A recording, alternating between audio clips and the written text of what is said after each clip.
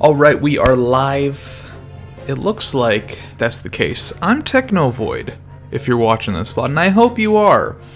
Maybe you're not. I don't know. I may, depending on how things go, I may, for this series, do recaps, I guess, on YouTube. I don't know. I kind of had to stop that with Subnautica. I'll get back to it, I'll finish it, but it just wasn't worth the effort. But this is the sort of game that seems like a very nice thing to do. Anyways, we are here with the Great Ace Attorney Chronicles. This is a game that I've been looking forward to since it was revealed, because I love the Ace Attorney games.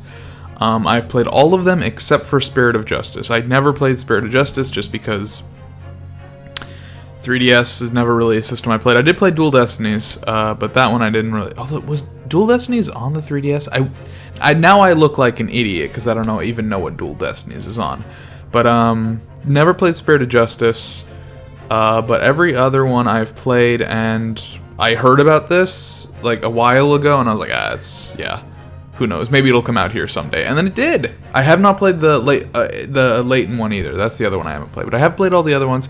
So this is definitely exciting news. Unfortunately, nobody is in the chat to check the sound, but I'm going to assume it sounds okay. So let's get straight into adventure. So we got two games here. We got the Great Ace Attorney Adventures and the Great Ace Attorney 2 Resolve. We will be playing through both of these, I hope.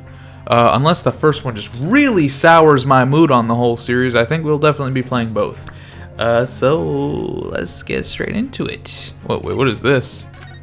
Oh, you could play the different episodes? Interesting. Oh, that's actually I don't know how I feel about that. I don't dislike it. It's an interesting concept of having everything be available just from the start. Cool. Yeah, I don't dislike it, but anyways, let's start from the beginning.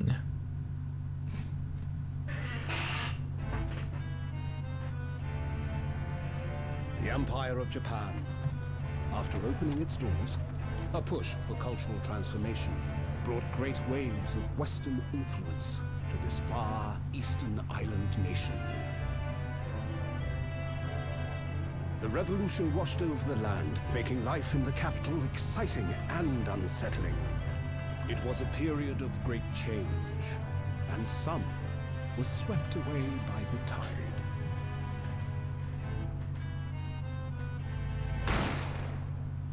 A gun!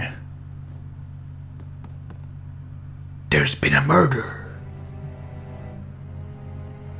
And it was me? The turbulence of that era was just the beginning of an extraordinary story. It fucking was me. I think that's me. I don't know. Is that Naruhodo? Episode 1. The Adventure of the Great Departure. Nice, Stormy. Welcome. 22nd of November, 8:43 a.m. Supreme Court. Am I? Okay, I should maybe move myself a little bit over. Okay. How are we gonna do this? Maybe I make myself a little bit smaller. There we go. That should be good. I'm smaller now. I still can't believe it. I still can't believe this is happening. How does the sound? Is the sound okay? Is everything audible? How can it be that just beyond the doors of this quiet little chamber is the highest court in Japan, waiting to decide my fate?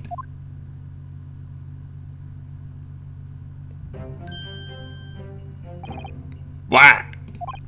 Oh, no, nothing. Save your glares! Murderer! Sorry. Damn, I can't believe I'm a fucking evil man. My name is Ryunosuke Naruhodo. I'm a second-year student at the Imperial Yume University. 3 days ago, I somehow found myself in the middle of a horrifying incident. And now, here I am, awaiting my trial. That's enough! He's not obliged to listen. There we go. Yeah, we're doing great. We're doing great for a visual novel immediately. He's not obliged to listen to such abuse, officer. And who are you? I'm this man's lawyer. I'll be defending him today. Lawyer? Yes, and until the judge has given his verdict on the case, no one has the right to treat him as a criminal. So you will hold your tongue. Technicalities. Look at you. You haven't even graduated yet. He does have a sword, though. And yet, I seem to know better than you how a court officer should behave. Oh, fuck! Get him! Right, Ryunosuke? Oh, yes, of course. Sorry. You fucking disappoint me, Ryunosuke. What are you apologizing to me for? Oh, No, I suppose that wasn't my fault. But really, Kazuma, I never meant to drag you into this. I'm sorry. There you go again, apologizing. Just like always. Though I must say, you've been all over the newspapers these past few days. There's a window in the room. What? Someone close one of the windows. My headband's going everywhere. Yume University professor murdered in cold blood by student. But obviously, you didn't actually do it, did you? Of course not. You have to believe me. I didn't do it. I can never murder someone. Then there's nothing to worry about. Straighten yourself up. Hold your head high. You mean? I believe you. I know you're innocent, Ryunosuke. Kazuma Asuki, my best friend, also in his second year at Yume University. But he's far more clever than I, a star student in fact. He's even a qualified lawyer. Impressive considering he's still an undergraduate. It's not that impressive. You can read my thoughts! The very concept of lawyers is only a few years old, here in Japan anyway. My qualifications don't mean much. Yet. You said exactly the same thing 3 days ago. Back when lawyers were invented 3 days ago. But I'm proud to have a friend like you, Kazuma, truly. 3 days ago. Yes, that's when all this started. Congratulations, Kazuma! It looks like you're gonna get to study abroad at last. I know! I've been forever dreaming of this day. Finally, those government elites have acknowledged my academic achievements and successes in court. So you'll be representing Japan as you immerse yourself in the most sophisticated legal system in the world. This is not an AU, this is the same U. Story. This isn't an this isn't an alternate universe, this is the same universe, just in the past.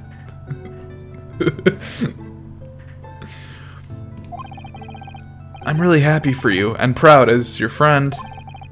There's not a soul in the university who doesn't know Kazuma's name. He's a living legend. It's like there's some mysterious aura billowing around his temple.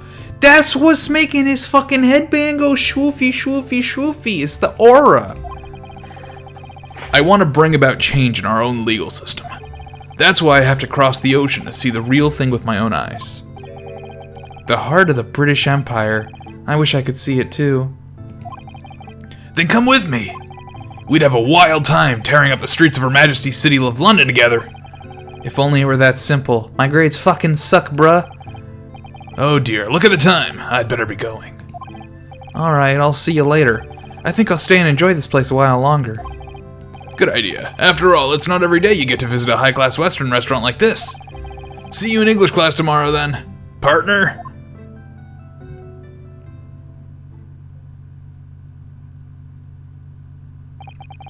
It was straight after that. Buddy, there was nothing straight about that interaction. You believe you me. Can I, Okay, I thought maybe I could get rid of the buttons, but it's fine. That's when it happened. Asugi, may I have a word? Oh, hello there. You're Maya. Professor, I didn't know you were coming. Why has he got a fucking bunny tail on his shirt? Well, this case has personal significance to me. But never mind that for now. Asagi. Asagi! That's what Yasuo says in League of Legends. You should go immediately to the judge's chambers. Gotta suck his dick so he gives you the thing you're looking for Naruhodo. To His Excellency's chambers. Why? Oh, you gotta pay him some sexual favors. You advocating for the defense of this trial was a sudden decision. It seems there may be some confusion about procedures today as a result. Who is this man? What's he doing with my boyfriend? I feel as though I've seen him at university before. He literally called him professor. How much attention do you pay in school, buddy? I see. I'll go at once then. I shall accompany you. Alright then, Ryunosuke. I'll see you in the courtroom. And don't forget, I am bi.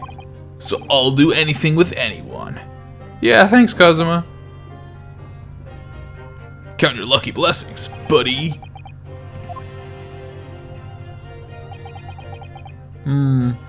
He's gonna fuck my daughter in there. This is awkward. If I may. Yes, sorry, April? Sorry, I mean June? You must be the defendant, Ryunosuke Naruhodo, I believe. Yes, that's right. My name is Eugene Mikutama. I'm a professor of forensic medicine at Yume University. I've taught you 4 years in a row and you keep fucking flunking out. Professor Mikotoba. I've heard that name from Kazuma before. As I recall, he's been pushing to get the government to agree to Kazuma studying abroad. Asagi told me about you. You and he are best friends, I understand. As such, I feel you should know. Know what? Well, as you've no doubt heard, you've been called a murderer. You're going to court for murder. Also, Asagi's been granted permission to go and study in Great Britain. However, if he should fail to defend you in today's trial, I'm afraid that permission will be revoked, never granted again. What? As I suspected, you were unaware of this. I had a feeling Asagi may have chosen not to tell you.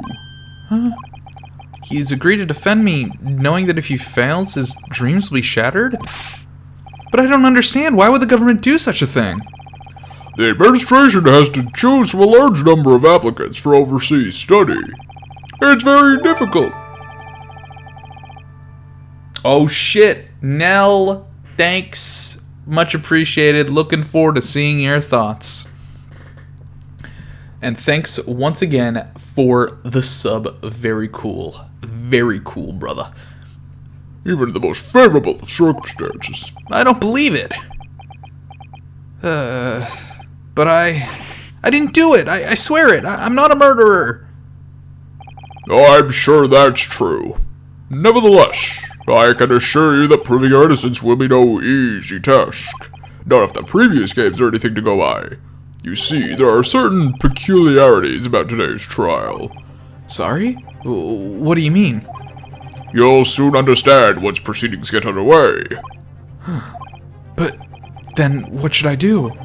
Well, naturally, I'm not going to suggest doing anything that could lead to a conviction. Right, so that's not very helpful advice, old man.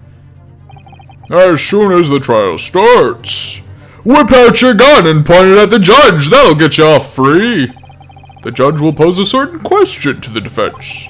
When that happens, you must answer before anyone else. You must say, I do. Hey, hold on.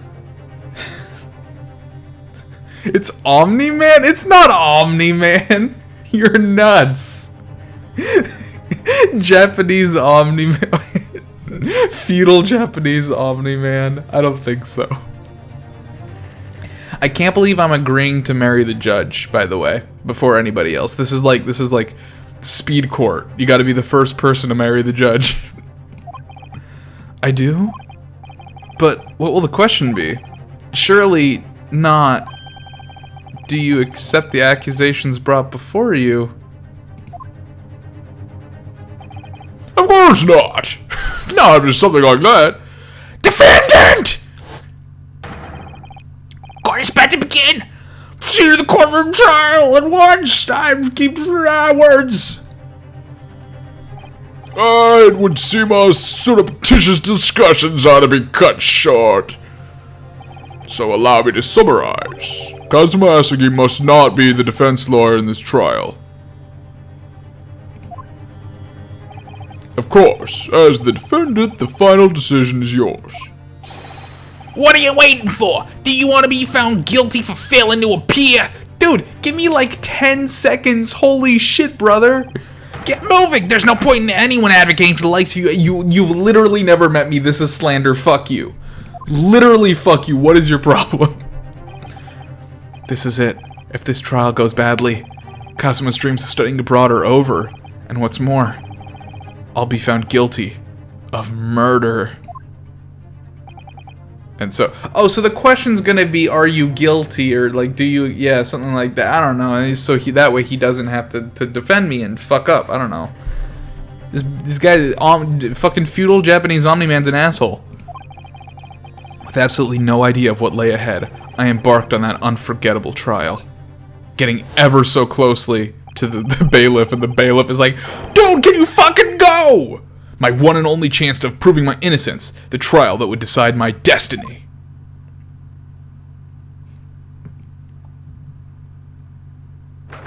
(22nd of November, 9:00 a.m.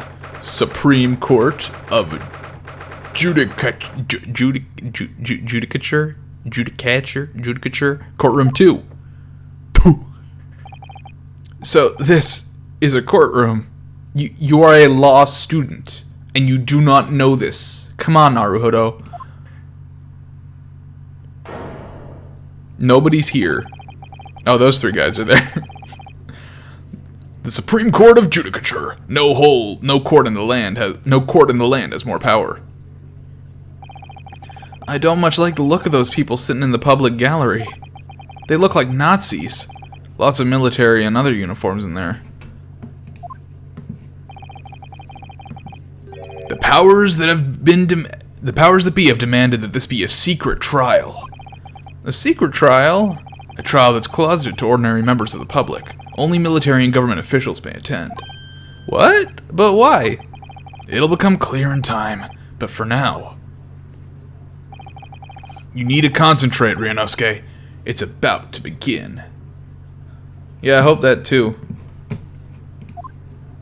Ah, there he is! Arrgh! Hey, Judge. I do! The court will now hear the trial of Ryunosuke Naruhodo. I do! The prosecution is ready, Your Excellency! As is the defense.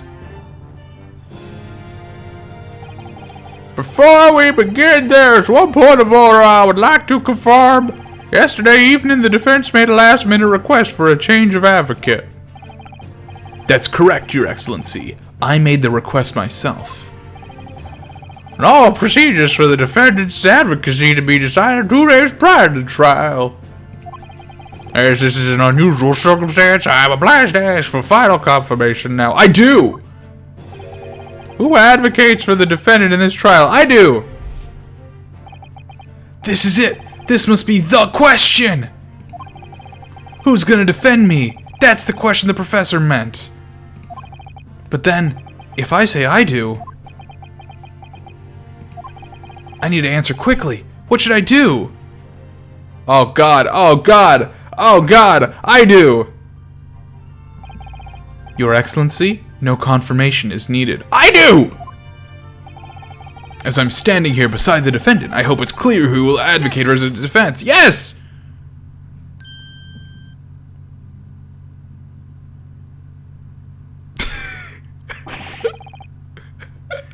This is good already. This is already great. What is the meaning of this unholy outburst?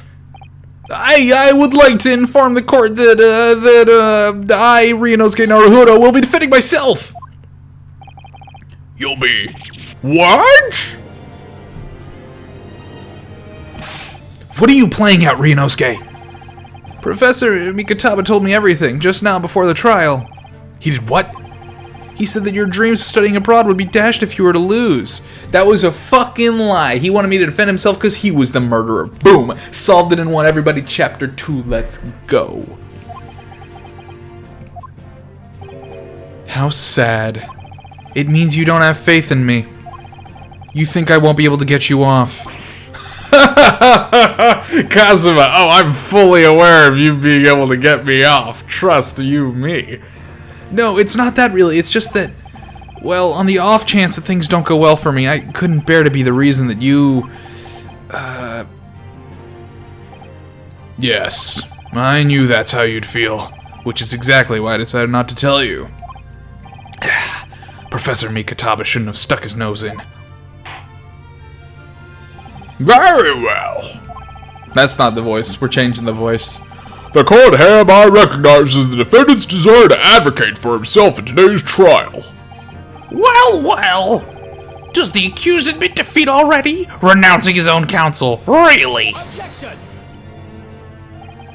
Make no mistake, counsel. This merely shows that the defendant's innocence is so apparent, he's confident he can speak for himself. Isn't that so, Naruhodo-san? Yes, exactly. Exactly what I wasn't thinking. I'm not confident at all. In fact, my mind's a complete blank. I realize you're in charge now, but still, try not to look so bewildered. Well, for a mere university student to be brought here before the Supreme Court. You must have perpetrated a most heinous crime indeed. As you are no doubt aware, this is the Supreme Court of Judicature in Japan. Accordingly, the very highest standards of conduct are to be expected of all present. No throwing coffee in my courtroom. Do I make myself clear, Defendant Naruhodo? Yes, Your Excellency. It is therefore my duty to assess your competence for the task you have undertaken. My competence? What does that mean? Brother, you are in college. How do you not know what competence is? He's questioning your ability to do the job. Well, he can't be questioning it more than I am. So, let's start with the very simplest of questions. Yes, 4. It's 4. Kindly state before the court the name of the victim in this case. Well, that's easy enough. I've heard his name more times than I'd care to remember. But, wait. I'm so nervous I can't even remember that. What was it again? Ryunosuke. Let me guess. Your mind's gone blank? You know me so well. All the relevant information for the case can be found in the court record. But I can't even find that. It's simple. You can access the court record with a press of E. If you ever find yourself you've forgotten something, just consult that. It's all in there. I just have to press E for the court record? Alright, there's no time to lose.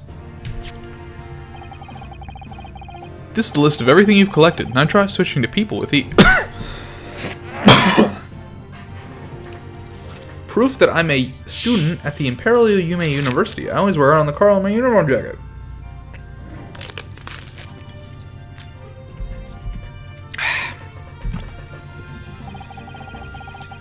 You'll find details about the victim in here.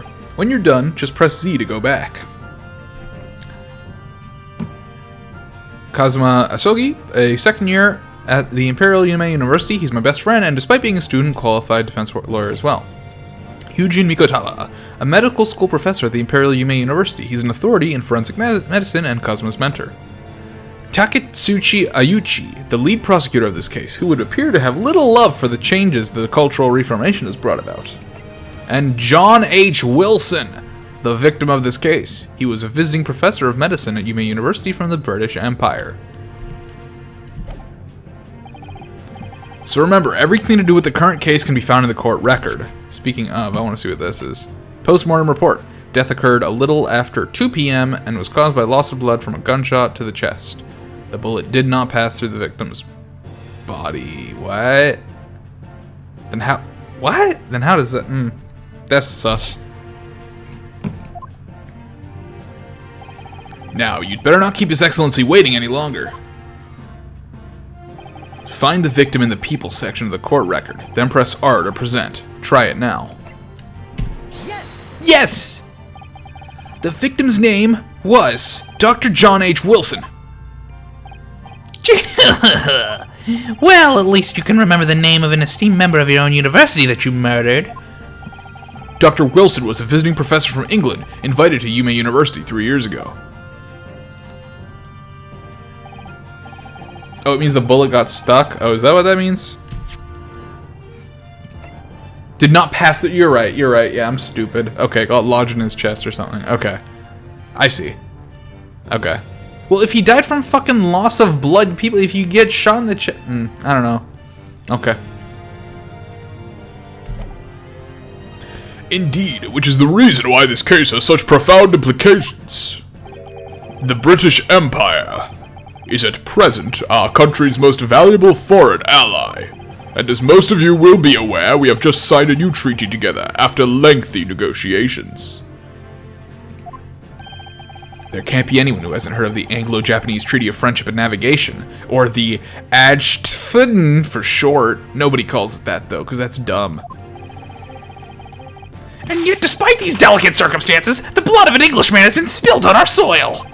You two are both undergraduates at the Imperial Yume University, are you not? Murdering a professor from the very institution that provides your education. Have you no honor? I didn't do it. This case is coming under great scrutiny from our allies on the other side of the world. The court therefore wishes for a speedy resolution to this matter. In other words, our feeble government is scared of upsetting England's policymakers. And you're a convenient and expendable scapegoat to blame for this crime. So that's why this trial has these unusual peculiarities, is it? Exactly. Our government needs to convict someone as quickly as possible. All because the victim was an Englishman. Yeah, Dr. Wilson was an Englishman. If there was one word I would use to describe Dr. Wilson at his eulogy, it would be Englishman. But nationalities and treaties won't make any difference for me here. But my enormous fucking eyeballs will. The fact is, I was there at the scene of the crime. Oh dear, look at the time. I'd better be going. Alright, I'll see you later. I think I'll stay and enjoy this place a little longer. Good idea. After all, it's not every day you get to visit a high-class Western restaurant like this. See you in English class tomorrow then, partner.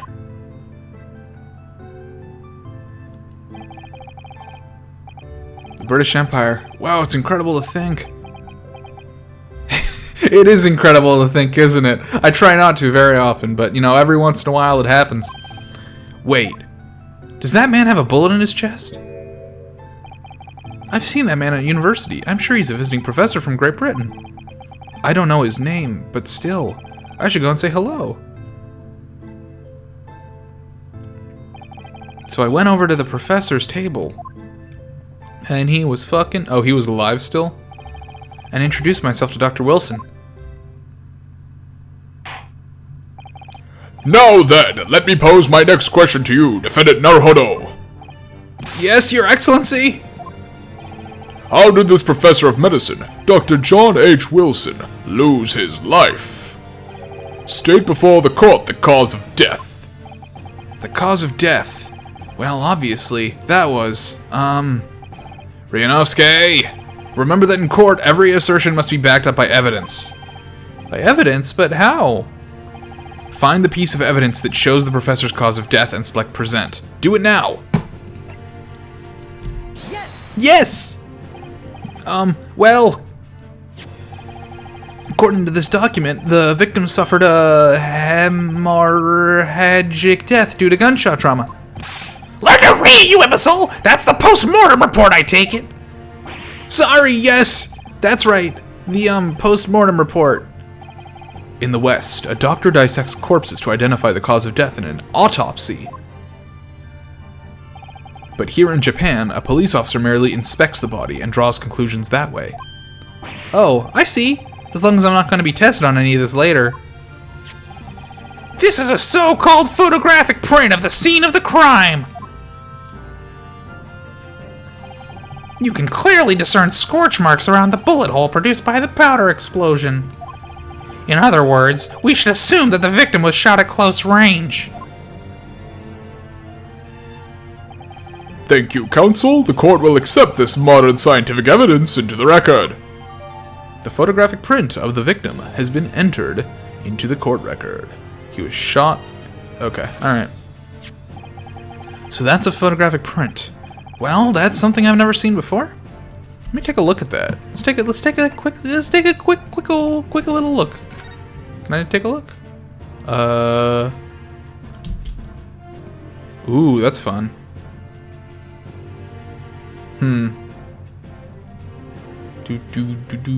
I got a fork. His fork has 4 prongs, dude. That's crazy.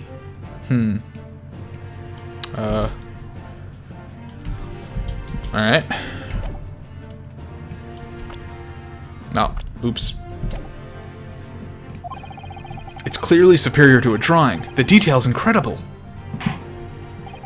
Very well. I am satisfied with your answers. Let us start the trial. YMCA! It's fun to stay at the YMCA! Fucking Ouchie, dude. Also, can I just say that the fucking pun here, I don't know if, I mean, obviously the pun names in Phoenix Wright are intentional.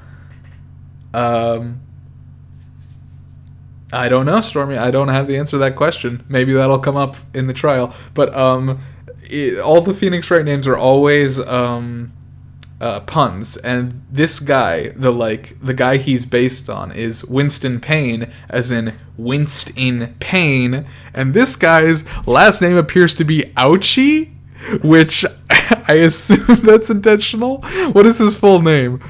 Takatsuchi Ouchie, so it'd be Takatsuchi. I'm not sure if there's probably a pun in there, but I'm assuming Ouchie is like Ouchie because he's Winston Payne. So that's pretty good. Certainly, Your Excellency. So, without further ado, in order to better appraise... Although, would it be the name backwards? Ouchie Takatsuchi? I can't figure out the pun off the top of my head. In order to better apprise the court with the facts of the case, the prosecution hereby calls its first witness, who was there at the scene of the crime when it happened. This is it then. I think I may have worked out what the professor had in mind. The professor? You mean Dr. Mikataba?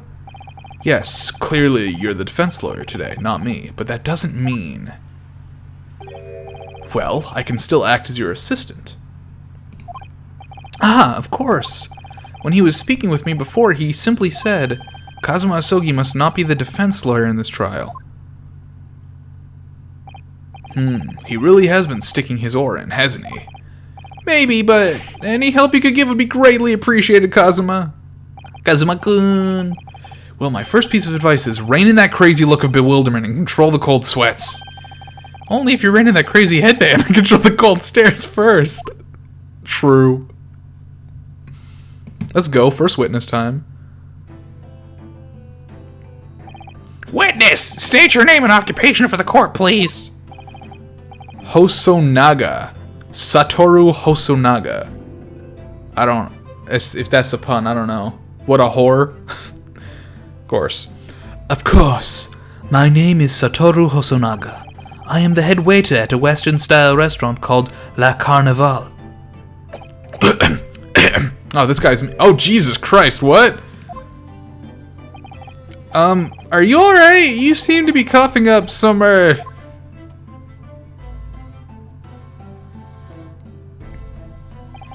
It's a regular occurrence. It really doesn't bother me. It should. That's the thing. It should, though. Well, it really, really should. As everyone knows, the capital's southeastern quarter was developed for foreign visitors some years ago. It's become a very fashionable district now, full of hotels to accommodate overseas guests. This grim crime occurred in one of the district's so-called restaurants, an Occidental eatery, 3 days ago. Understood. Hosonaga-san, you will kindly tell the court everything you can about the incident. At once, sir. And no petty interjections from the aspiring lawyer boy, please. Oh, perspiring maybe, but aspiring. Fuck. It was just after 2 p.m. on the day in question. We have few diners at that time of day. The lunchtime rush was over, and there were only 3 tables still occupied. That fits in with my memory of it too. There was hardly anyone else in the place. It was when I was in the kitchen putting away crockery and cutlery. A gunshot rang out, so I hurried out to the dining area to see what had happened. I found the victim, an English gentleman, slumped in his chair. And standing immediately beside him, gun in hand, was the accused university student. Yes! Yes! I did do that!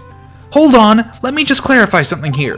While I did pick up a gun that I found lying on the floor beside the professor, I didn't shoot him! Objection! I believe I asked you to refrain from petty interjections. The court wishes to listen to the witness's report of what happened, of what he saw, you amateur. But... The next time you interrupt at an inappropriate time, you will be penalized, Defendant Naruhodo. Don't worry, Ryunosuke. You'll have your chance to fight back. It's called the cross-examination. For now, we must just quietly listen to the witness. If I may confirm one point, waiter, standing beside the victim with a gun in his hand was the same man we see here in the court today? Yes, without question. I see. And apart from the accused, was there anyone else standing beside the victim? Yeah, there were actually like 6 other people. It was a fucking jamboree. No. There was no one else around the table but the deceased Englishman and the university student. Huh? Wait, what did he just say? There was no one else around that table. What's the matter, Ryunosuke? That's just not right. When I went over to Dr. Wilson to say hello, there was a woman sitting opposite him at his table. Really? And that's not something the waiter could have missed. I've been warned about this about interjecting, but still, what should I do? Wait and see, dude. We have our time. I desperately want to say something, but I was told not to interject. Ryunosuke, if your parents tell you to study, you're the kind of man who would diligently get to work, aren't you? I suppose I am. I'd never have gotten into Yume University otherwise. Dude, he's holding that like he's fucking got a huge-ass donger up there. Just fucking huge-ass boner. Just ready to go. Ready to go in on this court. But you can't always follow the rules in life, you know. If you don't say what you want to say right now, you'll seriously regret it when you're found guilty. Wait, really? What about cross-examination not a thing? I totally assumed I'd have a chance to cross-examine. Alright, you've scared me. I won't forget that piece of advice in a hurry. And there is something I want to say. I'm just gonna shut my eyes and say it. Just a moment, please. Dr. Wilson wasn't alone that day. I'm sure of it. There was a lady sitting with him at the same table. Objection! Dear me, what are we going to do with you? With your blatant disregard for court proceedings, I'm beginning to wonder if you're not a fraud. I'm actually a student. Could it be that the accused, this mere student, is not a real lawyer No, I'm a student to become a lawyer. I'm not a lawyer yet. That's the thing. I haven't passed the bar exam. But I'm sure of what I saw. Hasanaga-san, is there any chance you're mistaken? Perhaps your memory of events is hazy. No. The deceased gentleman came to dine alone. I don't believe it.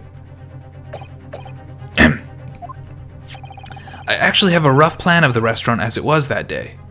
Ooh, okay, we're gonna combine this in the picture, and that meat's not gonna be his meat.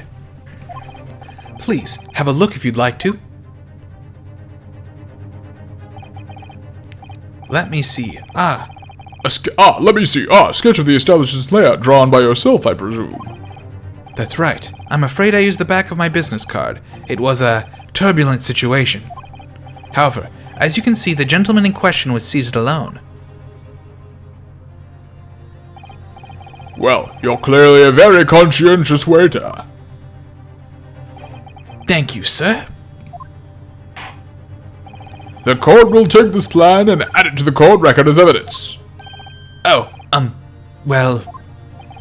Is there a problem? Hand the plan to the court officer at once. Of course. Here you are. What was that about? He's been completely calm and collected until now. Something certainly seems to have shaken him. The waiter's business card has been entered into the court record.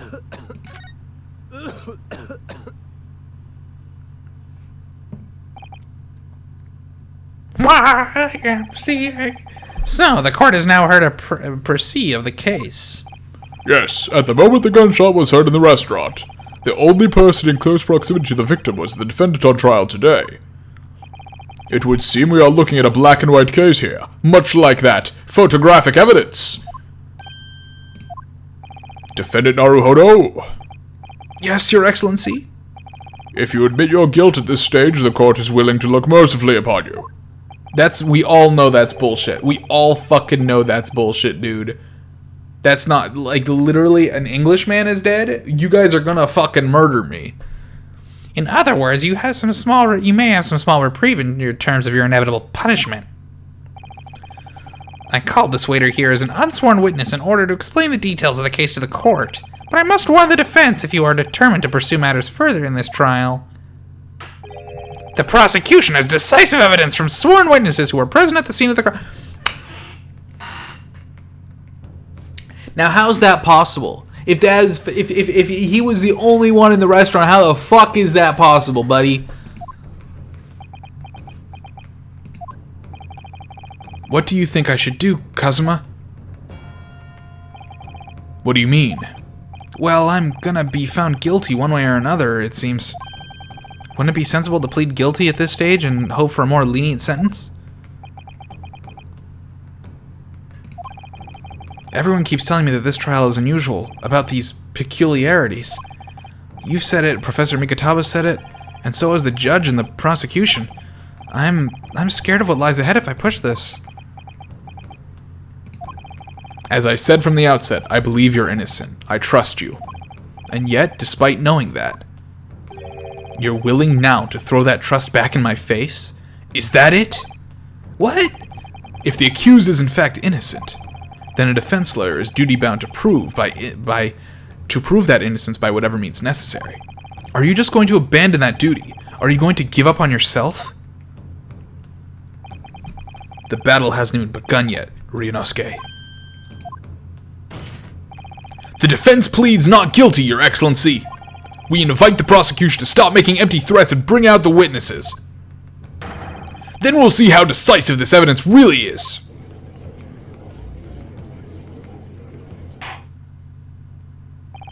Indeed. Prosecutor Aochi, please continue with proceedings. Well, you are warned. The young can be so reckless. You know, many call me a saint, but I can be a devil when I can be your angel or your devil, Ryunosuke. In a few short moments from now, that dumbstruck young mouth of yours will be silenced forever. And I put my cock in it. The prosecution calls its next witness. Very well, officer. Bring forth the witnesses at once.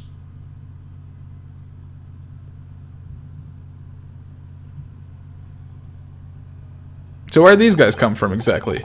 Witnesses, kindly state your names and occupation for the court. So if there's no one else in the restaurant, where the fuck did these fucking dingbats come from, Ouchie?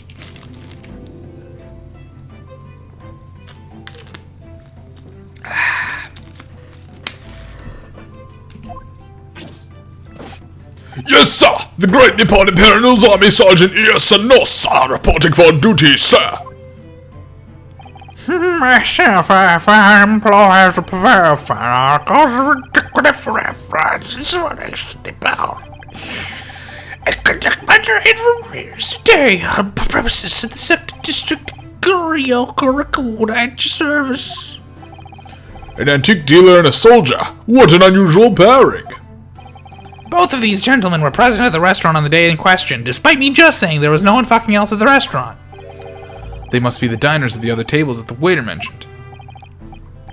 Myself, I habitually take tea of the most exquisite aroma at the establishment in question, always post-noon, and not infrequently converse with interested parties regarding the curios which make my business. I can't understand a word that old man is saying. He's an antique dealer, and it sounds like he's a regular at La Carnival. He seeks out potential customers who may have an interest in antiques and tries to sell his wares to them. He obviously targets La Carnival because it's a high-class restaurant with rich clientele. Right, I see. Although, to be honest, that sergeant looks more like he'd be a seller rather than a buyer. Now, you both witnessed the precise moment of this most atrocious incident. Is that correct? Affirmative! The enemy unit was seen attacking the foreigner in what can only be described as an act of war, sir! It was that black uniformed rogue infantryman over there who unloaded his firearms, sir! This man's as impossible to understand as the other. But I'm almost sure I heard a strange noise during that last thing he said. So this is the decisive evidence the prosecution was threatening. The soldier is claiming that he actually saw the precise moment you shot the victim dead. Yeah. Shit, guess I gotta come clean. Well, are you starting to feel uncomfortable? If I'm honest, I was feeling uncomfortable from the start. Now the court will hear your formal testimony, please. You will state everything you saw at the precise moment that the incident occurred. Sir! Yes, sir! Standing by, ready to report! Does he have a cat on him?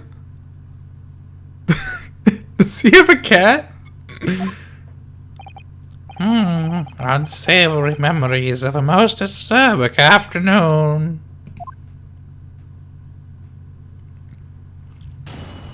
We do two at once? What the witnesses saw. I was ingesting a regulation beefsteak at the restaurant while having a tactical discussion with the old man. Myself, I was extolling the virtues of a particularly fine golden curio to the military gentleman. At that precise moment, a firearm was discharged. I observed... Is he hitting a baby? Is that what's happening? Is he smacking a baby? I observed the enemy's actions with my own eyes. The black uniformed varsity cadet fired off the English civilian, and from the back, that cowardly little weasel. From the back, you say? Interesting. Okay, alright. I was on my hands and knees investigating the whereabouts of my mysteriously absconded precious curio. Well, so you, Sergeant Osa, actually witnessed the vital moment. You saw the split second when the defendant fired the weapon at the victim. Yes, sir! Affirmative, sir! That Wicked League University cadet, sir! The cruel and unforgivable enemy! What, you put the knife away! Man! Old man, put the knife away. What times we live in when an English gentleman may be assailed in the broad light of day. But this is ridiculous. I didn't shoot anyone. Is that really true, Ryunosuke? Yes, all I did was pick up the gun I saw lying on the floor.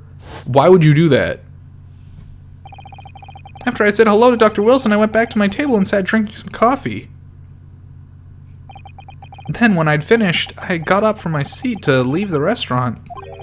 When I noticed an English-made gun next to the chair where the professor was sitting, did you not hear a gunshot?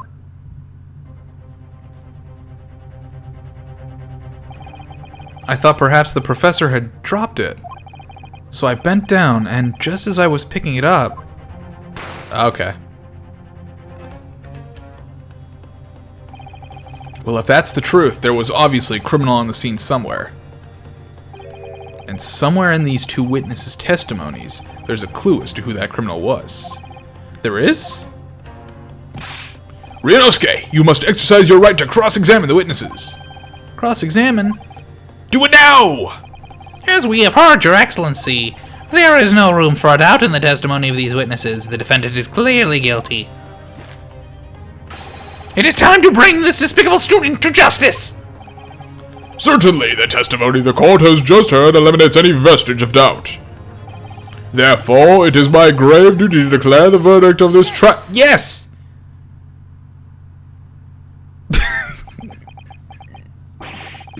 What in the name of the Emperor is the meaning of this outburst? The defense demands its right to a cross-examination. A fucking what now? Dear me. Let me guess. The Hachimaki headband boy next door told me how to do it. How pathetic. How did he know?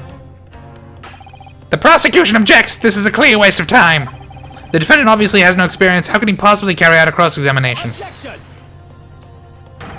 The defense is asserting its right to a cross-examination. Whether or not you think he's capable of it is irrelevant. Not that he is. Oh. Kazuma is so commanding. That's what I love about him. Very well. Let the defense conduct a cross-examination of the witness. Alright, this is where the battle really begins, Ryunosuke. But I don't even know what I have to do in a cross-examination. Isn't it obvious? You have to expose the lies in the witness's statements. How? You didn't fire that gun, which means that what that soldier said has to be a lie. Well, yes, but it's just a case of proving it, and the key to doing that is evidence. Right, evidence. All you need to do is present some decisive and indisputable evidence that proves the witness is lying. Now let's go, Ryunosuke! Don't let them beat you!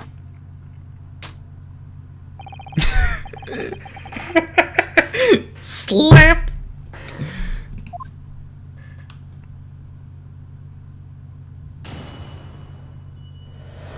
What the witnesses saw.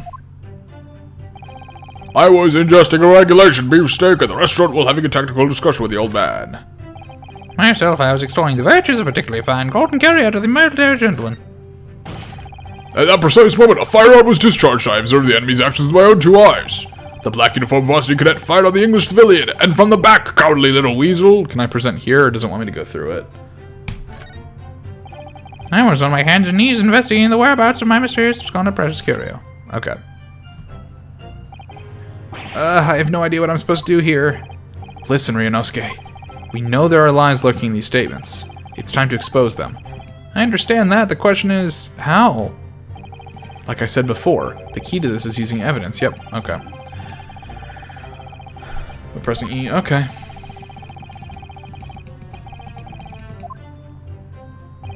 Somewhere in there, you'll find something that doesn't add up. In other words, an inconsistency. An inconsistency? When you find a statement that a piece of evidence that seems to contradict each other, present your evidence with R and rip the witness apart. Well, maybe not literally, though. Just be careful, because if you assert a contradiction that has no basis, you'll be given a penalty. Yeah, no, I mean, Stormy, I know what it is. I assumed I needed to go through the whole thing to get an extra dialogue, because normally they don't let you on the first time, but... So that's that. Peruse the evidence in the court record and find an inconsistency with the witness's statement. Alright, I'll give it a try. You can hear the witness's statements over and over again. See, that's what I thought was, happening. So keep your head and be measured in your attack. Good luck, partner.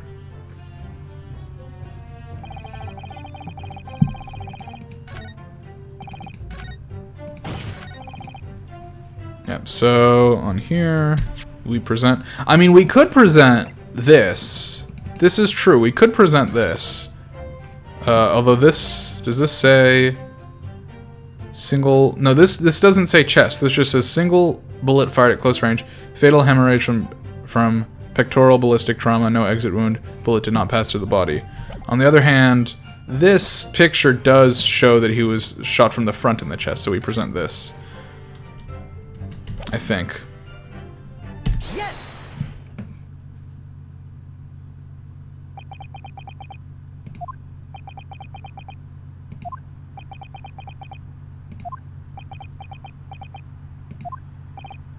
What? What are you playing at, cadet? What is the meaning of this subordination? Thrusting some photographic print in my mustache. Inconsistency! Sir, yeah, I mean, I know, but... Yeah, I mean, they wanted me to present the picture. I don't know. Maybe either one would have worked. I mean, yes! There is a clear inconsistency here.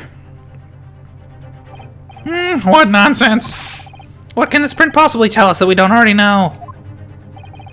Well, obviously, that, I know what I want to say, but the words just won't come out of my mouth. I think this proves beyond any doubt, Your Excellency, that there is no place for an amateur student here in this grand courtroom. This is so frustrating. Oh, please. Surely this doesn't require an explanation. It couldn't be any more plain. To spell it out would be an insult to the court.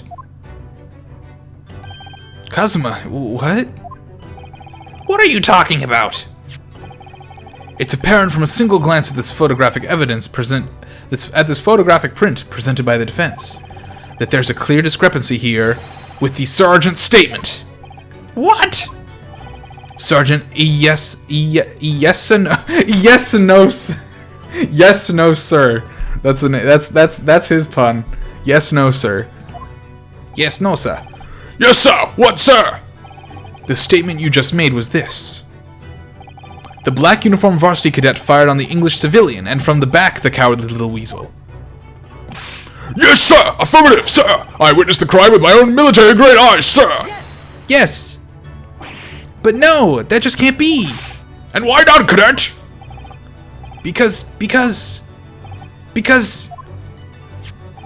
Take a close look at the print.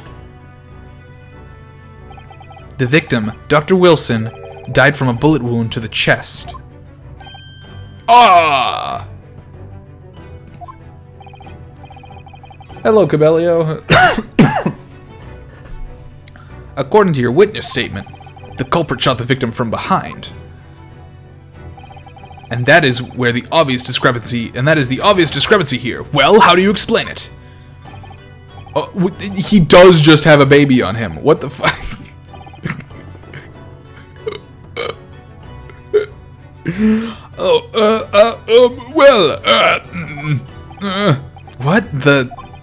What was that? Something just popped up from behind his back, but he pushed it down again. Certainly there is a clear discrepancy with the facts here. Would you not agree, Sergeant Nosa? Yes, sir. At this juncture, that would appear to be indisputable. Till the moment I heard the firearm discharge, my eyes were firmly affixed on the delicious lacarnial steak, sir. What? The last testimony the court has proven one thing. The last testimony the court heard has proven one thing beyond all reasonable doubt. This witness, Sergeant Iesanosa, did not see the defendant firing a gun at all. Ugh, that's absurd. I think the conclusion we must draw is simple. There is no place for an amateur prosecutor here in this grand courtroom.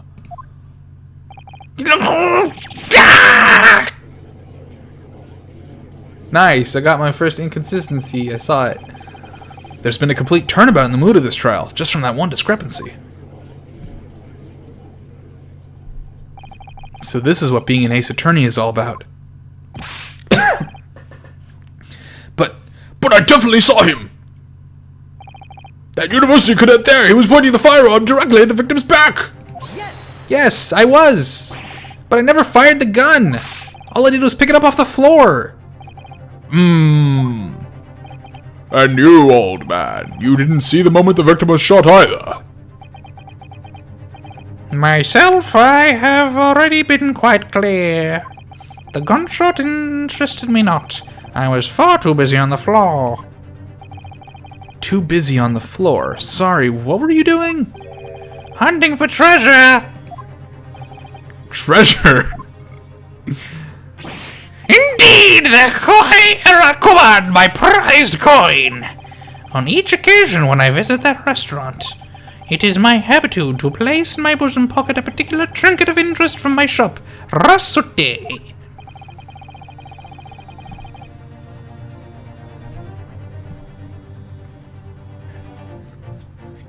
Storm is the 1800s, it's fine.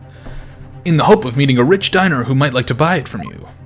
On the day under scrutiny, it was unto the military man that I proffered my high treasure. I believed that he would purchase such a rare find. I did not, but I was presented with little alternative. And then, after averting my eyes from for the briefest of moments, it was there no more. It simply vanished. The koban vanished? Hunting around under the table I was, in case mayhap it had fallen there, and then it happened. You heard the gunshot, you mean? Indeed I did, but I heeded it not, for I was concerned only with the finding of my absconded high treasure. Nothing could distract me. Out of interest, did you find the coin in the end? No. I see. That lamentable day, the precious Oikaban was lost to me. No doubt some unscrupulous scoundrel pocketed the prize coin for himself. As I'm sure everyone present is aware, this case demands a swift and decisive resolution. Our government has promised to send a full report to Great Britain by telegraph this very afternoon. Nevertheless, the witness testimony the court has just heard was inconclusive. No matter how subservient our government feels it must be to the British, it would be unforgivable to deliver a verdict on this trial right now. What is your position, Prosecutor Ouchie? Worry not, Your Excellency. The defendant may have fled a tiger at the front gate, but he will find a wolf in the back. My witnesses have further testimony to make. Explain. Upon hearing their next statements, it will become abundantly clear that there is only one person who possibly could have committed this despicable crime. The equally despicable defendant, Ryunosuke Naruhodo! What? He really seems to have a despicable opinion of you, doesn't he? Very well, the court invites the witnesses to testify again. You will thoroughly explain the reasoning behind the prosecution's allegation. Is that clear? As clear as Kiriko glass, Your Excellency. Yes, sir! At once, sir! Awaiting signal to testify, sir! Excuse me, but there's someone peeking out over your shoulder, I think. Affirmative! The newest member of the Nosa family to rise up through the ranks, sir. Name, Idol. It would seem those straps are a sign of Sergeant being too strapped to afford a nanny. Idol, attention! Your father is about to quell the enemy! Want to learn, my boy?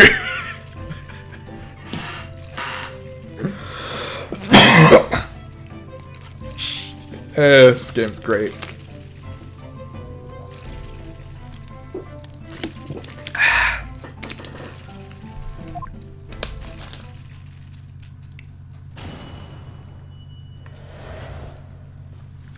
The true culprit. Even if what I saw wasn't the precise moment of the firearm was discharged, it's almost the same thing.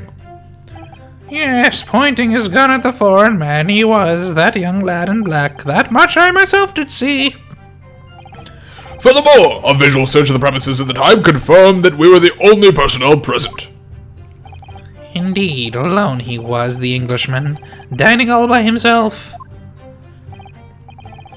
Therefore, no one other than the black uniformed cadet could have dispatched the Englishman. Over and out.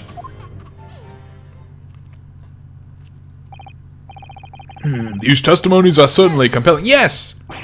Wait, that's nonsense. The victim, Dr. Wilson, wasn't alone at all. Please, enough of these outbursts already. But there was a woman. There was a young woman at his table. You must have seen her. Everyone there must have seen her. If you call yourself a lawyer, then you will respect the rules of the court and speak accordingly. We are not here to listen to your fantasies. It's evident beyond all reasonable doubt that the victim was alone at the time of the incident. The prosecution has photographic evidence of this fact. Is this a photographic print of the scene of the crime, counsel? Indeed, on the table at which the victim was dining, taken by an investigator immediately after the incident. As can plainly be seen, there is only one place set. Certainly, based on the appearance of this print. It would be reasonable to conclude that the victim was not in the company of anyone else.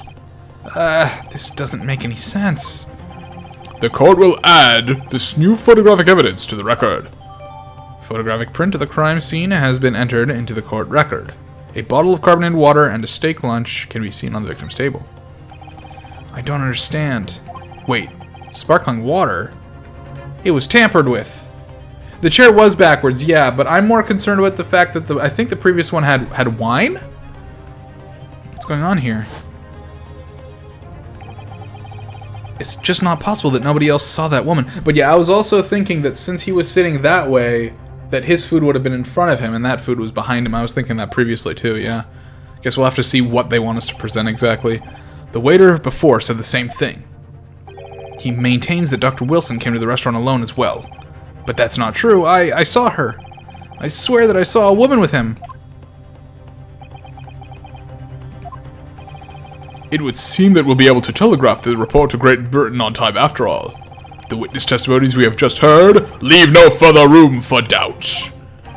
These are very sensitive political times, as we all know. The ink is still fresh on the treaty with Great Britain. To think that I, Takatsuchi Ouchi, will have contributed to the enmity of these two great empires is an honor. How can this be happening?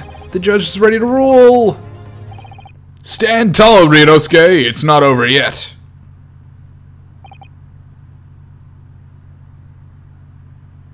The witnesses themselves leave room for doubt, you clowns. What? If what you say is true, then there's something going on here behind the scenes. And now is your chance to expose it, to draw out the truth in your cross-examination. I don't know, Kazuma. The defense is entitled to cross-examine the witnesses, but make it quick. Understood? Yeah, rules can be so unbending at times.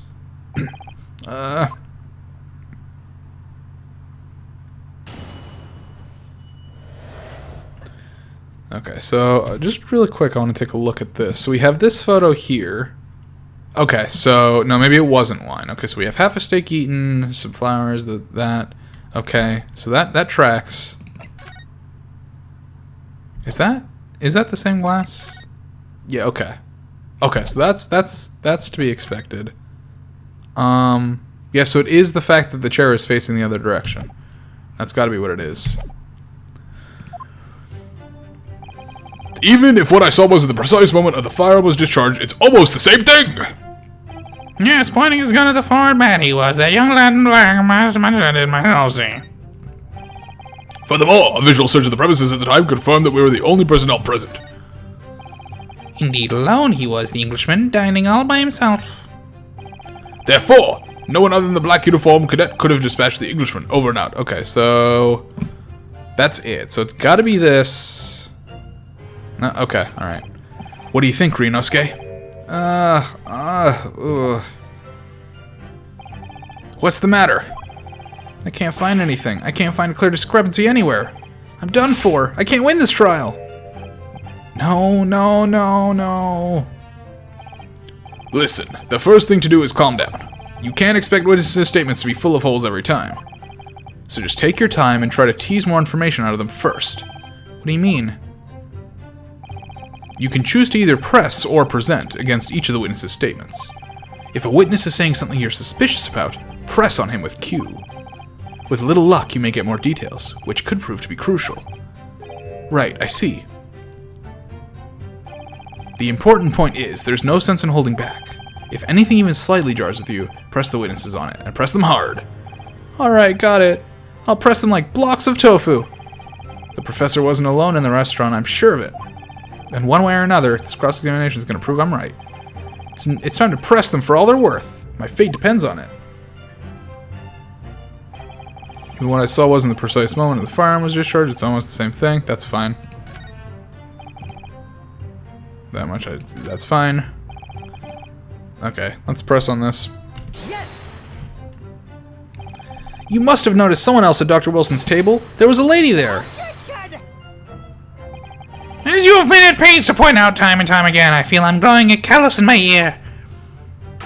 And yet, no one else appears to have caught even a glimpse of this woman. Ugh. If only there had been more people dining there at the time, then someone else would have noticed her. Unfortunately, it was already past 2 p.m. when it happened. The quiet time between lunch and dinner is in any restaurant. I know, of course the place is almost empty. It's what you'd expect. Certainly, 2 p.m. is neither here nor there in terms of a time to eat.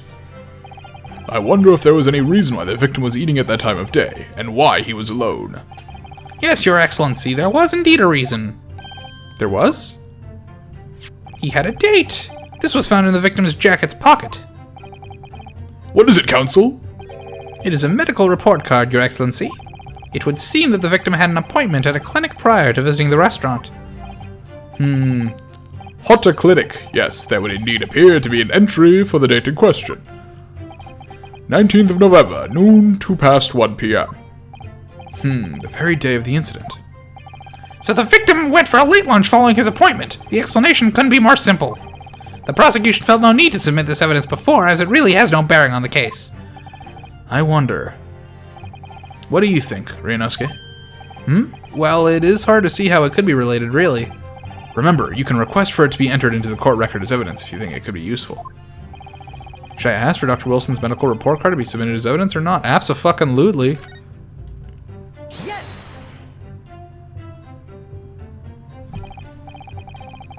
If I may, I'd like to ask for that medical report to be submitted as evidence, Your Excellency. On what grounds? The floor? The court has already heard conclusive witness testimony. Additional evidence would be extraneous. Not to mention that the victim's movements prior to his arrival at the restaurant are of no concern. Objection!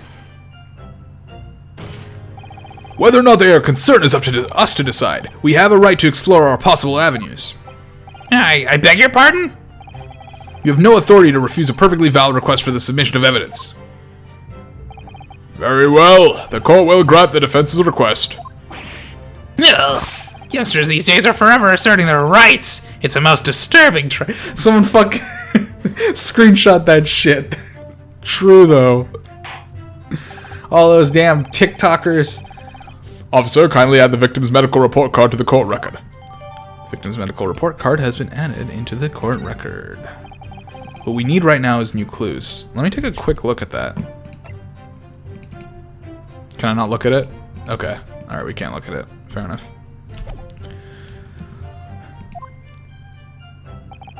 We have to explore things from every possible angle, even if they don't seem relevant at first.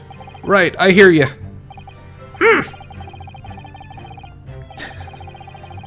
I don't know. I don't current playthrough, I guess.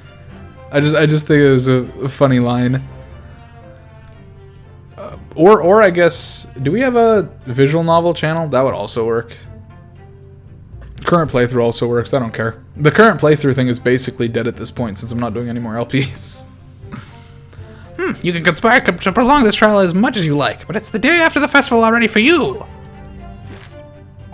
Or perhaps you'd forgotten that these witness testimonies leave no room for doubt. Feel free to reiterate for the accused, Korekuta-san. Indeed, alone he was the Englishman, dining all by himself. Let's press that. So you actually saw that with your own eyes, did you? The victim, Dr. Wilson, dining alone. That I did. Forgive me for the position I place you in. So the testimonies of the old man, the soldier, and the waiter all agree on that point. Isn't that interesting? And let us not forget the incontestable evidence we have here to support the statements as well. As it can clearly be seen, there is only a single beef steak on the victim's table. A meal for one. No. I have links. Hey, are you playing Ace Attorney for stream tonight? Yes. Okay, I didn't realize that. That's cool. Yeah. I honestly just assumed you'd be playing more Unite. No. Oh, because then you wouldn't have fucking showed up. No, I was gonna show up either way. I literally just turned on Unite so that because I thought, oh, I might play. It's not impossible that they're all lying. But if so, then why? If I'm perfectly honest, I have absolutely no idea.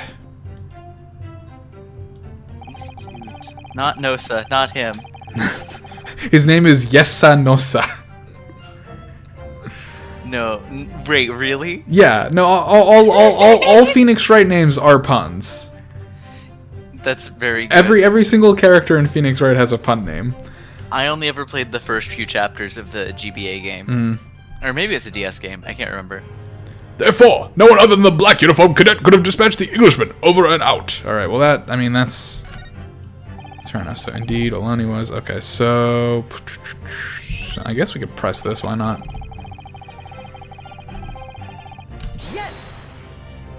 Yes! Why aren't you telling the truth? What? What did you say, cadet?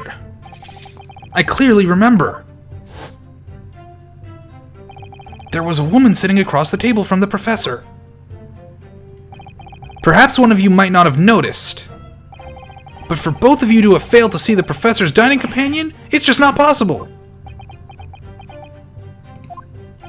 Unfortunately for you, Defendant Naruhodo, it's not just a case of these two witnesses alone. Sorry? The waiter, whose testimony the court heard earlier, clearly stated the same thing. He also said that the victim was alone. That's right. Precisely! In other words, you are the sole proponent of this phantom lady. But I... If such a woman were indeed present at the scene, prosecution demands to see proof. And if no such proof exists, the prosecution demands that no further mention of this phantom woman be made. It is a blatant waste of the court's time. There's nothing I can... What? Cheers. What? Okay, good. Oh wait, you've been streaming for an hour. You don't need to hear that. Never mind. What did you say? I checked your audio. Oh, yeah. Sorry. All good. There's nothing I can say to that.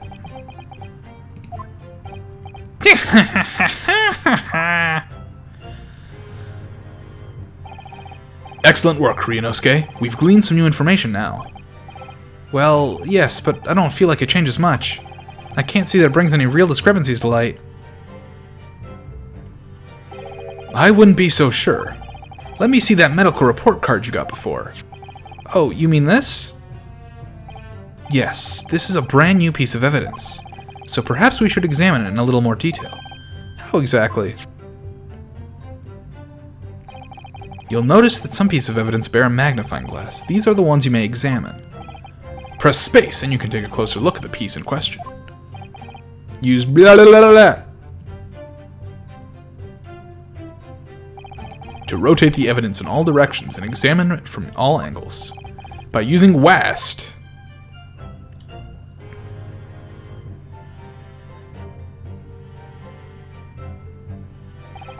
you can move the crosshairs around to hunt for clues that may have been missed before. If the crosshairs start to pulsate, press space to investigate further. So, partner, I think you should take a closer look at this medical report card. See if there isn't something new to be learned by examining it in more detail. Alright, I'll see what I can do. I need to use WAST and space to inspect areas of the evidence that look suspicious. Okay. Take a look at the back here. Okay, so this flips it. It looks like this medical report card was first issued quite some time ago. It's probably a record of long-term treatment, that's why. With a family doctor, I imagine. Well, I can't imagine going to a doctor. I mean, as long as I'm alive, I'm never consulting one. Well, if you were dead, there'd be no point. So, you don't like doctors then? Why would you? Why would you? They make you drink horrible tasting medicine, they give you painful injections, and then they demand lots of money from you for the privilege. All when you're at your lowest ebb. You sound like a model patient. With a bad case of stubbornness, no less, for which the only cure is very bitter medicine indeed. Okay. Can we open it up? Hell yeah.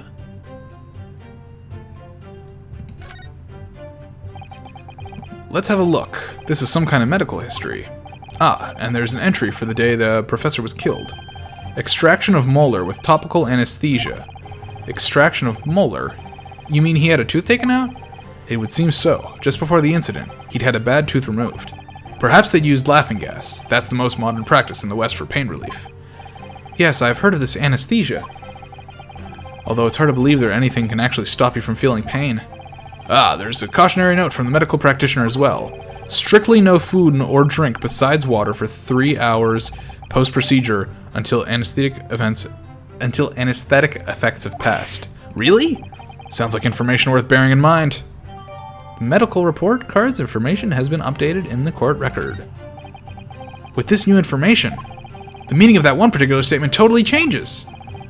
So I think it's time we listen to the testimony again, don't you? Definitely! Okay. He was the young lad in black. Confirming the only personnel present. Oh, fuck. Okay, indeed, alone he was the Englishman dining all by himself. We can present a whole-ass medical report card on that. What era is this supposed to be happening in? Like 1800s or something? Okay. Wait, oh, I have to... Let's have a look. This is some kind... Oh, wait, fuck, did I did the wrong thing. Oops.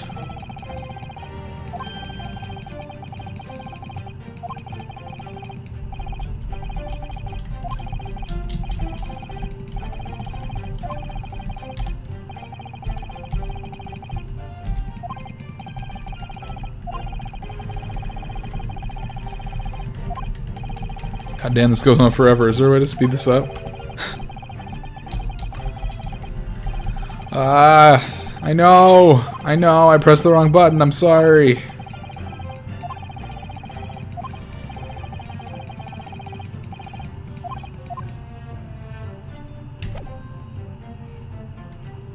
Yes!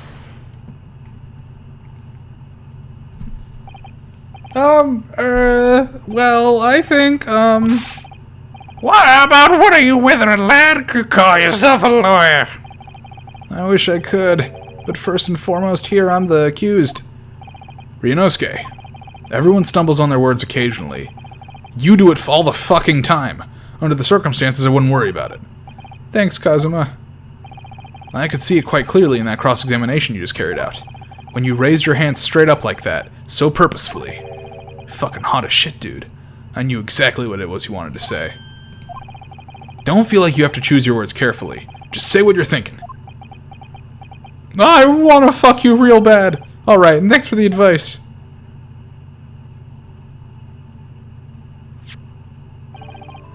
Korakuta-san, this is a medical report belonging to the victim. Ah, I see, and I don't see. What of it, boy? Comparing what is written on this report card with your witness statement. Something clearly doesn't add up.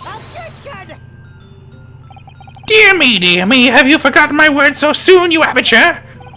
Sorry, what? You are not to interrupt court proceedings with your amateurish drivel! But... Let's see if I can explain in words you might understand. It was after 2 p.m. in the afternoon when the victim was murdered at the restaurant. Whatever he may or may not have done before that time is completely irrelevant. But that's, Remember, Ryunosuke, you don't have to use clever language or fancy words. Just make your point. Your Excellency, I believe we're finished here. There is surely no need to prolong this trial further. The witness testimonies the court has heard have been clear and concise. This medical report card has no bearing on the matter at all, for the simple reason that there is no one else besides this pale-faced pupil who could have possibly... This medical report card has nothing to do with the case? Do you really believe that? What? That outburst half petrified me, boy! Of course I believe it! How could it possibly be relevant? Perhaps because Hata Clinic, which issued the report card, is a dental clinic. Oh shit, well that changes everything! Is that supposed to mean something to me? Perhaps if I told you that the victim had just had a tooth extracted. Now, watch this now! And furthermore, if I told you that as a result the victim had been forbidden from eating. Just what are you trying to say, Cadet? He had orders not to eat? So what? It's all written up in here. No food or drink other than water for 3 hours post-procedure while anesthesia wears off. What? No, that can't. Kurakuta-san! What, boy? What? As you just heard, when he was killed sometime shortly after 2 p.m., the victim couldn't have been eating anything at all. No. Additionally, There's more? you have assured the court, with unwavering self-confidence, that the victim was dining alone. But that cannot possibly be the case!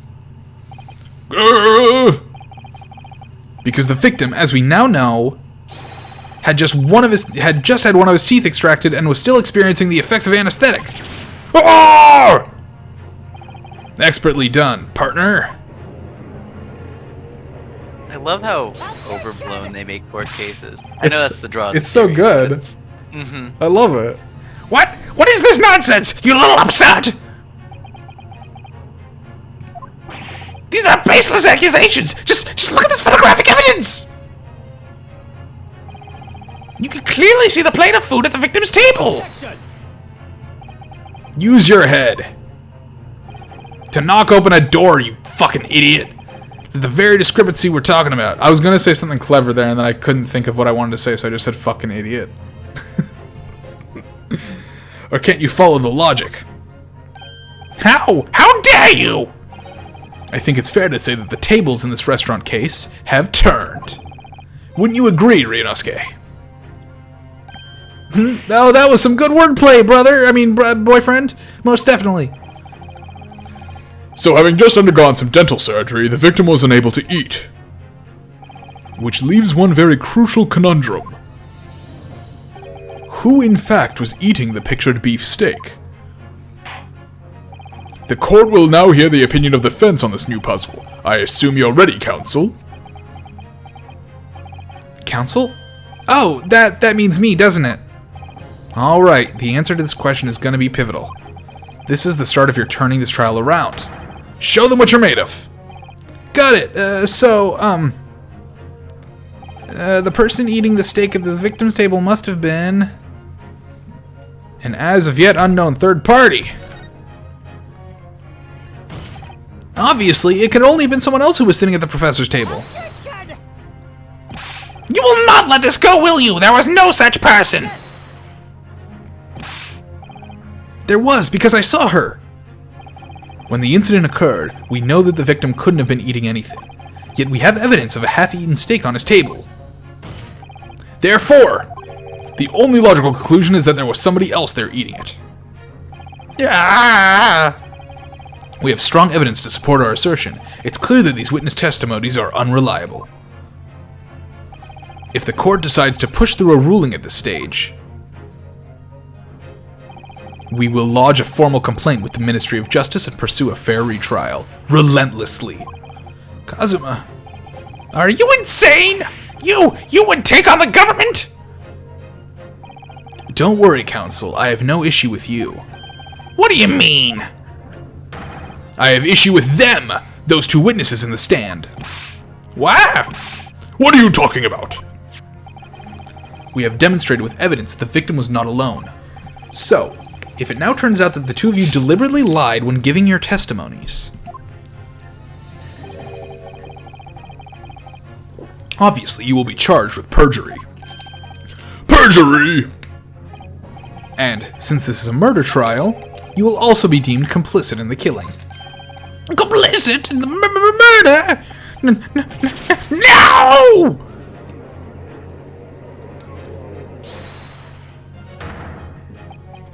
Negative! There was no mention of this at the tactical meeting! I was just following orders! That's right, as the man says. Just say you never saw the gentlewoman. That's what they, told us.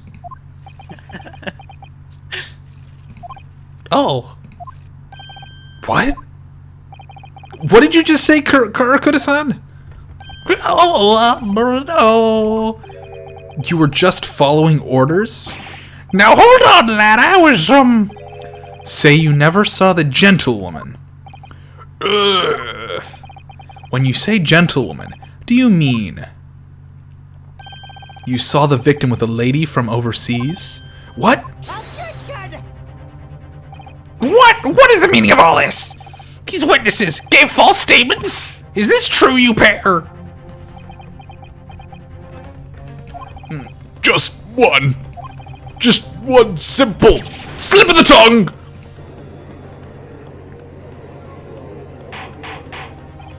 Order! Counsel, explain what is going on here.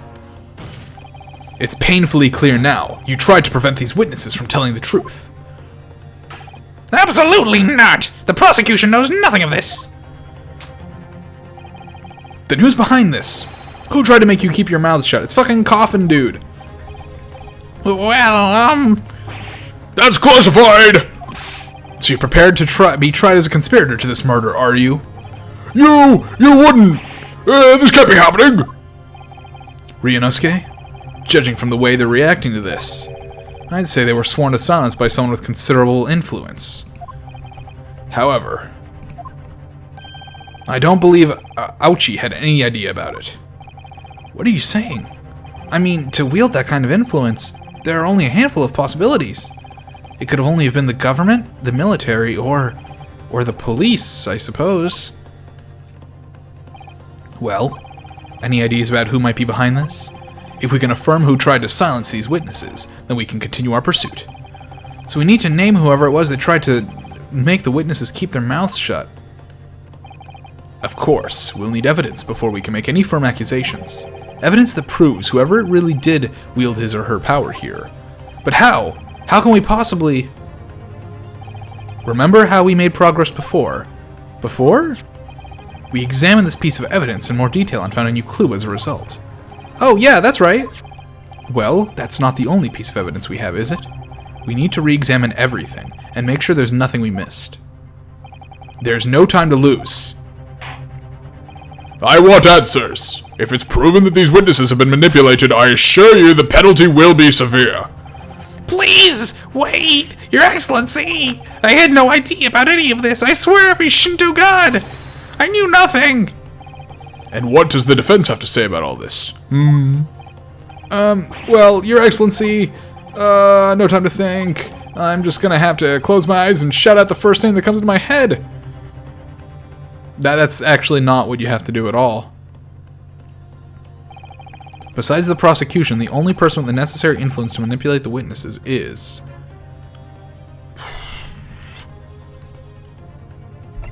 I mean, it can't be the waiter. I mean, I thought it was the waiter, but... The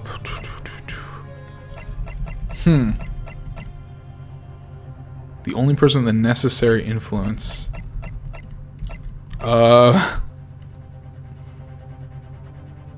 Can I can't see my...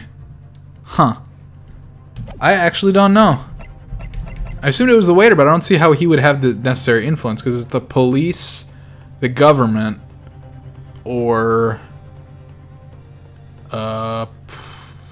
overseas people, so maybe himself? Omni-Man? I don't think it's Omni-Man. It's gotta be Omni-Man. I don't think it's Omni-Man. I think it is maybe the victim. So you have 5 shots? That's throughout the whole case, yeah. Oh, so if you make up to 5 mistakes, you have to restart the case? Yeah, something like that. Okay. I mean, my first thought is that it's the head waiter, but he doesn't have the necessary influence, so it can't be him. So since it's someone from overseas, the only person overseas here, because there's nobody here from the government besides the prosecution, I guess Eugen. So, yeah. This is a weird question. Do you see how at the end of the roster, there's a square that's not shaded out, but is darkened? Yeah. Is it possible that you could have missed a clue that would lead to a suspect that's just not on your roster? No, these games are, yeah. No, these games are, this is like a Danganronpa trial. Okay. Like, I didn't know if it was possible to miss a clue and then you need to restart No. and come back to the case with better evidence or something. No. Okay. I'm gonna say it's him. Yes! There! What do you make of that? Oh, it was wrong. I think, counsel, that you may want to close your ears as well as your eyes. Okay, I'm gonna try and look through my court record real quick and figure this out. Okay, so... Oh, waiter's business card. We should have fucking examined this earlier. Ugh, it's... Yeah, he's gonna be into business. Yep. Primary Criminal Investigation Division. He's a fucking policeman. Okay, so he did have it. Well, that's unexpected. What is? Look, do you see it says the witness's name here? Satoru Hasanaga. Well, yes, business cards do tend to show the person's name. That's sort of the point. It's not the name that's unexpected. It's his job title. His job? Oh! Chief Inspector Satoru Hasanaga, Primary Criminal Investigation Division, Imperial Police Bureau. Inspector? What on earth? I have no idea, but let's face it, the police have a lot of power and influence, if they're wielding it somehow here. The waiter's business card information has been updated in the court record.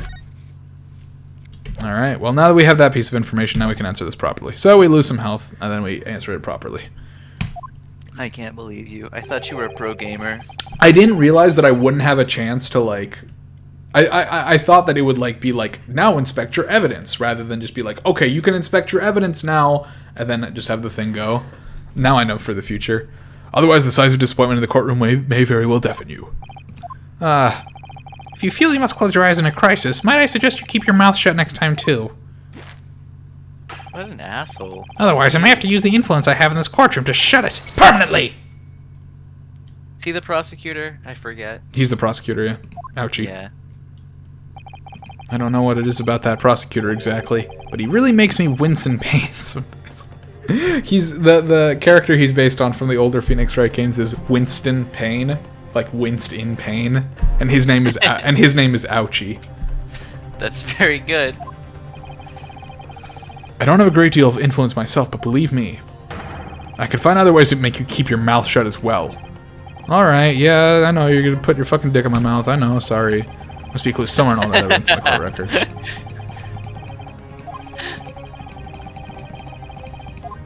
Alright. Your Excellency! Okay, yep. Now we know who it is.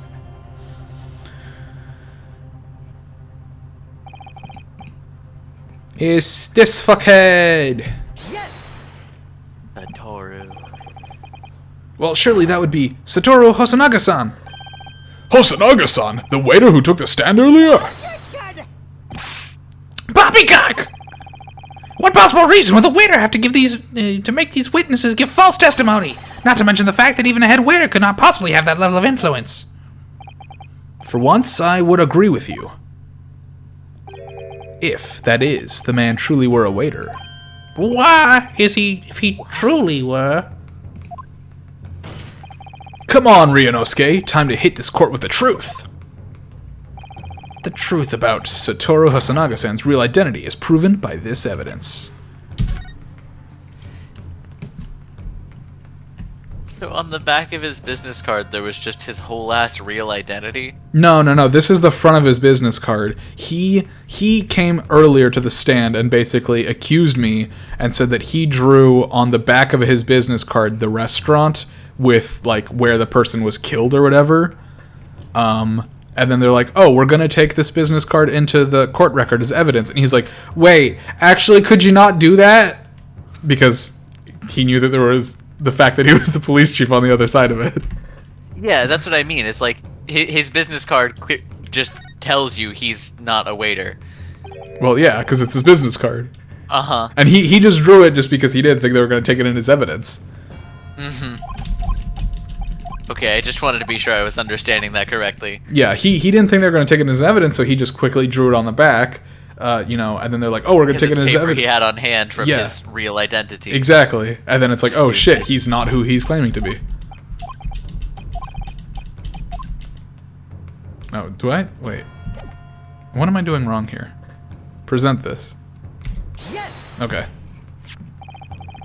The plan of the restaurant sketched by the man in question. I agree it shows a great deal of attention to detail, but I'm not sure we can conclude anything. Sorry, Your Excellency, it's the back of the card. It's the back of the card that's in interest. I beg your pardon? Or perhaps I should have said the front? Yes, it's the front of the back of the card. That's where the telling detail is. Would somebody please explain what this overexcited student is trying to say? Hosonaga-san sketched the plan of the restaurant on the reverse side of his business card. The front of that business card reveals the man in question's profession, his true profession. The waiter's profession, but that's surely... Good gracious! That's right, Your Excellency. The card reads, Chief Inspector, Primary Criminal Investigation Division, Imperial Police Bureau. What? The waiter is a police detective? I haven't heard any mention of this before. Why haven't you heard any mention of this before? The Imperial Police Bureau has immense power. Absolute power as far as regular civilians are concerned. So, witnesses there in the stand. Was it in fact the waiter who gave you your orders? Was he the one who told you not to mention that you'd seen this foreign gentleman at the scene? Well...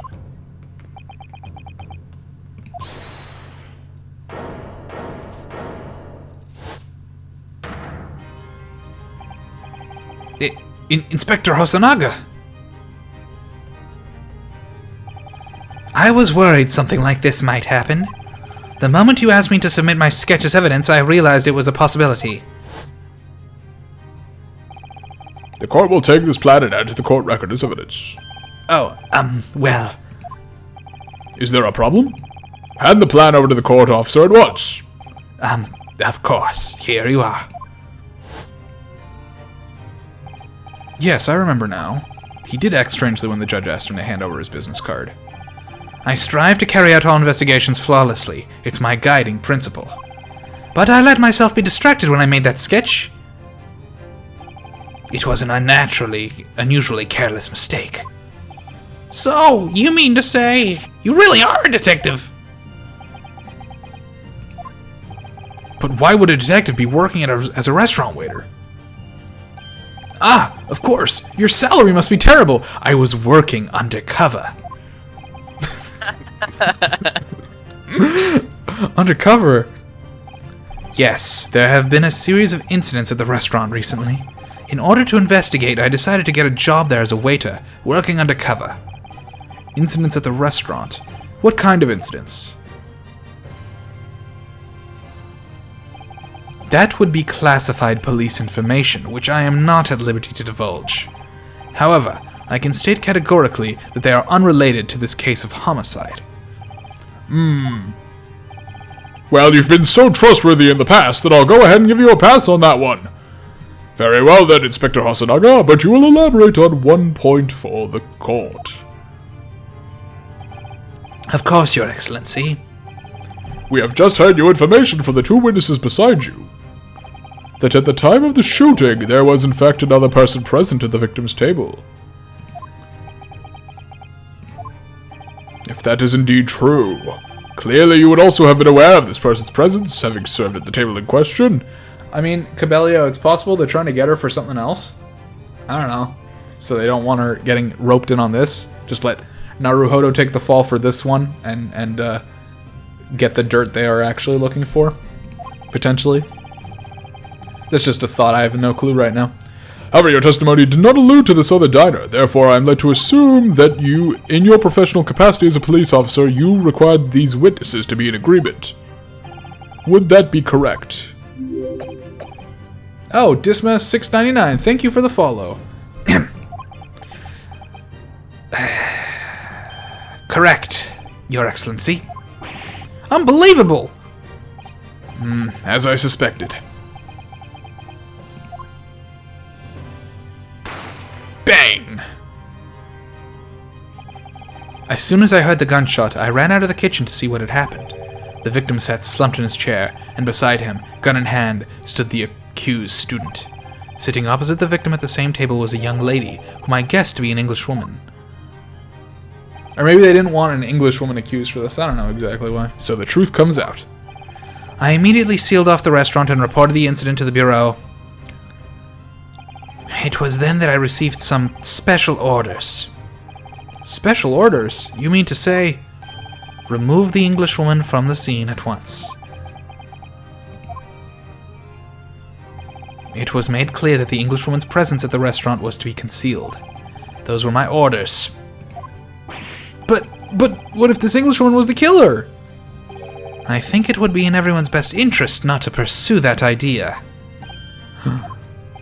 The Empire views the friendly terms of its relationship with Britain more highly than anything at the moment. An Englishman has been murdered on our soil. To name an Englishwoman as the primary suspect. Well, without irrefutable evidence, that would be completely out of the question. So that's the reason for the disappearance of the Phantom Woman in this case. But it's not right!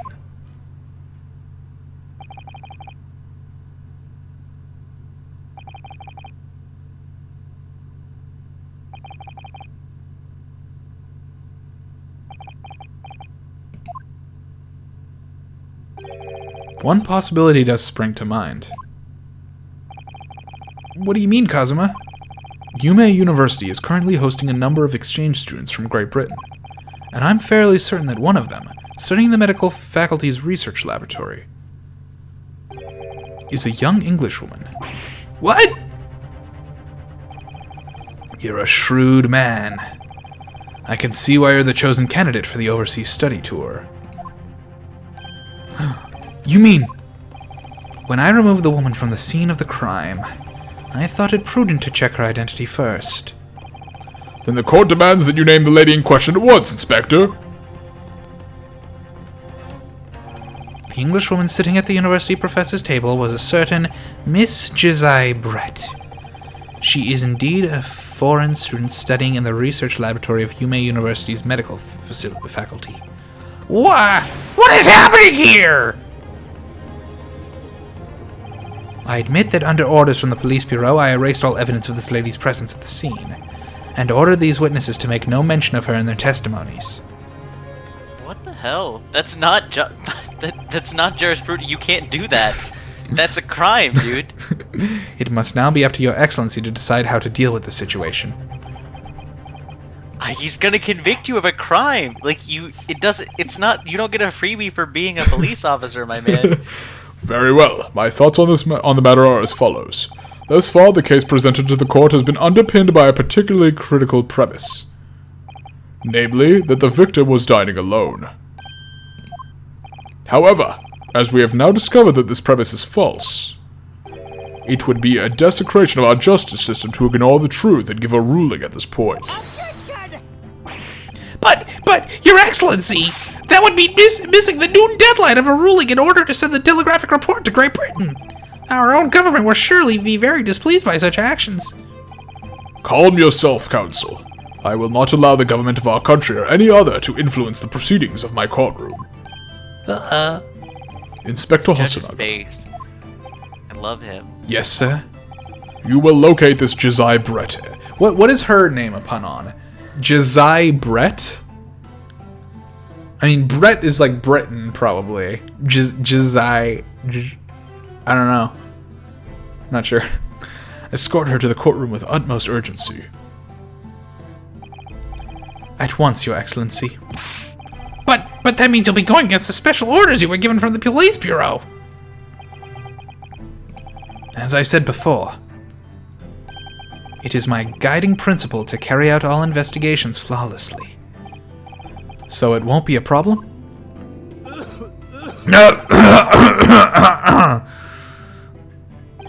Nothing will get in my way.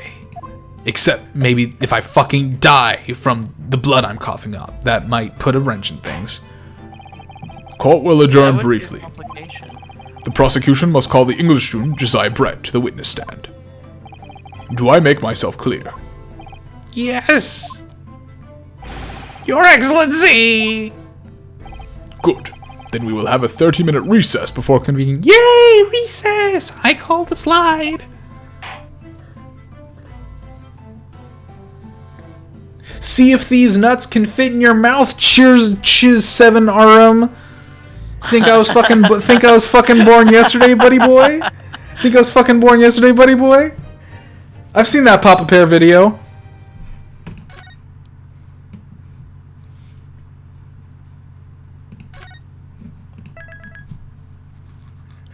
You've killed just 7 arm. He's fucking dead. Don't fucking try me. You'll never We have get to me. do an Ace Attorney case about the cyber murder you just committed. Cyber murder, I murdered them. Don't try and fucking get me. Wait, who's Papa Bear though? Pop a pair of nuts in your mouth. I don't know if you just gave that to me or if you're asking, but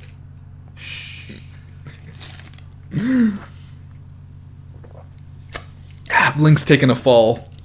Link's taking a fall for the content. I saw David talking about it a while ago, but I wanted it to happen, so 22nd of November, 11:38 a.m. Supreme Court of Judicature, Defendants, Antechamber 5. Excellent work, Ryunosuke. That was superb. My heart was in my mouth the entire time. It was almost unbelievable. I mean, looking at you in there, you looked like a fucking idiot. Again, I really am trying to think of something more clever to say about you, but fucking idiot's the only thing that comes to mind. You were drenched in sweat, your eyes popping, your knees knocking, and you were grinding your teeth. Christ, dude. It was a grim sight, but before I knew it, you'd started finding inconsistencies in the testimony. I think you might have a natural talent for being a lawyer. Forget it, it's terrifying. If I get through this, I don't ever want to see the inside of a courtroom again. Ah, fuck, alright, I guess the game is just over after this. Anyway, it looks like we've exposed your Phantom Lady at last. Miss Jose Brett, a student from Great Britain. Is she? That's what I was trying to tell everyone from the start. That's not true, you didn't know that part. Dr. Wilson wasn't alone. There was a young woman with him, like I've been saying all along. Yes, you have, haven't you? But you didn't have the fucking evidence to pack it up, dumbass. I might not be overly confident in the courtroom, but my powers of observation are one thing I'm sure of. Yes, I can see that. You saw a woman. Not that observant, really, but okay. So, about this young gentlewoman. Thanks to our detective friend, she was hastily escorted away from the scene, it seems. Did you see what happened with that? No, I didn't see any of it. I was just on my way out the restaurant myself, then, on the floor next to Dr. Wilson's table, I noticed there was a gun lying on the floor, and just after I bent down and picked it up... Bang! Bang, bang, Maxwell's silver hammer came down upon his head! and that's how the Beatles came Bang, to Japan. bang, Maxwell's silver hammer shot Dr. Wilson dead! I didn't have time to think about it when the sound of the gunshot had come from. The waiter ran over to me, looking as white as a sheet. Even though we're in Japan, and their skin color is actually white, and it's super racist to say anything else, because it's not actually a different skin color at all. And he bundled me in some sort of small pantry next to the kitchen. Fast thinking by the detective. He apprehended his suspect without a moment's delay. Yes, and because I was shut in the pantry, I had no idea what happened outside the dining area. Man, you really are in the closet, huh, Ryunosuke?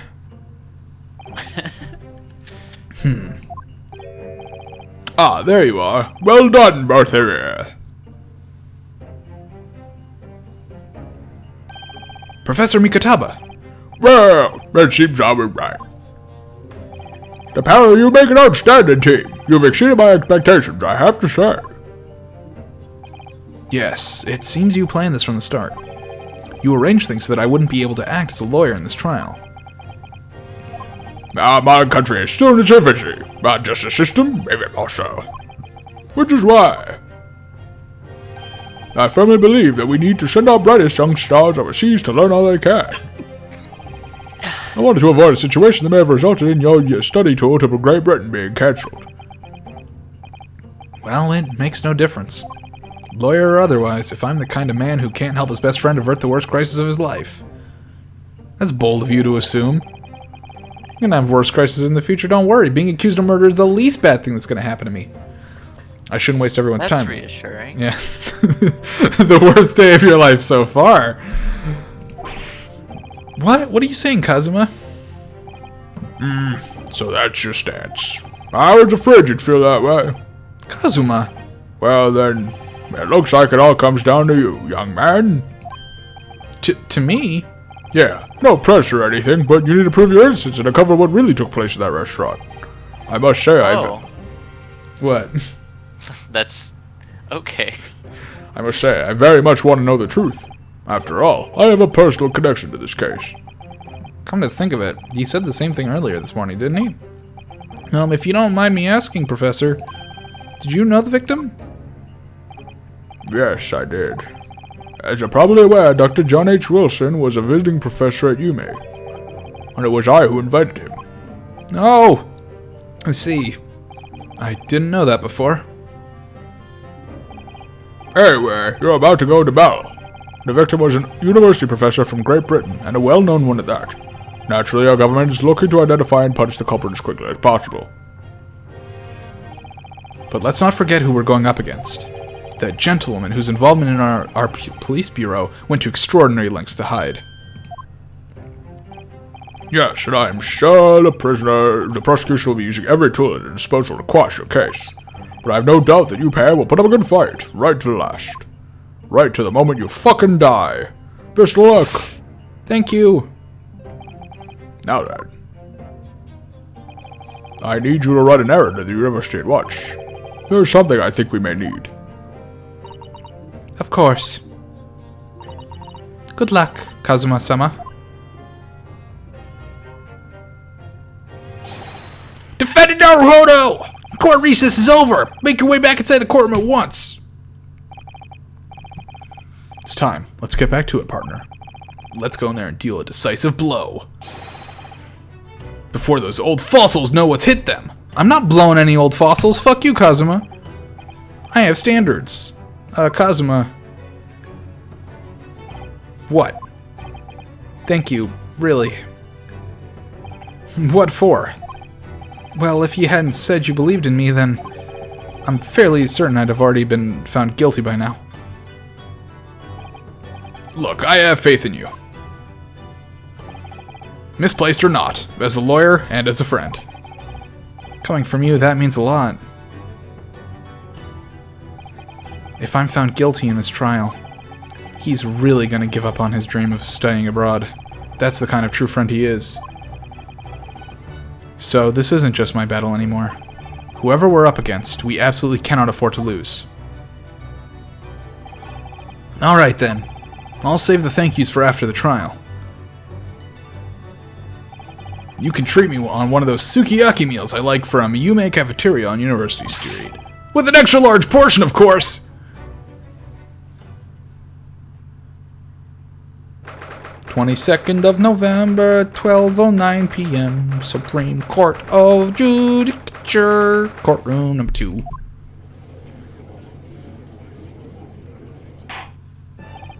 The court hereby resumes the trial of Ryunosuke Naruhodo. Prosecutor Auchi, have you managed to subpoena the witness? Yes, Your Excellency, against all odds. And thanks to a certain young stripling, the prosecution is now under rather painful scrutiny from the government. Sorry. Let the government scrutinize. That's their job. It's nothing to worry about. It's highly unlikely that the good relations we forged with Great Britain will emerge from this trial unscathed. Will you still think it's nothing to worry about when the new treaty breaks down our nation and our nation founders? Again, terribly sorry. If the friendship between our nations is really so fragile, then the treaty isn't worth the paper it's written on. You really have nothing to worry about, Ryunosuke. What do you mean? A secret trial, anxiety over some foreign government's opinions, a bungled investigation, missing witnesses. Is this what our nation's justice system is? Is this the Supreme Court of Japan or of England? Shut up! Shut up, you jumped-up rookie boy! You and your friend know nothing. Nothing of the situation our nation finds itself in. By aligning ourselves with this great world power, we'll become strong. Diplomacy has never been more critical. Steady political maneuvering is what will secure our futures. I won't deny that I'm no expert. I'm just a student, and one who could arguably study harder, too. But standing here now as in our Supreme Court, there is one thing that I feel very strongly. A country that fails to uphold the truth in its justice system is a country with no future at all. Ugh. Ugh! Well said, Ryunosuke, despite the wide-eyed look of terror. You little brats! Thank you, Counsel. This court is the pinnacle of our nation's justice system, and exists solely for the pursuance of truth. With that in mind, this trial will now resume with the next witness taking the stand. The visiting student from Great Britain, Miss Josiah Brett. Yes! Yeah, Your Excellency! the closest thing to a pun I can find is like bonsai jet, but that's a real stretch. It is a real stretch, yeah. Also, jets don't bonsai, that's planes. Or wait, no. Yeah, okay. Well, what a delight it is to welcome such a fine gentleman to Japan, and from such a distant land. Tea! Someone bring English tea! In England, no discussions take place without tea! Is that true? No idea. So, could we possibly trouble you to state your name and occupation for the court? Of course. My name is Satoru Hasunaga. I have been working undercover as the head waiter at La Carnival, but my true— Yes, we know all about you already. Inspector Hasunaga, where are your manners? In England, it's always ladies first! Is that true? No idea. More importantly, a little earlier today you said something to me. You said your powers of observation are the one thing you're sure of. Oh yeah, I think I did, didn't I? You really observed that, huh? Yet your description for this amazing sight was simply a woman. Sorry, Ryunosuke, but your powers of observation aside, your powers of description are sorely lacking. Look at this giant fucking sword I have for a wiener. That's how hard I am right now. Guilty. So, dear lady, once again, if we may trouble you for your name and occupation, please.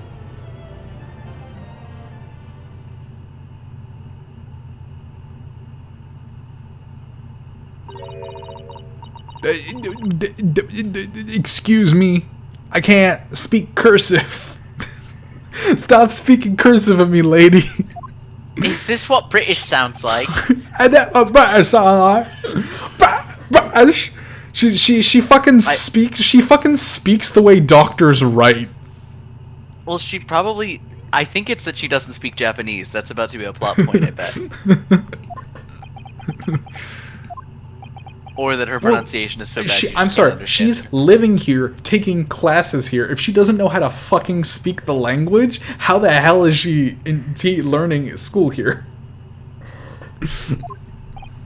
I'm terribly sorry, dear lady, but what? Oh god, it is another language. They're just speaking another language. That's hilarious. It's all Cockney rhyming slang. The lady says her name is Josiah Brett. She comes from London, England. She's a visiting research student currently enrolled in UMA University's medical faculty. Oh my, what a rare treat to hear the dulcet tones of the delightful language of the British people. I'm afraid I don't understand a word you said, but it was as beautiful as a hummingbird's song. As far as I can tell. The detective is translating her words faithfully enough. Yes, I agree. Haha, you'll obviously do fine in England, Kazuma. Her English doesn't rattle you at all, does it? Nor you. You've clearly been paying attention in your English classes, Ryunosuke. Nope. English class? I haven't seen that in 30 years.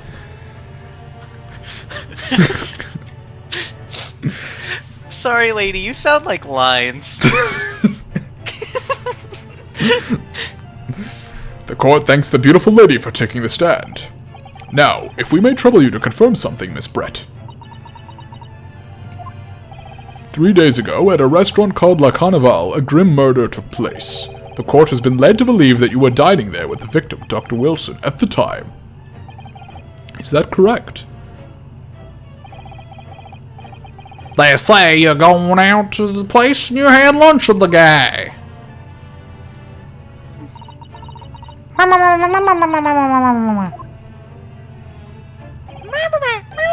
She says, yes. That was a very long-winded yes.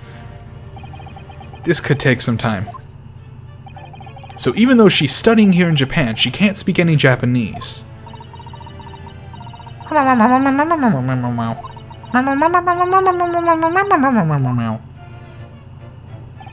She'd like to apologize for disappearing from the scene. She says that she was due to make a presentation at the university, so she had to leave immediately. Oh, fucking dude's dead, but I got my fucking, essay due at 3 p.m., so it's K. Interesting. When you're the one who engineered her escape. I was just following special orders from the Bureau. You see, that essay she was giving was super important. It was on otters and how they're going extinct. The police bureau really fucking cares about otters, dude. Well now, dear lady, would you be so kind as to cast your eyes over this photographic print? Seeing as you were so unfortunately present at the scene of the crime, could it be that your resplendent eyes caught sight of the wicked perpetrator, perhaps?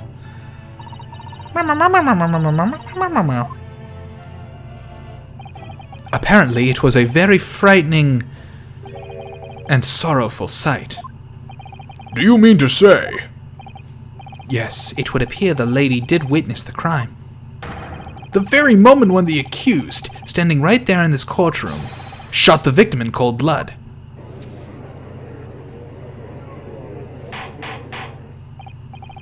Order! Order in the court! Did you hear that, Your Excellency? Yo, we have an absolutely conclusive witness statement. Well, it looks like it's clear now. Sure, yeah, I buy that. Clear who our real enemy is. Why is your friend so much cooler than you? Like, why don't you have a flowing bandana or a fucking sword in the courtroom? It's a little jarring how much cooler he is than you. Because we don't get straight A's, baby. That's what happens when you get straight A's. Wait, you're telling me he wears a fucking karate, what do you call it? The sash around his forehead, headband, and he carries around a katana at all times. And he's a model student. straight A student. He's a model student, yeah. Who is this guy? This guy's got it all, dude. I think they might have accidentally chosen the wrong protagonist. Like, this might be a glitch or something. I think you're supposed to be playing as the other guy. Unfortunately, I will have to ask you to formally testify, if you please. Kindly tell the court the exact nature of this frightful and sorrowing sight you described. Last time you got to tell the court all about how your son got killed, man.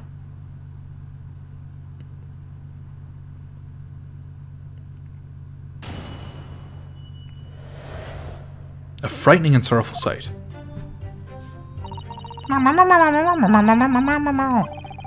I had arranged to meet for a slightly late luncheon with Dr. Wilson that day. The professor was unable to eat, so I ordered for myself only a beef steak. Fucking ate that shit whole hog, bitch. After a while, the accused came over to greet the professor, and they got into a fierce argument. Then, not long afterwards, the accused took the professor's gun and shot him right before my eyes. I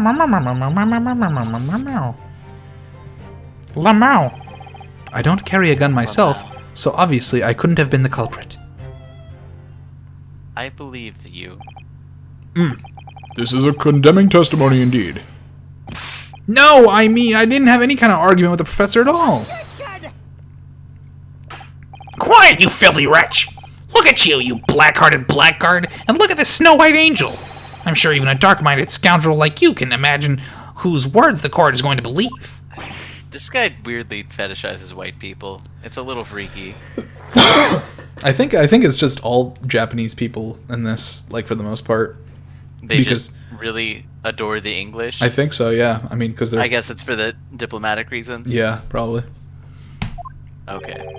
You're still making the same mistakes, Ryunosuke. You mustn't blurt out when you're goaded like that. That's a lesson you need to learn. I'll teach you the hard way. Ah, but he's so annoying. Of course, I was at the scene as well. I took statements from this lady and the two witnesses who testified before and reported back to the Bureau.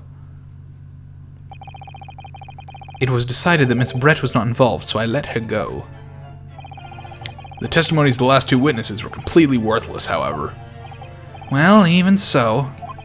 On the day in question, the lady was wearing the same outfit as she is today. As you can see, there is nowhere about her person where she could conceal a firearm. I would think she could hide a gun almost anywhere in that outfit if she wanted to. Yeah, for sure. Unless and until the precise location where the witness is to have hidden a weapon can be shown, this is moot. There are no pockets in my outfit. I have nowhere to hide a gun. You literally have a giant fucking peacock thing right behind your goddamn dress. Ah, that's ridiculous. If only I was allowed to lift up her dress, I could... Hey, Ryunosuke, but... We're gonna find out she's not even a woman. Like this is somebody else pretending to be her, and she was dead the whole time or something. Nah, I just think she did it. This is case 1. I don't think it's gonna get that in-depth. Okay. Don't think about doing anything rash, Ryunosuke. But I didn't fire the gun I picked up. There must have been another gun there that day. You're right about that, which means this lady was hiding a gun somewhere. Yes, that's what we have to prove now. And to do so, we will need to pull her testimony apart.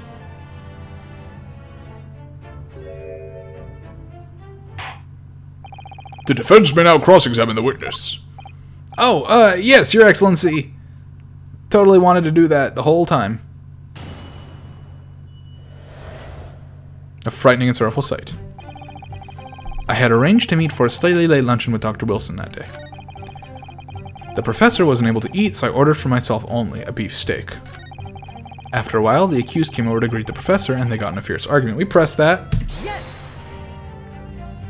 I never got in an argument with the professor. All I did when I noticed him was go over and say hello. Please, don't get angry with me. No, I wasn't directing that retort at you. It was meant for the lady next to you. But anyway, as I said, I did not argue with the professor. I'm afraid your words are in vain. Sorry? Miss Brett does not appear to speak Japanese. No, of course not. How? How are you taking classes here? Japanese is such a cumbersome language anyway. English is the future. We must all speak English.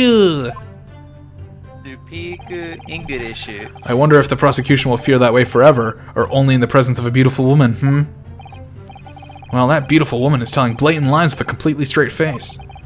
I have to find something that will unravel her testimony, no matter how seemingly insignificant it may be.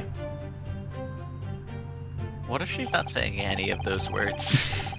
Anyway. He's totally translating on her behalf. I mean, what's-his-face speaks some English, and he said, our cool friend speaks some English, and he said... Oh, that's right. Yeah. And he said that he was translating accurately. Anyway, it seems that after the argument, the accused briefly returned to his own seat. That part ties in with what you said, doesn't it? Yes, I still had some coffee to drink. And the next time you got up after that was when I'd finished my coffee and stood up to leave.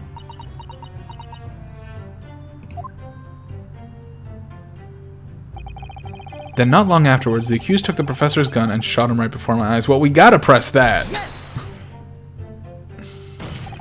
Like I said, I did not shoot that gun. And like I said, there's no point in repeating that assertion over and over. Well, I wasn't expecting to be attacked by my own side. Nevertheless, defendant, you can't deny that when the shot rang out in the restaurant, you had a gun in your hand. Well, yes, that's true, but all I did was pick up the gun I saw on the floor next to the professor as I was leaving the restaurant. In fact, yes, there was someone much closer to the victim than me at the time. The highly suspicious lady in the stand. That will do, you dirty, rotten scoundrel. Dirty? I took a shower this morning. Your baseless accusations could very well cause an international incident, boy. It seems to me that your accusation is just as baseless as ours. What nonsense. The lady is merely stating what she saw. And this is already an international incident as far as I'm concerned anyway. I don't carry a gun myself, so obviously I couldn't have been the culprit. Yes! It's all very well saying that, but can you prove it? Absolutely. I verified it personally. I stuck my hand up her skirt, found no guns, rooted around all up in there for like 10 whole minutes. You verified it? Yes, immediately after the incident, I checked to make sure the lady was not carrying a weapon, because it fucking fell on the floor. I distinctly remember her saying, "I'm not." That's all you did? You just asked her? Surely you carried out a physical search, Inspector. No. Why on earth not? The honorable English gentleman clearly stated that she did not possess a weapon. There was obviously no need for any further probing into the matter. Or there was no permission given for any future probing into the matter, perhaps? Think what you will. But if you're going to continue with this preposterous claim that the refined lady was concealing a firearm, the prosecution demands that you support your assertion with facts. In other words, he wants evidence. The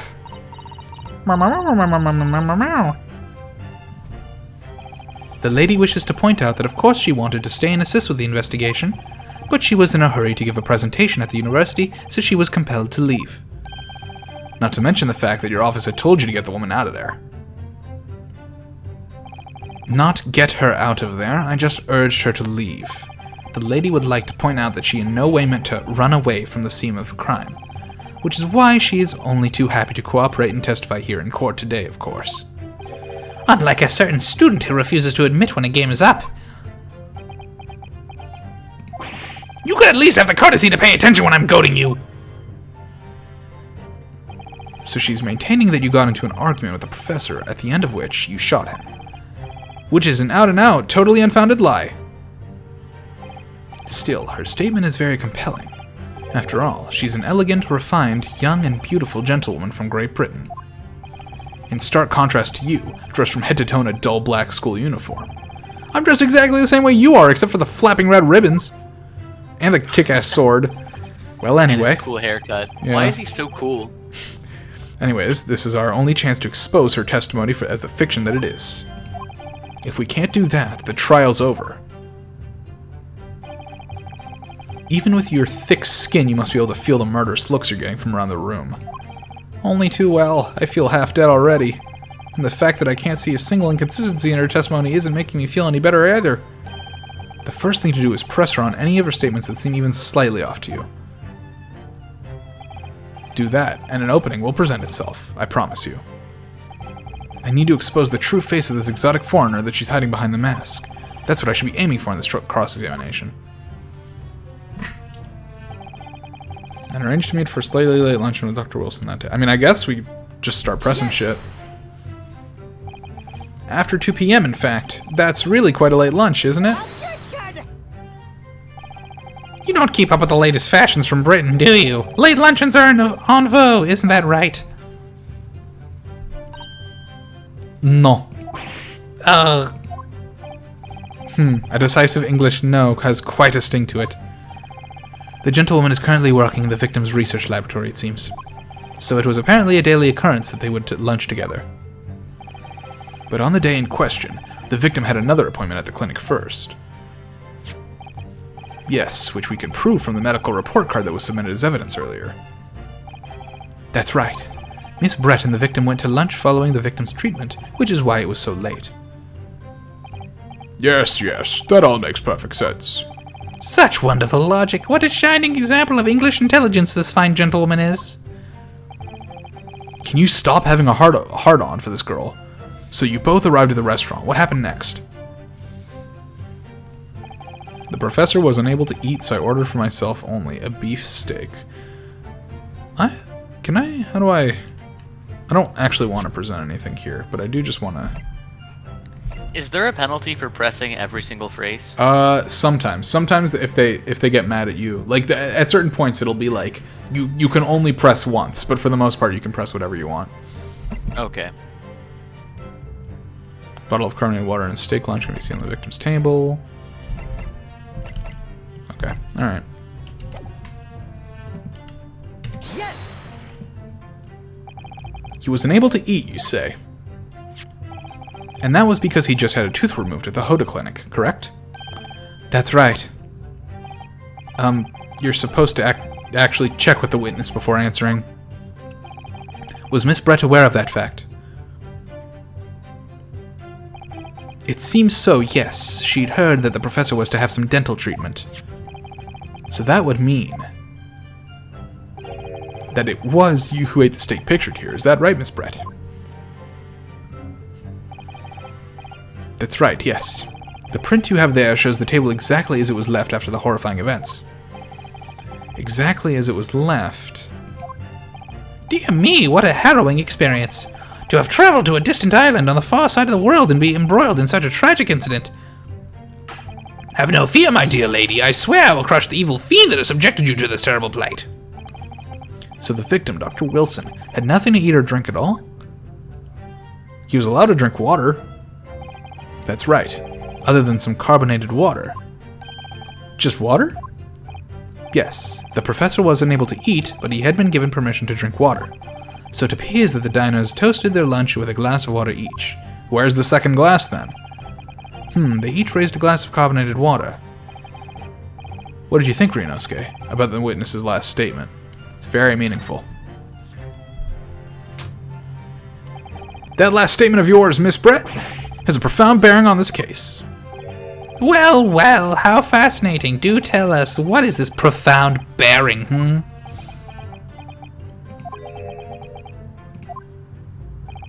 The significance of the statement will become apparent when the time is right. The defense calls for the witness's last statement to be formally added to the testimony. Well sidestepped, counsel. Very well. Miss Brett, kindly repeat what you just said to be added to your official testimony. Gladly, she said.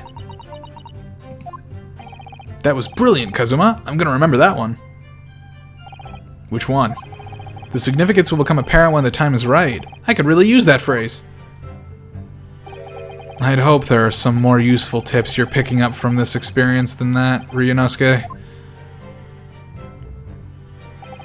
I ordered a beefsteak for myself, and Professor and I said cheers over a glass of carbonated water. That's pretty interesting, since this picture only has one glass, so that's interesting how that happened.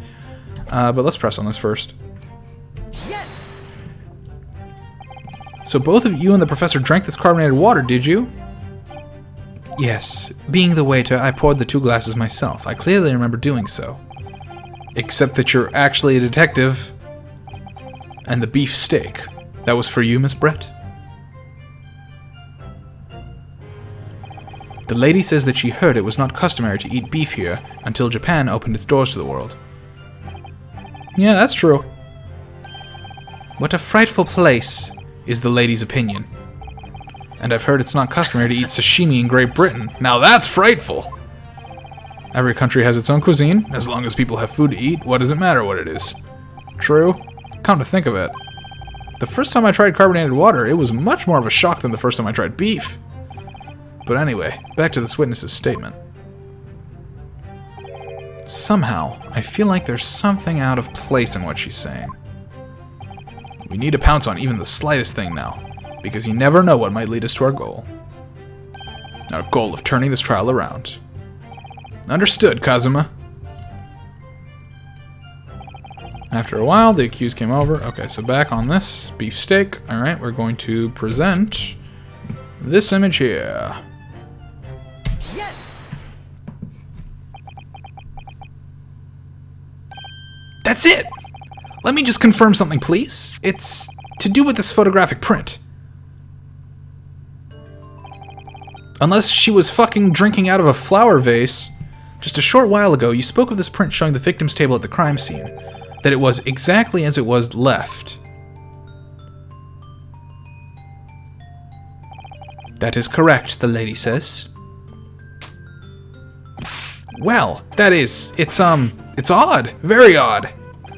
Dear me, what's odd? What's odd is the defense's inability to express itself. Ryunosuke, what is it about the print that looks odd to you? Well, obviously, it's the cheers. The cheers? Miss Brett just told us that she and the professor said cheers over a glass of water. Over a single fucking glass of water? But if that's true... They both tapped the glass of water. There should have been 2 glasses at the table, not one. Ugh. You're quite right, counsel. There's only 1 glass pictured here. Are we supposed to be impressed by this nitpicking over minutia? Well, I mean, that's kind of the... That's what we're here to do, actually. What possible difference does the presence or absence of a glass make on the case? Objection! Minutia, you say? Could it be that the detective here removed a glass from the table to conceal the lady's presence? Of course not! I would never do something so reckless. But there should have been 2 glasses on the table. Or are you going to try and tell me you can clink with only one? You're quite right. I certainly took 2 glasses to the table.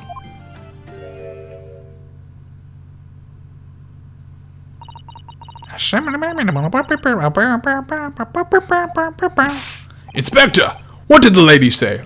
Oh, she said everyone is here? You like that? Yeah, that one got me. It would seem that it was Miss Brett who took the glass from the table. What? It was all so terrifying, everything that happened.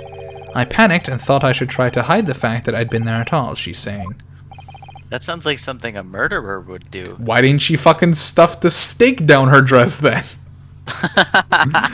Good gracious.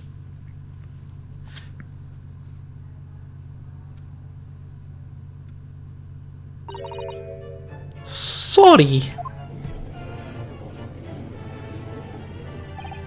As I assured the court before, this is of no consequence at all. Oh, please. We must remember that this student had just murdered this lady's luncheon companion before her very eyes. Who could blame her for concealing a glass or 2 in her state of disarray? That's absurd. Oh, really? So do we take it that you are now going to accuse this vulnerable, young, and beautiful woman of mischief? What? No. This can't be put down to mischief.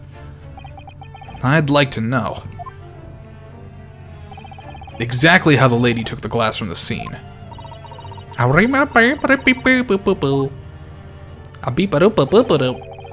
She's gonna open the cannon for us. It would seem that she slipped it into a small handbag she was carrying. Oh, interesting. Oh, so now she has a handbag. Huh. Nice place to carry a fucking gun, huh? Nobody's ever once put a gun in a handbag. A handbag, you say? Yes, Your Excellency, a small handheld pouch commonly carried by well-to-do women in England. Ah, so the beautiful lady has very graciously explained how and why she removed the glass from the scene now. However, the fact remains that this glass has absolutely no bearing on the case. The student has been trying to confuse the court with logical reasoning, but in the end it comes to nothing. No more pretentious accusations. You have wasted enough time already. Indeed, the lady has offered a satisfactory explanation as to why she removed the glass. I think henceforth we could consider the matter to have no bearing on the case. Counsel for the defense, are you in agreement? Well, I don't know, really. If you want to pursue this matter further, you're going to need to show that it has some deeper significance. Yes, you're right. So she took the glass away in her handbag. If there's a deeper significance there, it's the handbag. Wait, the lady put the glass in her handbag, you say? Yes, do try to keep up. It's already been Put a glass in your hand. Where did you pour the water? It's already been explained to the court that all English gentlemen carry handbags for small items, like gun-sized items. Let me see. Nobody carries around a whole fucking cup in their purse. A little while ago, Miss Brett stated the following. There are no pockets in my outfit. I have nowhere to hide a gun. But what she forgot to mention was her handbag, in which it would be perfectly possible to conceal a gun. You're right. Well done, partner. I had a feeling you'd pick up on that too. What are you insinuating, you vile blackguard? It's really very simple. The gunshot was heard when the defendant picked up the gun from the restaurant floor. As he didn't fire that gun, we can deduce there must have been another firearm at the scene. The true murder weapon, if you will. You can't seriously be suggesting. Inspector Hull... I read that as Inspector Bologna. Hasogna! Yes? Did you or did you not search Mr. J. Brett's handbag on the day of the murder? No, sir, I did not. As I thought. In other words, another gun, the one that was actually used to kill the professor, could have been hidden in Miss Brett's handbag. No!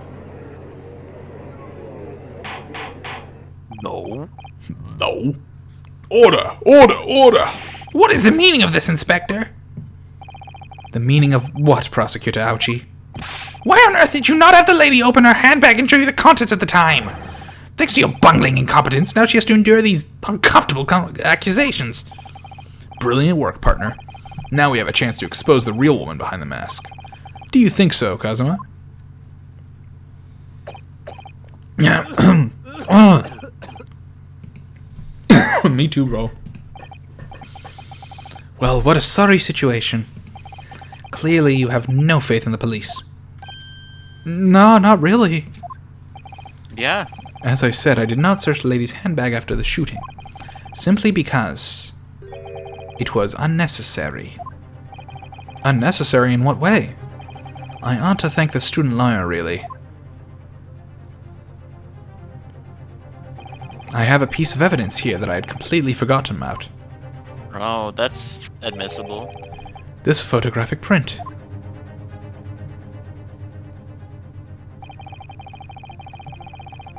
Interesting tattoo she's got there. This print of a photograph that I thought would be prudent to take immediately after the shooting. As you can see, it clearly shows Miss Brett's handbag. Well, I never. You can see right through to what's inside. You can see right through to what's inside. That's right. Apparently, meshwork bags like these are the height of fashion in London at the moment. So the contents are clearly visible. Exactly. So there was no need to search the lady's handbag. If there had been a gun inside, it would have been immediately obvious. As you can see, there's nothing to imply Miss Brett's guilt here.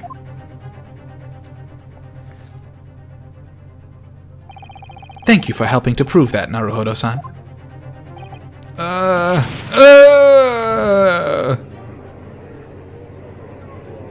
Did you just game over? No. Order! Inspector Hosonaga, you will submit that print as evidence at once. No, we're definitely going to be talking about her blotch on her arm. Certainly, Your Excellency. The photograph of the handbag has been entered into the court record. Alright, let's take a quick look at that. It's probably just gonna be she doesn't have the mark. Yeah, I think you've had long enough to cross-examine the witness counsel. Let's take a look at that court record. Let's take a look at this new piece of photograph taken by Hosonaga-san after the incident occurred. It shows Miss Brett's handbag on the chair by the victim's table.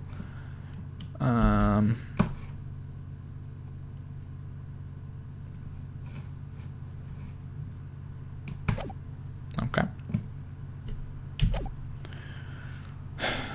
Actually, do we have any information on her? A British exchange student who was studying... Okay, not really. Okay.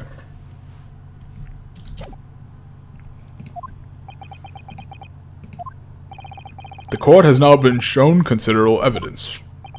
As the photographic print just submitted to the court record appears to have no further significance, I am satisfied that there is no longer any room for doubt in this matter, and I must make my ruling. Indeed, and there is only one logical conclusion. That the pathetic rookie slumped over on the bench before us is the only possible perpetrator of this crime. No, just when I thought I was beginning to turn things around, I'm in a worse situation than I was at the start. Kazuma? I'm sorry, Ryunosuke. Now that the cross-examination of the witness is over, there's no way to force the trial to continue. What? You mean this is it?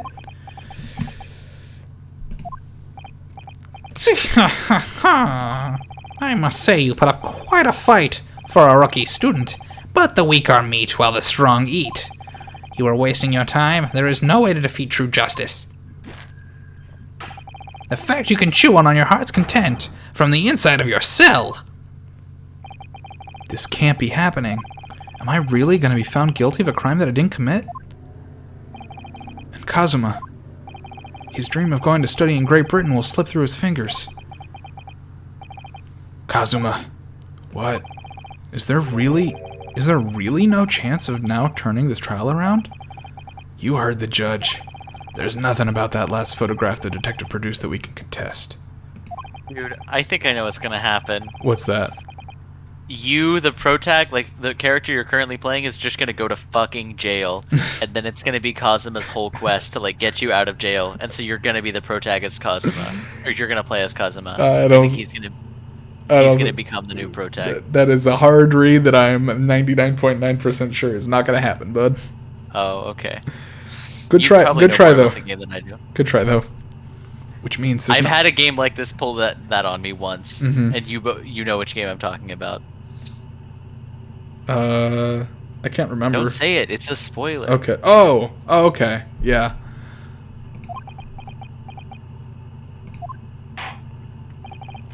Very well. I will now proceed immediately to the ruling. It seems you will be able to report to the British government on time after all. That smug little. Ryunosuke Naruhodo, having considered all of the evidence placed before me, I hereby find you...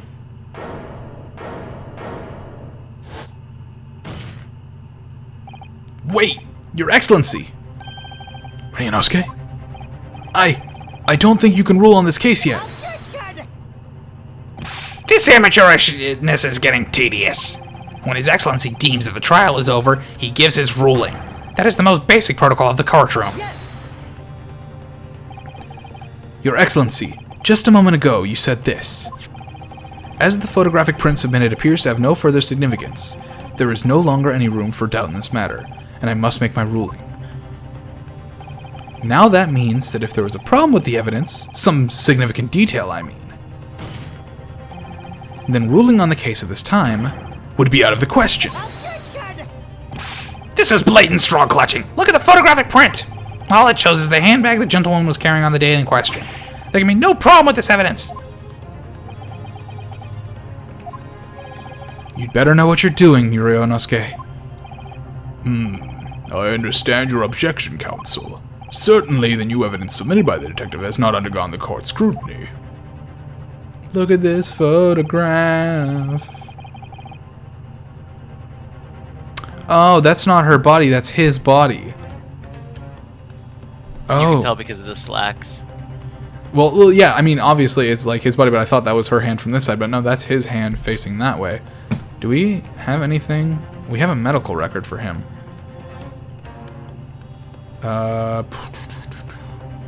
Let's see if we can check their people.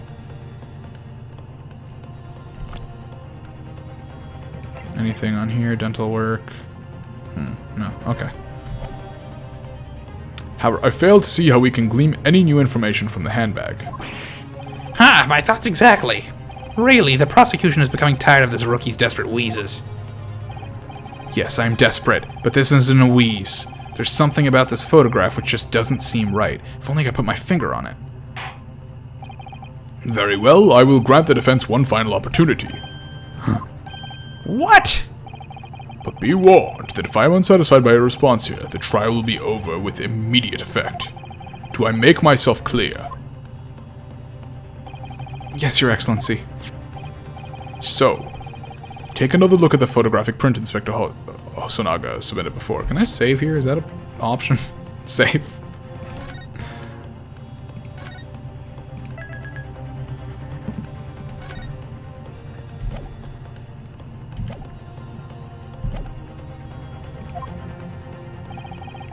You will identify for the court where in this print you see a significant detail to which you have alluded. Fuck. I mean, that's pretty big, I guess, but, what could that possibly be?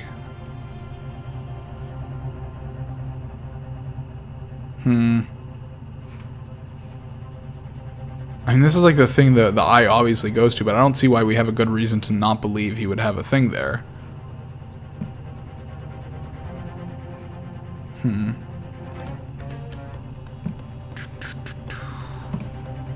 Do you see anything else that we could possibly... I mean, if it's not the mark, I don't know what else it could possibly be, but I don't see how the mark is significant. I mean, it has to be the mark. if it's not the mark, it's the pants or something about the way purse. the fact I that doubt he's, it's that the photo has been manipulated, because that's not really a thing in the 1800s, right? Photos themselves are a little too new for that. yeah. Well, here we go. Yes! Look at this here. There's a very unusual mark on the victim's wrist. That is true. It looks almost like a burn of some description. Oh, it was a burn. I thought maybe it was a birthmark. Okay. Objection! Dear me, I was pondering what new piffle you would come up with. A burn, you say, on the victim's wrist. Clearly it has nothing whatsoever to do with this magnificent lady's handbag. Yes, that is a burn mark, you're right. Go on, Inspector. The police coroner also noticed it when he was performing the post-mortem examination. It was deemed unrelated to the cause of death, so he did not note it in his report. What did I tell you? Wait, oh, he had his hand, a burn mark, because he had the burn on his chest from the gun, so that's what that was. In that case, we have no idea when the victim suffered this burn, do we? And no possible way of knowing either. The more I look at it, the more I find myself Intrigued by the curious shape of this mark. However, as Prosecutor Ouchie pointed out, unless a firm connection to the case can be shown, I cannot allow any further time to be spent on the precise details of this burn. Yeah, the burn is cow-shaped. I did notice that, but that seems completely irrelevant. It's steak. She was eating steak. He was branded to be her next meal. Excuse me, Your Excellency. It would seem Miss Brett has a lunch appointment with the dean and other university staff. Yes? Is this gonna be the professor? Wait, if the professor has no, wait. What? If the professor has the burn, then if they found the burn in the photo, then that would put his corpse at the scene of the crime. But that doesn't change anything. Yeah, the professor died at the scene of the crime. Yeah. Yeah, that's why it hit me, and then I realized I'm a little behind the curve. But no, I think what that has to do is because they showed very early on that he was shot in the chest, and he was shot so close that he has like burn marks from the gunpowder from the bullet going in, and I think the burn on his hand is related to that he was like put up his hand or something. Yeah. No, that's it never registered to me that the body we were seeing in the photo was his body. Okay. I thought it either had to be hers or the butler's. I like Cabello. detectives. The victim died at the scene of the crime. Look, I'm sorry. I'm only half paying attention. She would like to know if she may be excused from the stand now. Oh, of course, dear lady. We shan't hold you up any longer. I'm quite sure His Excellency is about to give his final ruling anyway. What's your thinking on this, Ryunosuke? Do you believe that this burn does have something to do with the case? To be honest, I'm not really sure. But if I don't keep pushing, then it's all over. So I was thinking I should keep digging and digging, in the hope that I might uncover something useful. Yes, you're right. I am? If we could just link that burn to the case. If we can do that, we might be able to prise this shutting door back open again. Just give up, counsel. You can't possibly hope to do that. Indeed, I'm afraid that without evidence, I can't allow you to pursue what is little more than conjecture. But if we had evidence? Evidence that irrefutably linked the burn on the victim's wrist to the case, then you would allow it. I would, yes. To tell the truth, I hadn't noticed that burn. But as soon as you pointed it out, what I did notice was the color draining from Miss Brett's face. Really? I have to find some link between the burn and the case.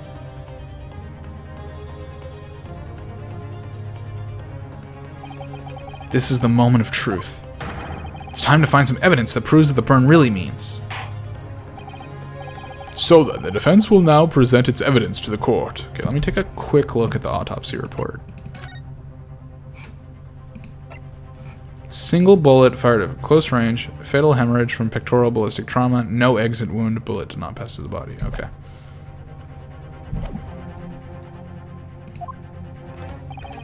The evidence that demonstrates an inextricable connection between the victim's burn and this trial. I guess it's... We try this. Yes! The victim's burn is clearly related to this piece of evidence in the court record. Oh, fuck. Objection! That's wrong. And explain to the court in 5 words or less what the nature of that connection is. Nah, I was wrong. Well, it's obviously, Thank you. You five highly illuminating words. What? As I suspected, the rookie student is bluffing. Again? okay, shit. You've been burned there yourself, Ryunosuke. Sorry. I do feel like I've seen the shape of that burn somewhere before, though.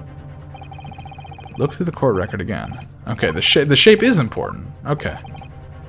The shape is important. Cow-shaped burn must have come from a steak, because steaks are just fractals of cows.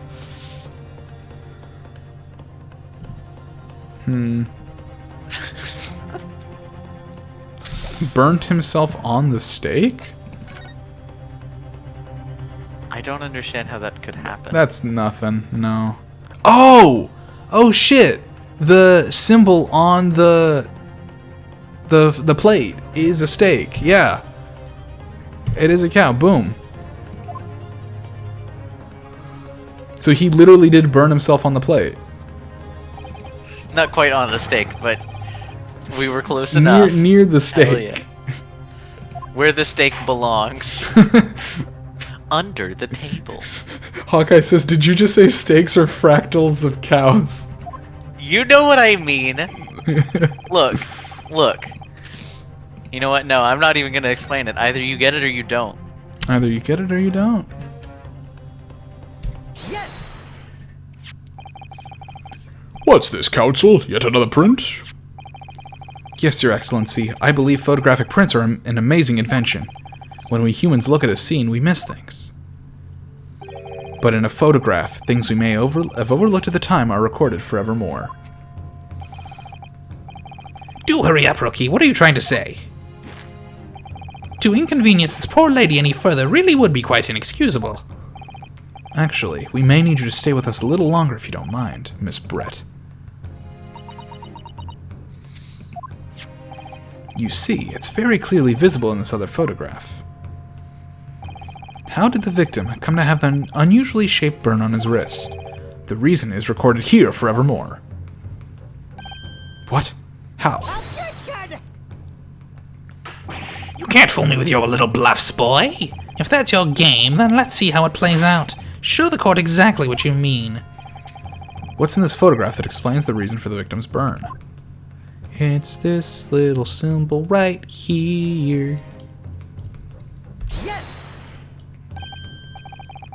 The beefsteak? Actually, the point is the metal plate the steak was served on. The plate? Your Excellency, are you alright? As you can see, there's an emblem on the plate. I would guess it's some sort of trademark of La Carnival. Ugh!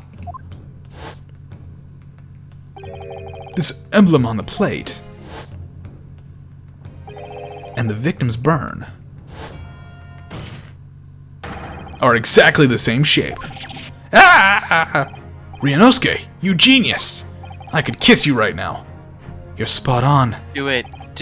Which means the victim must have suffered this burn while he was present at the restaurant. Objection! But even if that is the case, we can't know if it happened on the day in question or not. It could have been the day before, or the day before that. It most likely happened some other unrelated time. Well, Objection! Sadly, Prosecutor Ouchi, the chances of that are extremely slim. Thanks. Why? The outline of the burn is clearly discernible. Such a serious injury would have caused quite a commotion in the restaurant. Wouldn't you agree, Inspector Hosonaga? I can't imagine having missed such a terrible disaster, certainly.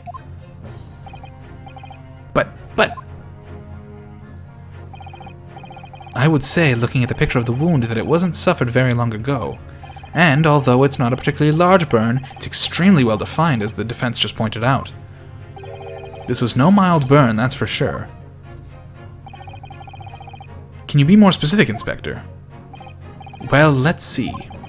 If the plate was at around 90 degrees centigrade, a burn like that would have taken around 3 seconds.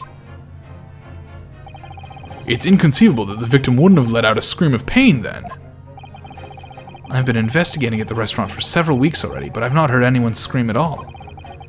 As the head waiter of La Carnival, I can testify to that without hesitation. People don't scream in my restaurant, not unless it's out of joy for the delicious food I bring them. But you, Cabello, to your point, I think, this is just my guess right now, my guess is that the fact that he had his hand on a 90-degree thing, it means that his hand was on it after he had died, which means that she had shot him earlier, and then his hand was just resting on this really, really hot plate, which was just his corpse, and then, you know... There's no way that he would have let that burn happen unless he were a corpse, or at least sedated somehow. Yeah, exactly. So the second the gunshot that we thought was the gunshot that killed him was actually just a false gunshot to draw attention to Naruhodo picking up the gun. He was actually killed earlier. You're a detective, not a waiter! Yes! There you have it. Something isn't right here. As the detective said, anyone who burnt themselves on a piping hot plate for 3 whole seconds would scream in pain. There's no question of that. And yet Inspector Hosonaga never heard the professor scream, not on that day or any before it. That's right. And the strange thing is, on the day he was shot, I didn't hear him cry out either. What are you suggesting? Well, if the professor had carelessly laid his wrist on the plate for anything like 3 seconds that day... That would be beyond careless, I think, Counsel. Then the rest of us in the restaurant, myself and the sergeant and the old antiques dealer, all of us, without any question, would have heard him scream. Wouldn't you agree, Prosecutor Ouchie? Well, yes, I suppose. So the question is, why didn't a single person hear Dr. Wilson scream? I almost don't believe it. Ryunosuke, do you think? Can it really be true? I never dreamt we'd arrive at a conclusion like this, but I'm starting to think that maybe we've been led into a terrible trap.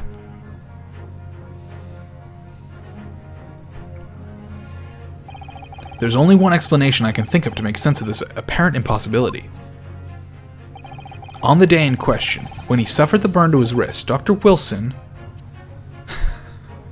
hadn't noticed the burn, was asleep, and that would have woken him up real good. No man could remain silent while his wrist was burning on a piping hot plate for 3 whole seconds. That's clearly impossible, apart from one in particular situation. Counsel, are you suggesting? Yes, it's only possible if the man was already dead. Already? Dead?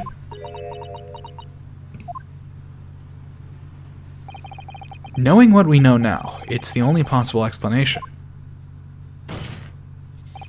When the beefsteak was brought to Dr. Wilson's table that day, the professor was already dead. That's madness! No, it's actually feudal Japan. Order, please! Counsel, explain this absurd notion at once!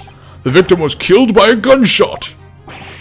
That's right, that's absolutely right, Your Excellency. This is just another ridiculous ploy by the rookie student, but clearly he has no grasp of the facts. Objection!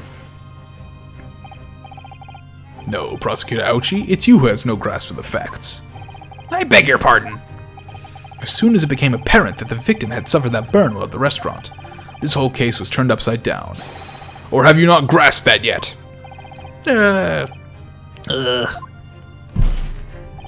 Your Excellency, the court must hear from this witness again.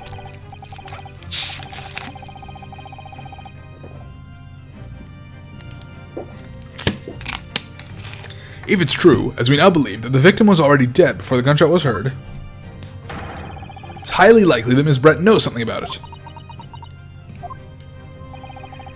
Incredible.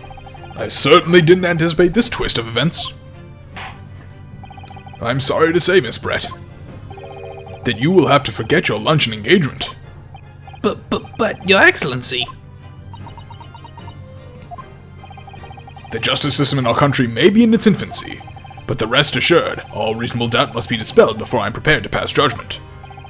Thank you, Your Excellency.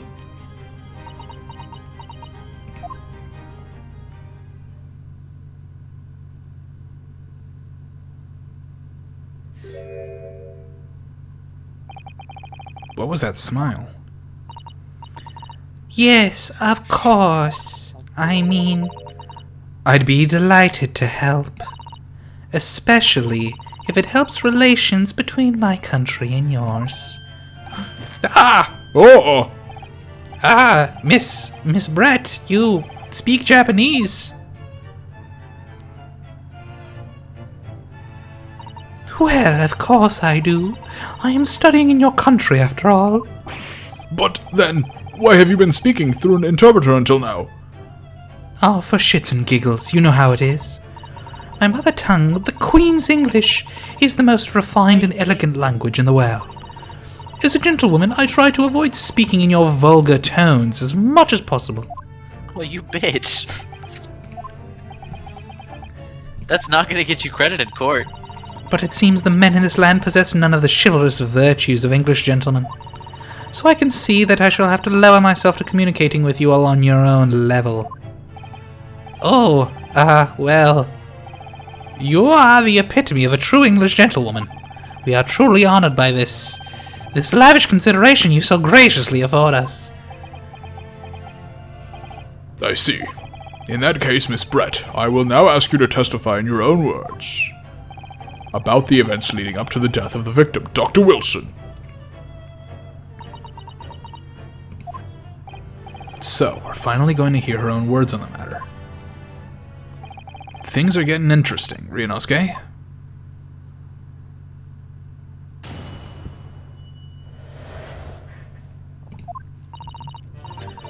Unfortunately, I have no idea when the poor man burnt his wrist like that. When the waiter brought my steak, the professor and I raised our glasses in a toast. As far as I've heard, the post-mortem report showed no other possible cause of death besides the gunshot.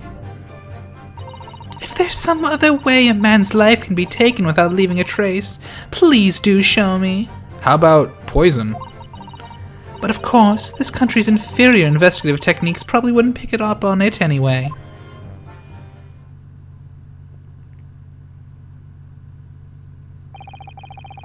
That most captivating and beautiful testimony will go down in Supreme Court's history. Thank you. She took his glass. Good point, Cabello. Easy does it. I hope that is the last time I'll have to sully my lips with the coarse tones of your unbecoming tongue. What the hell? Forgive me. Ow. I do hope I haven't insulted anyone. Not at all, not at all. It is a delight merely to hear you speak, dear lady. And it seems very clear from your testimony that this boorish talk of the victim's burn is utterly irrelevant. I will be speaking to your country's Minister of Justice about what has happened here today. The Minister of Justice? May that irritating little bully of a student be given the harshest punishment possible. Amen. Thanks? Was that a prayer then?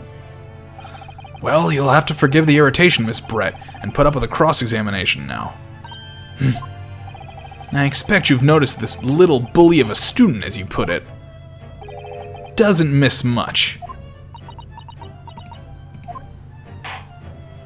I'm sure I don't need... What? You think he's just been a step ahead of you the whole time? Sure. And he's just kind of letting you bargain for your life? Sure, why not? Well, I mean, a couple of times he has been surprised, I think. Like with the burn on the wrist and stuff. There has been a couple of times he's like, fuck, damn, you got it. This will be your final cross-examination in this trial. If you fail to demonstrate any problems with this witness's testimony, I will be ruling on the case immediately. Is that clear?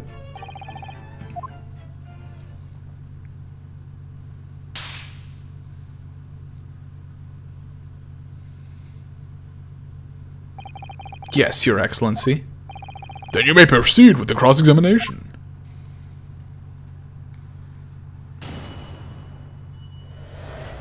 The victim's death. Unfortunately, I have no idea when the poor man burned his wrist like that. When the waiter brought my steak, the professor and I raised our glasses in a toast. As far as I've heard, the post-mortem report showed no other possible cause of death besides the gunshot. Let's press that.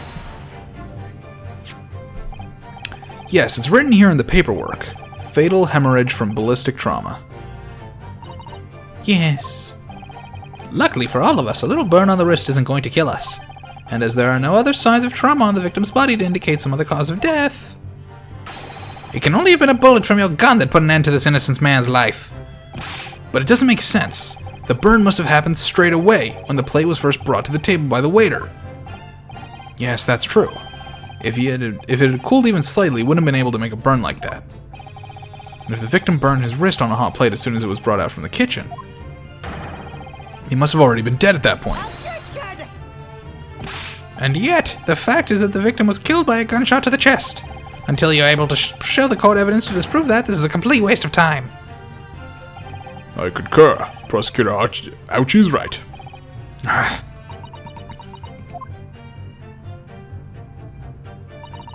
If there's some other way a man's life can be taken without leaving a trace, please do show me. Yes!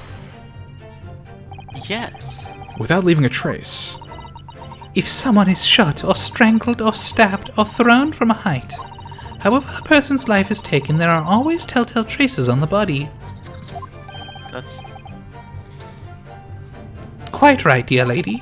And as our police force has thoroughly examined the body of the deceased, there can be no doubt. Isn't that right, Inspector Hosonaga? As I've said, I always aim for a flawless investigation. There would be physical traces with all those causes of death, that's true. But maybe there's some other way of killing someone that doesn't leave a mark. If, heaven forbid, you doubt me, young man, you're going to have to tell everyone how exactly you think the professor did lose his life. Otherwise, I'm afraid your argument falls rather flat, doesn't it? Oh no, perish the thoughts of calling such a sweet young lady's innocence into question. On my honor, I, Takatsushi Ouchie, will cut down any who dare cast such aspersions. Way of killing someone that leaves no trace. We need some evidence to back us up here. Yes, evidence. Of course, this country's inferior investigative techniques probably wouldn't pick up on it anyway. Yes!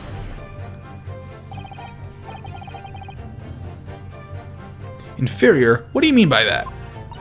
In the lands of the Great British Empire, the police store everything found at a crime scene for later examination. But in this country, you investigate once and that's the end of it? Isn't that so? Quite right! La Carnival is open for business as usual today, just days after the incident. Exactly, which means that even if the investigation takes a different direction, vital evidence may be lost. Why did he start coughing a lot? Probably Is he allergic to being accused of murder? I think he's. I guess he's just complicit. He's not the murderer, I bet. No, I think she just fucking backhanded him with the "your police force fucking sucks." Oh, wait, so he is a Japanese detective? Yes.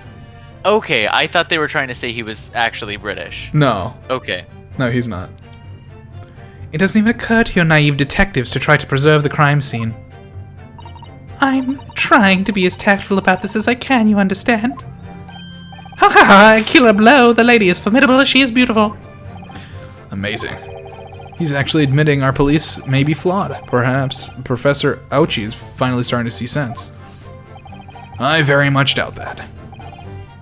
Still, there's something about what Miss Brett just said. There was a moment before when something didn't quite seem right.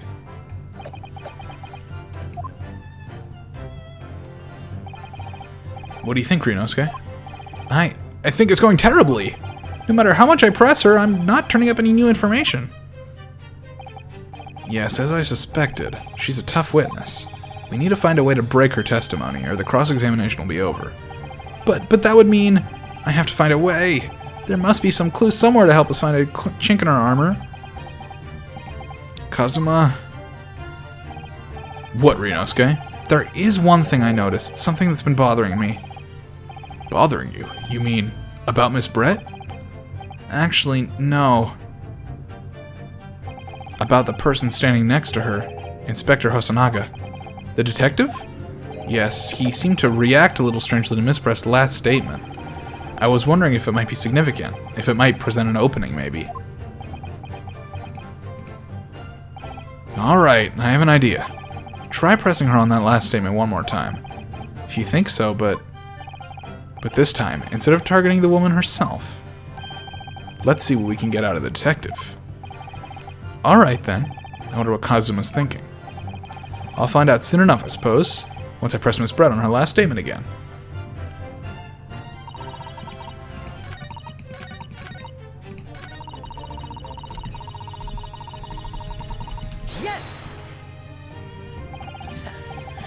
Inferior? What do you mean by that?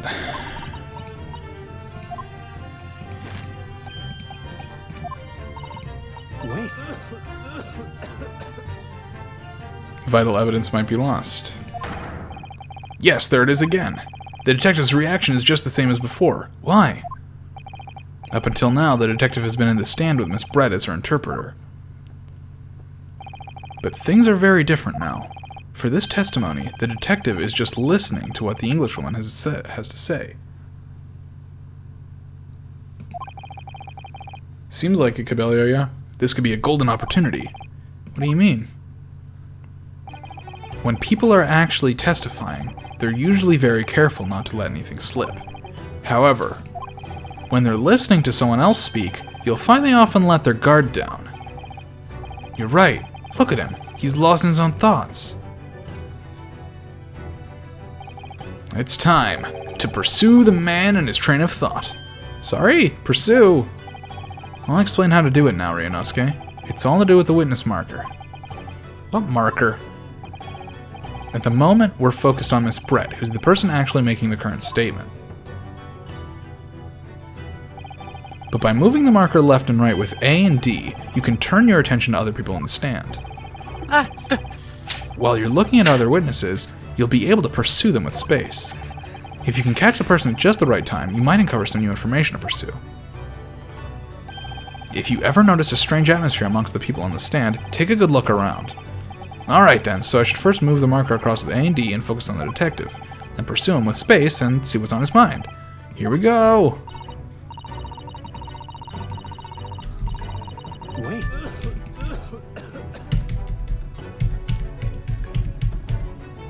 Excuse me. Excuse me. Ah! What the? What's the meaning of this?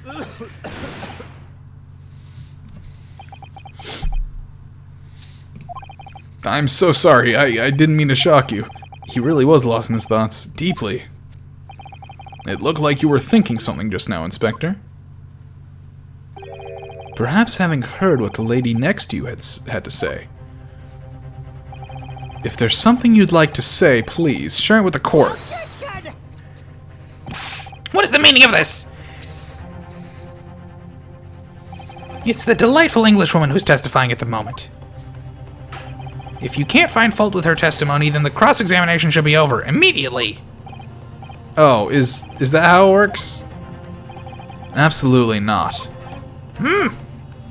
That is sort of how it works. The detective is in the stand, which makes him a valid witness. Yes, not to mention the fact that he's intimately involved in the case. Dear Inspector Hosonaga, Yes. do you have something to add in relation to the statement just made by Miss Brett?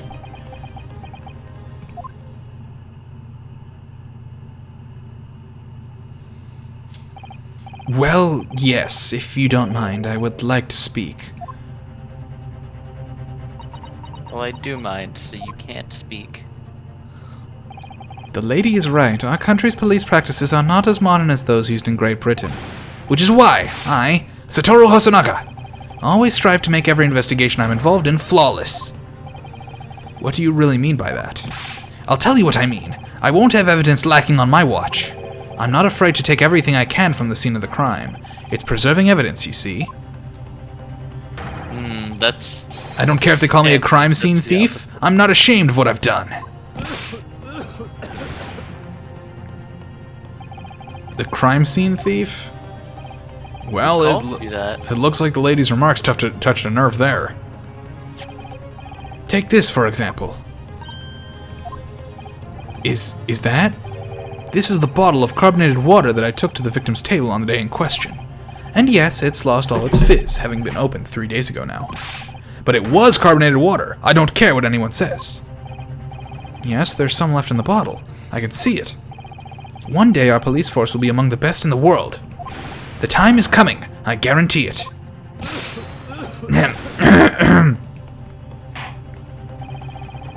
I can't say I condone the witness's actions, but I do understand the sentiment. The court will accept the glass bottle of water as evidence.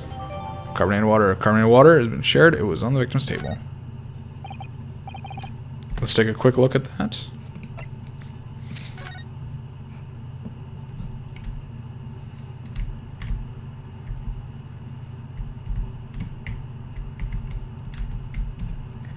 There's just a whole ass gun in the bottle.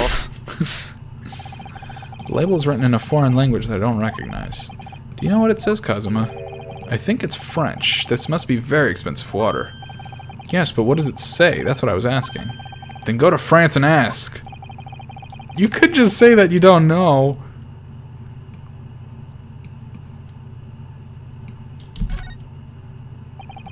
Is this carbonated The water? bottle says poison. This carbonated water is the last drink Dr. Wilson ever had. Looks like there's a little left in the bottle, although it's just plain water now.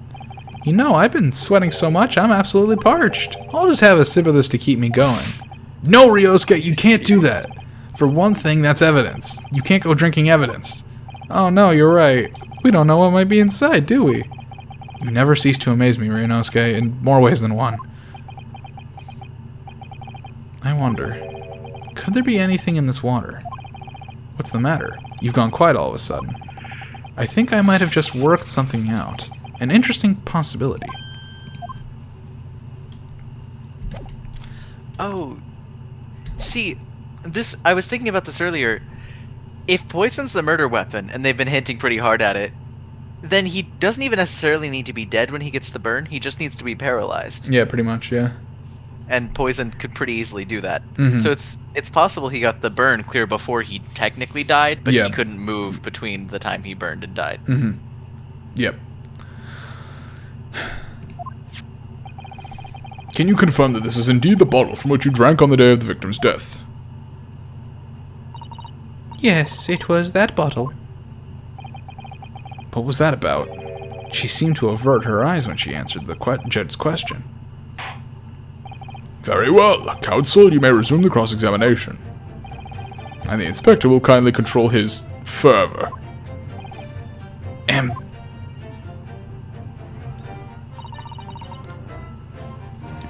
Do.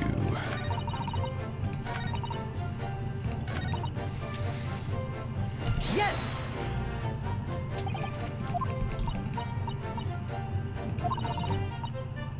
No, telltale signs on the body.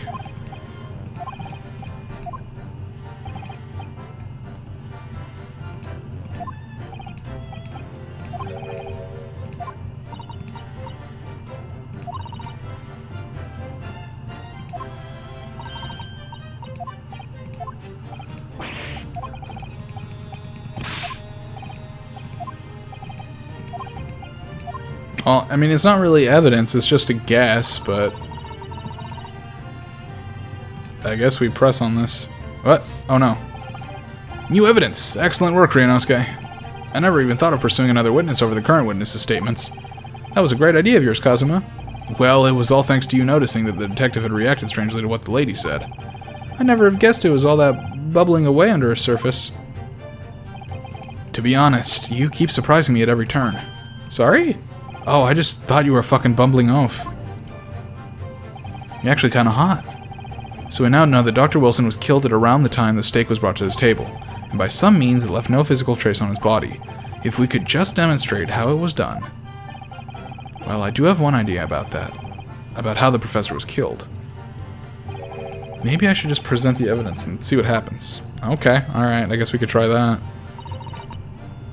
We don't have a proof of it, but we sure have a guess.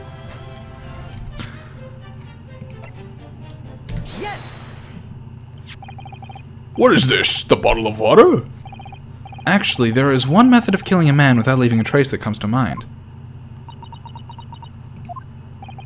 Obviously, I'm referring to poison. Poison! On the day of his death, we know that Dr. Wilson drank from this bottle of carbonated water. Could it be that there was poison inside? Could it be that the professor actually died after taking a sip from his glass?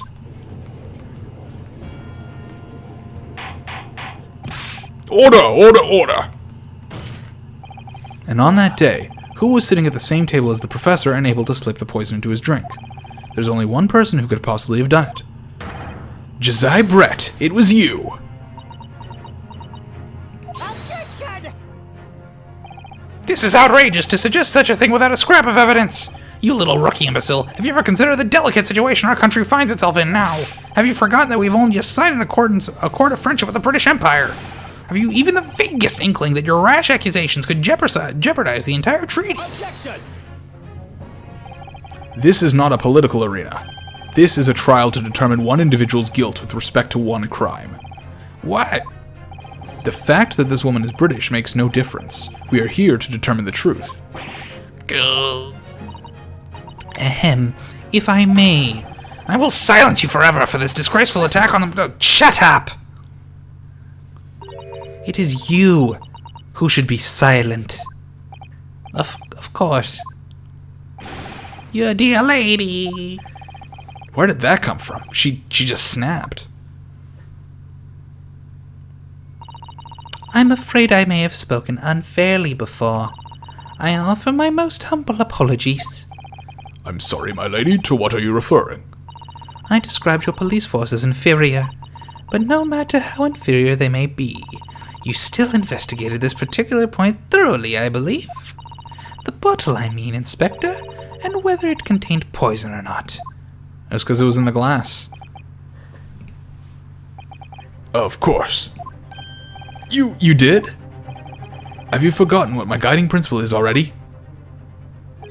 I strive for a flawless investigation every time. I don't believe it. Naturally, we tested the inside of the bottle and its contents. And? What did you find, Inspector? I ordered the test for every toxin that's available in this country at the present time. We could find no traces of poison of any description in the bottle of carbonated water, Your Excellency. What? Are you sure? The tests were meticulously carried out by the chief coroner himself. No! No! I'm very grateful to all you Japanese. You've successfully established my complete innocence in this horrid affair. Thank you. But of course, dear lady, the pleasure was all ours. I was so sure. This can't be right. Everything falls into place if he was poisoned. Thank you, counsel. I think that cross-examination has clarified everything. As the prosecution have asserted, a shot to the chest from this gun is the only conceivable cause of death. Furthermore, the accused, who by his own admission was holding this weapon, is the only possible culprit. I'm done for. The court wishes to apologize for the great inconvenience that this has caused you, Miss Brett. Oh no, I'm just glad the matter is resolved. Before proceeding, I must ask the counsel for the defense. Do you have any further new evidence to present the court at this point? Kazuma? I'm sorry, Ryunosuke. I have nothing more. Well, if you would excuse me now, I really must be leaving.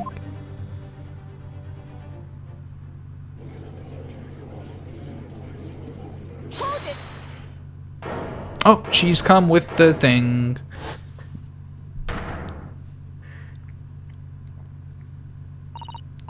Please wait. Isn't that... What is the meaning of this? Forgive me for intruding on court proceedings, Your Excellency. I'm the professor who was killed. Susuda Mikataba, judicial assistant to the defense. Mikataba? In my darkest hour, with nowhere left to go, she appeared like a bolt of lightning. And in her hand, she carried a small package wrapped in a furoshiki cloth.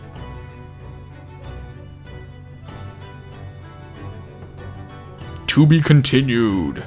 Damn, they ended like that? What? Or is that like section 2?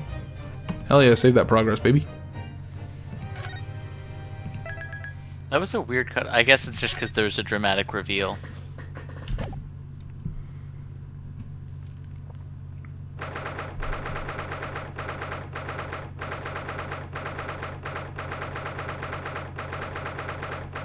I'm actually gonna be right back. I'm gonna go take a whiz. I've been drinking a lot Go of drink water. some carbonated water. I have been. This entire time, I've actually been drinking carbonated water. I thought, see, I could hear it, and so I thought about making a joke about it, but I couldn't come up with anything clever. Oh no, don't get poisoned. Yeah, but I'm not that smart. It also just wasn't very funny. Anyways, I'll be right back because I've been drinking a lot of water to keep my throat from being sore, and you know what that means. Bye. Keep them entertained. I will.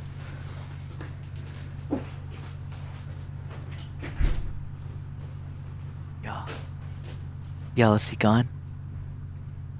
Okay, here's what we're gonna do. Everybody just start spamming Goldab in chat.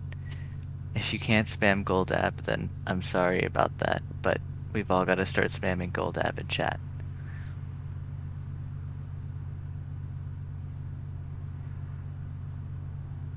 Just start doing this at random intervals, repeatedly.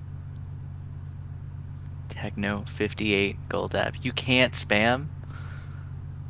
What do you mean? How are you busy enough to type that, but not busy enough to spam? There we go. Thank you, Stormy.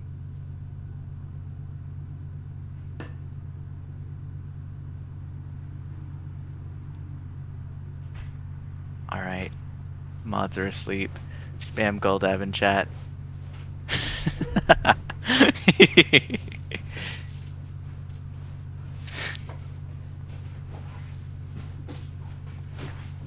Wait, I'm the mods, aren't I? Whoops. Oh god, what are you fuckers doing? I have to ban Stormy for spamming now, actually. What about you? Do you have to ban yourself for spamming? I don't know what you're talking about. No? Can I delete my own messages? I don't know. Is that something a moderator can do?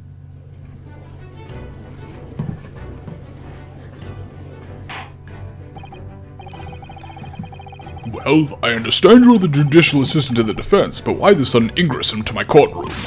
Ah, a judicial assistant, and a woman no less. The rules state that females are not permitted into this court of law other than to testify. Why? Yes, I fully understand. I only ask for 5 minutes of time. I have some vital evidence that I must hand over to the defense. Ha! You're too late, little girl. The trial has already been concluded. 5 minutes. I will not allow a moment more. But, Your Excellency... I am most grateful. Stormy's blaming me for her crimes. Yeah, I mean, based on the message I saw earlier from Cabellia saying I'm too busy to spam, I assume you in voice said, hey everybody, let's spam chat. I have no idea what you're talking about. I can check the VOD after this, but I don't care enough. You can't prove it. I don't care enough to go back and check, but it is There's possible. no video evidence. You can't prove It's it. true. You can't do an Ace Attorney to me. It's true. They don't. It's They, not gonna they happen. don't have video in the 1800s. It's true. I could take a There photograph. are no but they video. won't. There are no photo prints of my voice There's saying that. There's not a single photo print of your voice saying that. Who exactly are you? I'm sorry. There's no time. Please simply accept this for now. What is it? A report about something? Written in English. It's Josiah Brett's research. The Englishwoman's. After the trial resumed earlier, I hurried back to the university. I went to Dr. Wilson's laboratory in the medical faculty and borrowed this paper. Oh, yes, that's right. Miss Brett was studying under the professor, wasn't she? So, does this research, whatever it is, have something to do with the case? I'm afraid I don't know. I haven't been able to listen to the proceedings of the trial myself. Oh, no, of course not. You've been running around stealing paperwork. Sure, that makes sense. Special characteristics of curare and its effects on human subjects. Interesting. Curare? What's that? Never heard of that word before. Time's up! The prosecution demands the immediate removal of this female trespasser from the courtroom. Man, you've... What are you, a Discord mod, Ouchie? He's an incel. He's clearly an incel. Look at this dude. I mean, anyone who calls women Female! Get this female out of my courtroom! He's simping for one lady, he's calling another a female. Fucking Ouchie needs to fucking get some, dude. There was too little time for me to read it in detail, but I've summarized what I could onto a note just inside the cover. If you think it could be valuable, please cast your eye over it. This is wonderful, thank you. Josiah's report has been entered into the record. Goodbye then, and good luck. Let's see what she has to say. A poison made from the bark of certain trees in the jungles of South America. The hunters of the region have used it since ancient times to incapacitate their prey. Oh, I think that gives us everything we need to know. Oh, so she was studying into the toxin, used it on the professor. Yeah, it was from another country, Damn. that's why they didn't detect it, and also it just incapacitates them, which is exactly what you said. The gunshot did kill him, but he was paralyzed. Most likely. You have had long enough, Counsel. We cannot detain our English guest any longer. I asked the prosecution and the defense now one last time. Does either side have any further evidence to present to the court? I presume not, but... The prosecution has made its case convincingly enough already. Nothing more to add, Your Excellency. Ryunosuke, we're out of options here. This really is our very last chance. Yes, I know. Your Excellency, the defense does have new evidence. That look. The unyielding stare of a true Japanese warrior. Well, Miss Brett, Yes, Your Excellency. if you wouldn't mind, perhaps you could grace us with your presence a little longer. It's a delightful invitation, but I'm afraid it's not so very long until tea time. I'll have to politely decline. Forgive me, Miss Brett, it seems I wasn't clear. I realize it was phrased as a question. This judge is so good. The judge from the other games is a fucking just like pushover. This guy's so good. I love him. However, I must ask you to treat that as an order. I've said it many times before, but the Japanese language makes no sense. Whoa. My apologies, dear lady. So, Counsel, what is this new evidence that demands the court's attention? Is this baby book right here? Miss Josiah Brett, we understand that you were studying under Dr. Wilson at UMA University, doing research. Research, by sheer coincidence perhaps, into a deadly poison. What? Poison! Where are you going with this, Counsel? A toxin known as Kirar, Your Excellency. Even the slightest amount of this deadly poison entering the body leads to instant death. Objection! That's not true, is it? I thought it said incapacitation. What? What complete and utter nonsense? Kirar, you say? I've never heard of it. You wouldn't have done. What do you mean? I mean that you wouldn't have heard of Kirar before for one very simple reason. It doesn't exist in our country. It doesn't exist? Correct. Which means, no matter what test the police can do for toxins, they'd never identify Kirar. Why? Because there is no test available here that can identify the presence of this highly deadly poison. What?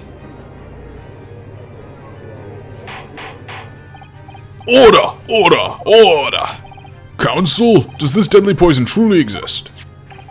According to this report authored by the visiting research student from England, Kirar has long been used by the tribespeople of South America as a poison to lace their arrows. It seems that it's reasonably well known among European doctors and scientists. To lace their arrows? The report states it is produced from the extract of a tree that grows deep in the Amazonian jungle, and it was first brought back to Europe at the turn of the century by explorers.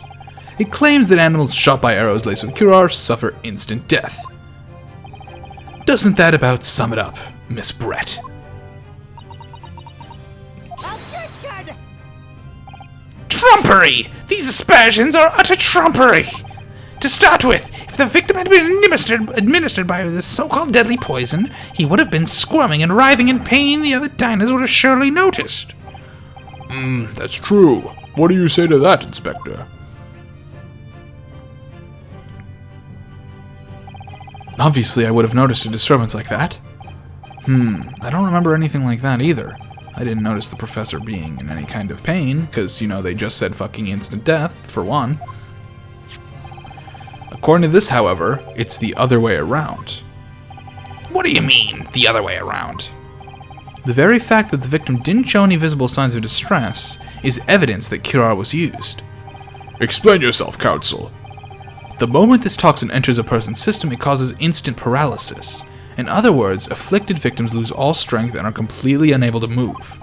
Even if they were in total agony, there would be no visible signs of pain at all. How terrible! Obviously, if a man lost all strength in his muscles, he'd collapse on the floor. But with a chair under him for support, as Dr. Wilson did, the effects could go largely unnoticed. But I don't follow, Kazuma. That's just paralysis. I thought the poison caused instant death. The full explanation is extremely unpleasant. The poison causes immediate paralysis, as I said, leaving the victim unable to move. But after a short time, the paralysis is so severe it causes the muscles that control respiration to fail. Respiration? In other words, the actual cause of death is suffocation. And all the while, the victim is conscious and aware, just unable to move. That's hideous! To the observer, it would look almost like the victim was slipping peacefully into an endless sleep. But for the victim himself, his final moments would be a living hell. That is the true nature of this deadly Kirar poison. That's pretty fucked up. It is pretty fucked up. We still, I don't know. They're probably not going to talk about it because we've been going for so long. But what the fuck is her motive? And you're suggesting that this bottle, Counsel, actually She failed him. She just gave her like a bad essay. Oh my god. actually contains this terrifying poison? Be absent for a second. This is all very convenient, isn't it? A hitherto unknown poison for which there is no means of testing. What a happy tale for the defense. If I may. All these facts. You think you're so clever, but you must be taught in some manner. Shut up! It is you who must be taught. Of course.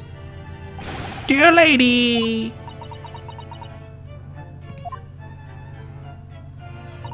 So, this is how you Japanese behave, is it? What? You steal another's honest hard work and then announce the results as if you discovered them. I'm appalled. What a loathsome act. Well, Miss Brett, you gave Naruhodo the denouncement of killing a man. I could have said that better. That could have come off a lot cooler than the way I said it. Well, Miss Brett, the feeling's mutual. Whatever do you mean? Capitalizing on the unfortunate circumstances of an innocent man to frame him for a heinous crime? That really is a loathsome act. See, thanks, Kazuma did it much better for me. Wouldn't you agree?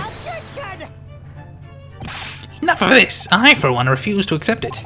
The idea of some poison that doesn't even exist in the great empire of Japan is breaking the rules. What's so funny? Oh, excuse me, Your Excellency. Yes, Miss Brett? May I borrow that bottle for a moment, please? She's gonna drink from it. Well, yes. I don't see why not? 'Cause it was in the fucking glass.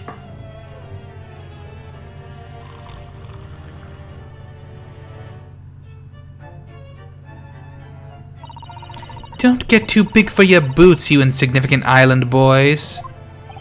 Sorry. To an Englishwoman such as myself, this whole affair is a farcical comedy.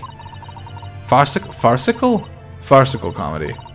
It's farcical, I think. Your little police games and these foolish court romantics, it's laughable, really. But I'm getting bored of it all now. It's time for the games to end. Cheers!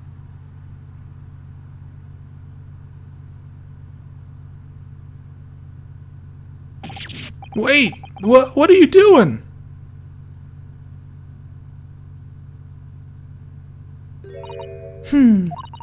No sparkle left at all. How appropriate for this shabby affair.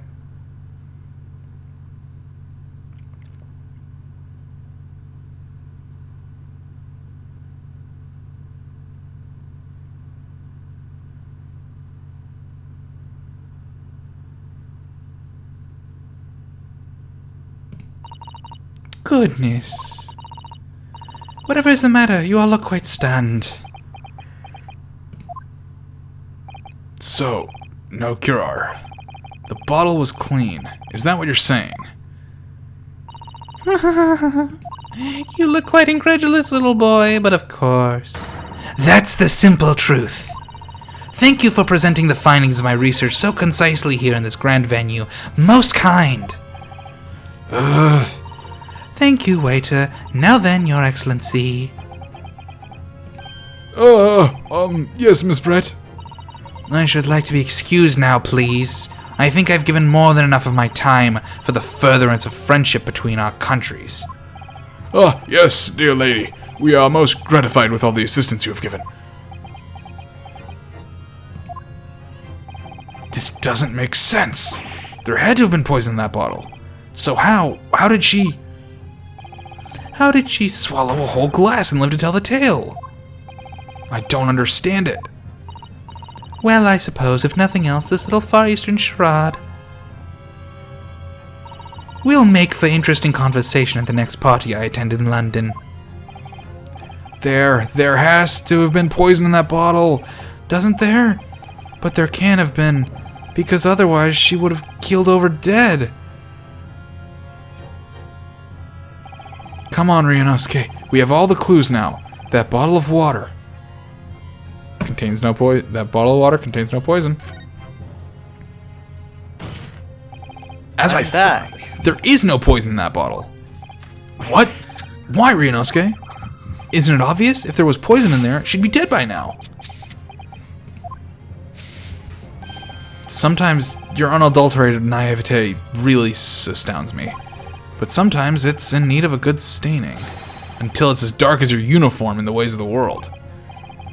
Oh, is that what this color is supposed to represent? Oh, was that wrong? That was a guy listening to... Wow, okay. Fuck. There was poison in the bottle? Shit.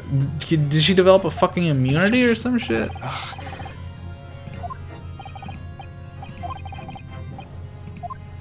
Damn, okay, I guess we was all wrong. I guess it was in the bottle.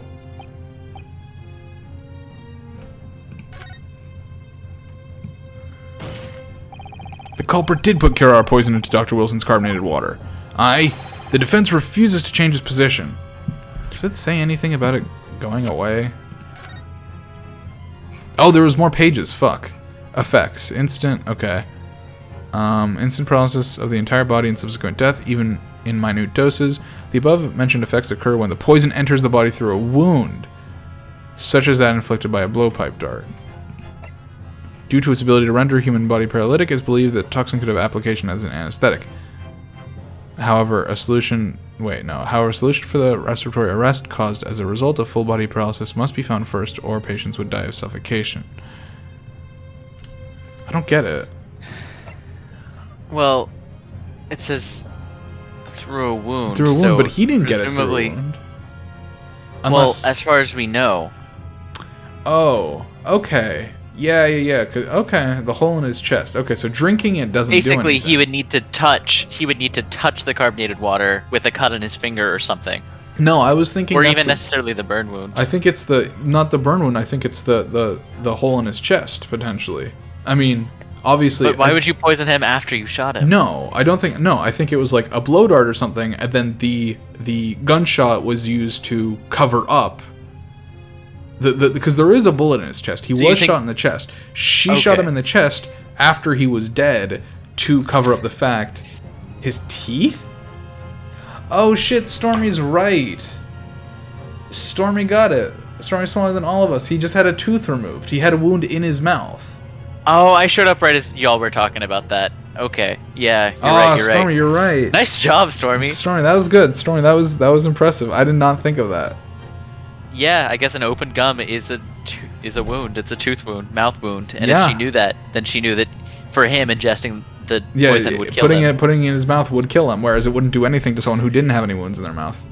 Wait, so if you just screamed a lot and like tore up your throat tissues, would the poison then kill you on ingestion? I guess. I'd imagine curare is a real thing, so I bet I could look it up. The defense refuses to change its position. You're serious? Objection! Fool, are you blind? There's no possible way that bottle could have contained poison. I really thought the reason she took the glass was to hide evidence. But Yeah, I was thinking the same thing. I thought she laced the glass with poison. yeah. I guess it would be hard for him to not notice that, though, in hindsight. Well, he gets up to use the bathroom or shows up after she does. Miss Brett drinking the water from it? That's right. Which rather complicates your argument, I think. And I believe that complication can be explained. How exactly? I need to think through all the things that don't quite add up here, one by one. I'm sure the answer is in the evidence I have in the court record somewhere. It has to be. Very well. If the defense truly intends to assert this claim, then I must ask you to support that assertion with evidence. What explains how the witness was able to consume the supposedly poisoned water unscathed?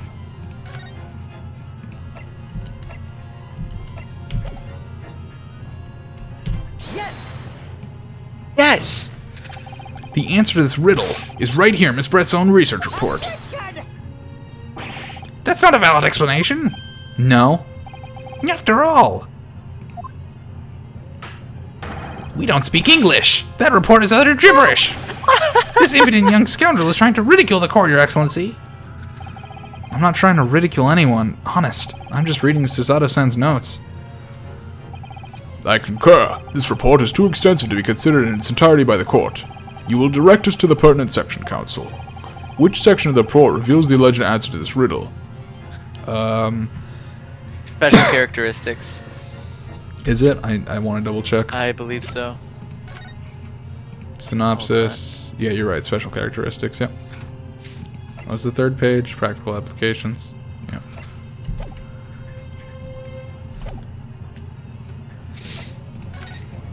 I'm not often good at that kind of thing, but as soon as that, like, those three options popped up, I could immediately see all three of the pages in my head. We've been hearing a lot about this curare poison. And it's left me curious about something. Oh, counsel? Alright. Well, it sounds as though indigenous hunters have been using this poison for years and years, to lace the heads of arrows that they shoot at whatever prey they're hunting. So we've been led to believe, yes. And the point of hunting is to catch prey to eat. Get to the point, please. But if they were to use these laced arrows, doesn't that mean there would be traces of poison left in the prey the hunters were going to eat? Yes, good point.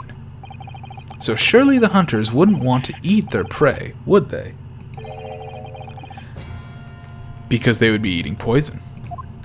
Good gracious, counsel. No, that would be madness. But I actually found the answer to that conundrum in this research paper here. Under special characteristics, it says this. The poison starts to work after entering the body through a wound. Through a wound, you say? I see, that makes sense. Yes, the mention of that particular detail seemed a little strange to me, though.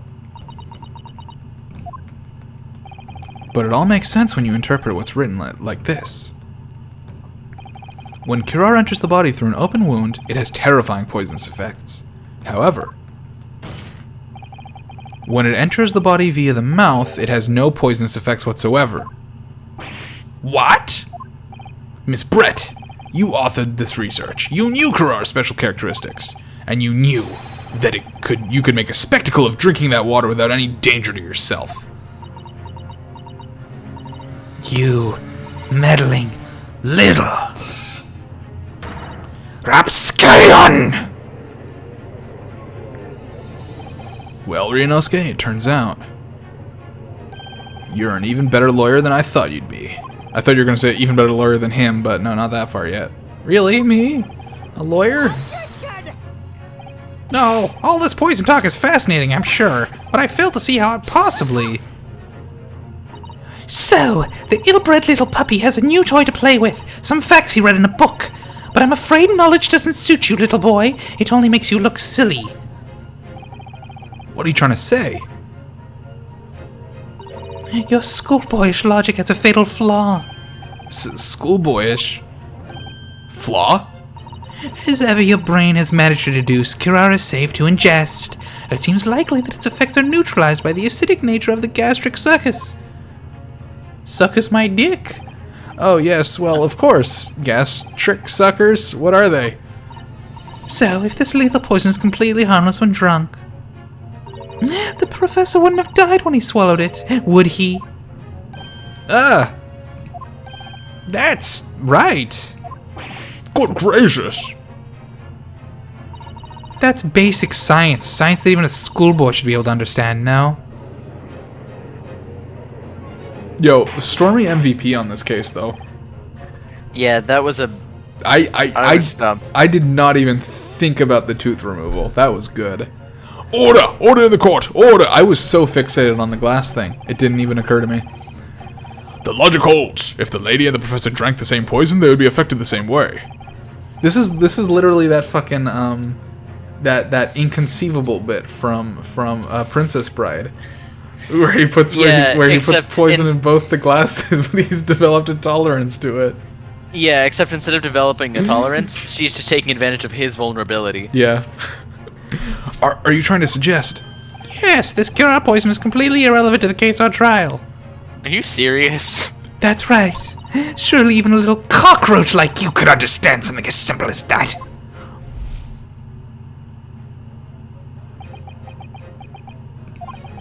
What is this welling up inside me? I've never felt like this before. Horny as fuck? I'm a sub? I'm a bottom? It's all cum.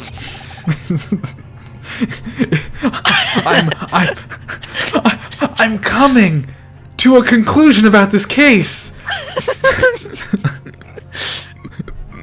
It's a sort of conviction to break down all the discrepancies.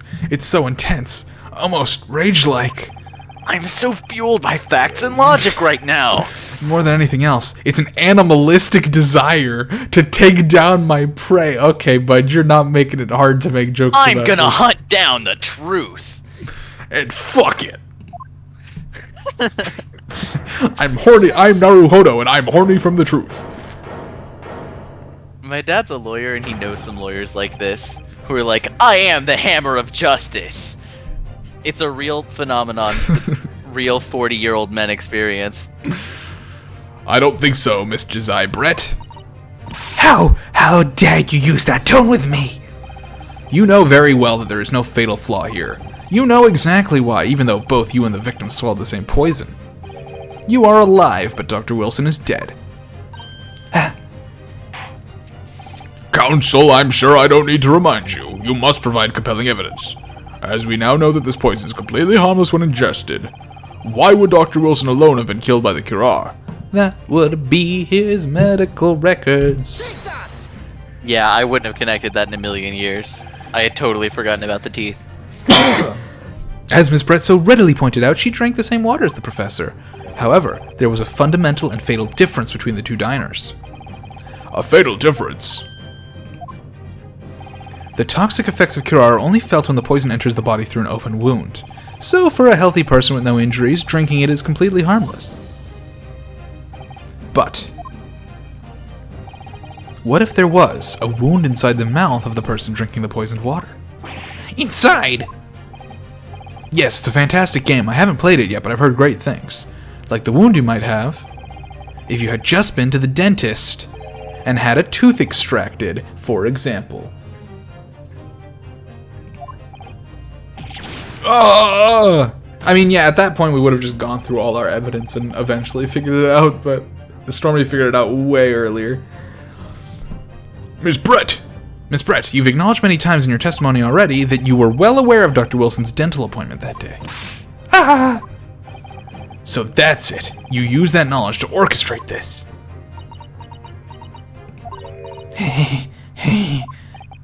Is she laughing? I don't like to repeat myself, but honestly, I can't resist. These childish courtroom games and your half-baked arguments are all so puerile. What do you mean?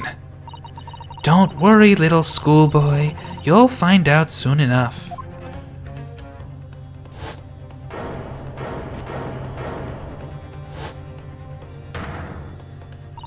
You see, when you leave vital evidence lying around, you never know what might happen to it.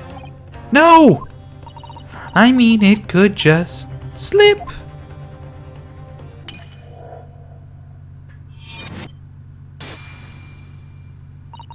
Oh, Tampering with evidence. dear. Now you don't need to be caught on murder. You're going to be caught on a different crime. You are going to jail. Well, Statute of limitations. it's a lot. not on It's a this. lot. Destroying evidence is a lot less bad than killing a man. Yeah. It's just like that doesn't. Alright. dear. How careless of me. I'm afraid some crucial evidence may have just been tragically destroyed. No. What is it? What just happened? It's the Englishwoman. She just smashed that bottle. And in the Supreme Court. What a terrible blunder. Officer, what are you waiting for? Collect up as much of the water from the broken bottle as possible. At once. You're wasting your time. This delightful carpet under my feet here was a gift from the British Empire. I assure you it will soak up the water beautifully. You have neither the technology nor the presence of mind to recover it. How could you? You won't get away with this. You can thump the bench and shout as much as you like, little boy, but I'm afraid we'll never know now, will we, if there really was poison in the bottle, or not. You. And let us not forget, we still have some very compelling evidence left intact. Isn't that right, counsel for the prosecution? Oh, of course, of course. You're referring to this photographic print, I assume, dear lady.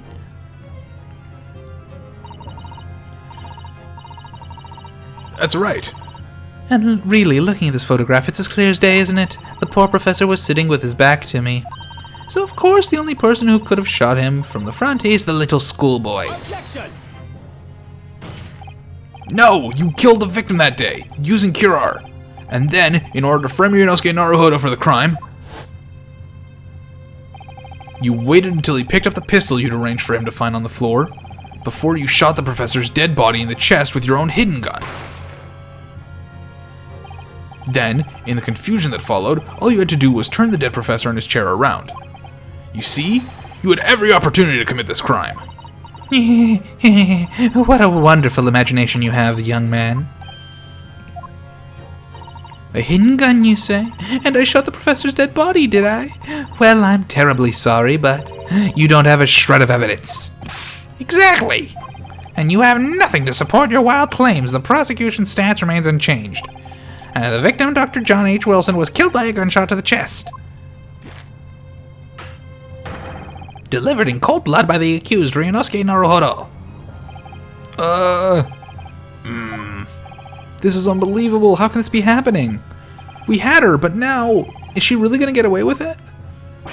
The way she destroyed that evidence was obscene. Ryunosuke.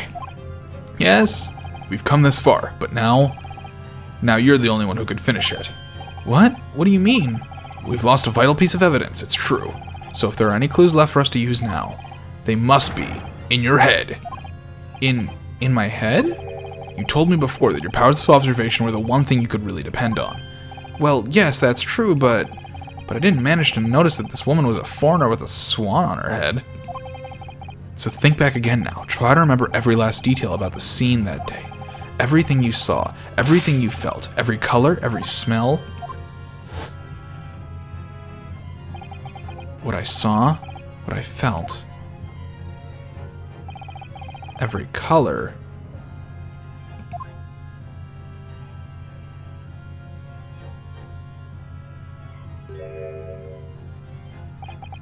Is Kazuma right? Somewhere in the vibrant memory of this same scene in my head.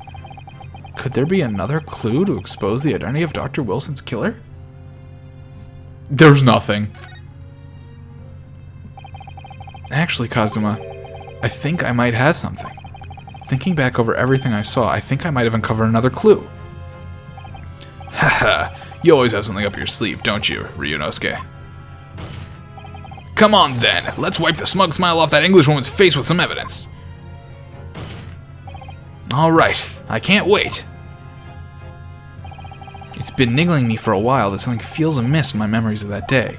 Whatever it is could be the key to arriving at the truth about all this. It's here somewhere. The clue that shows that who Dr. Wilson's real killer must have been is... You guys think You guys think it's this? You guys think it's that right there? I mean, it could be the fork.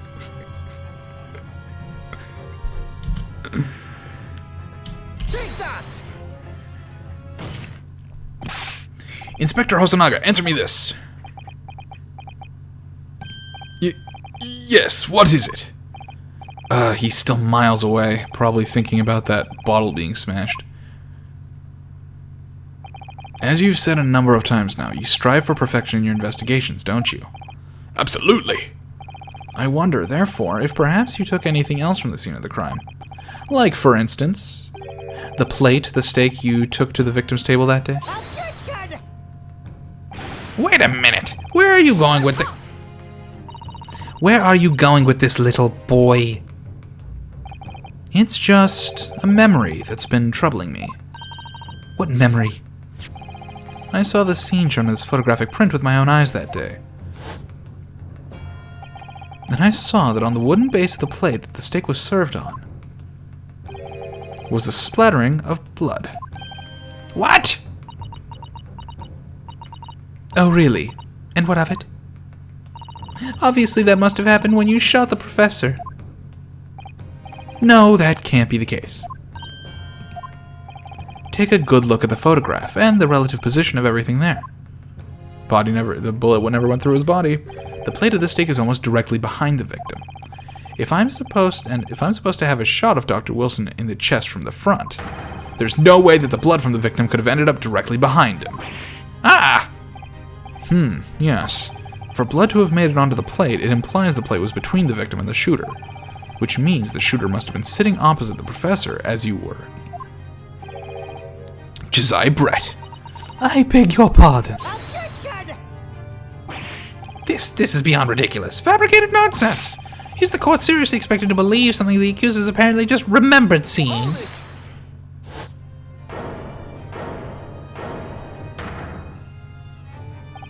This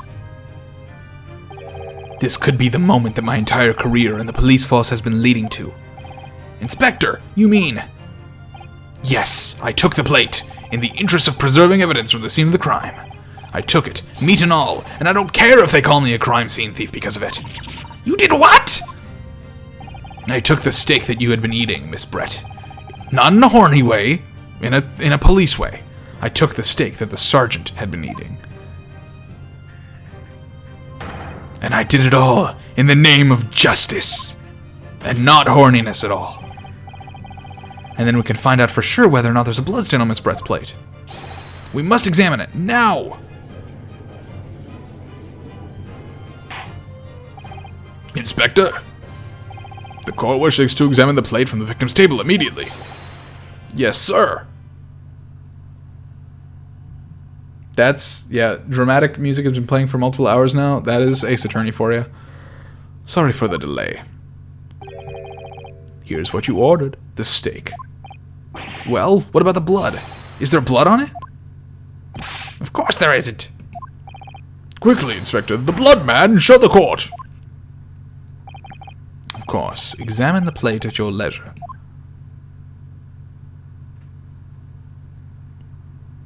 No blood.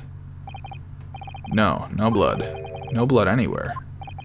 But no, that's impossible. I know I saw it. I'm sure of it. It was right there on the table behind the professor. There was blood on the side of the plate.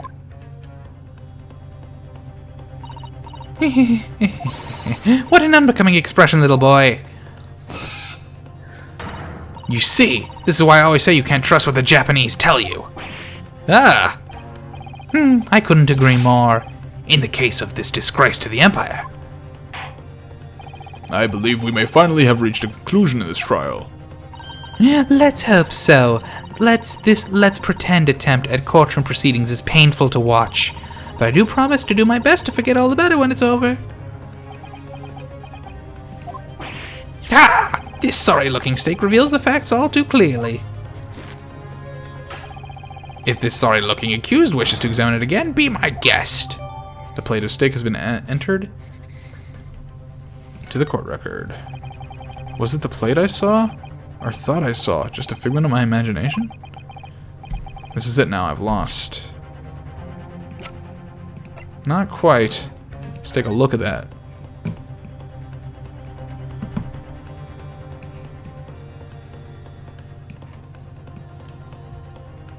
He's a Teaboo.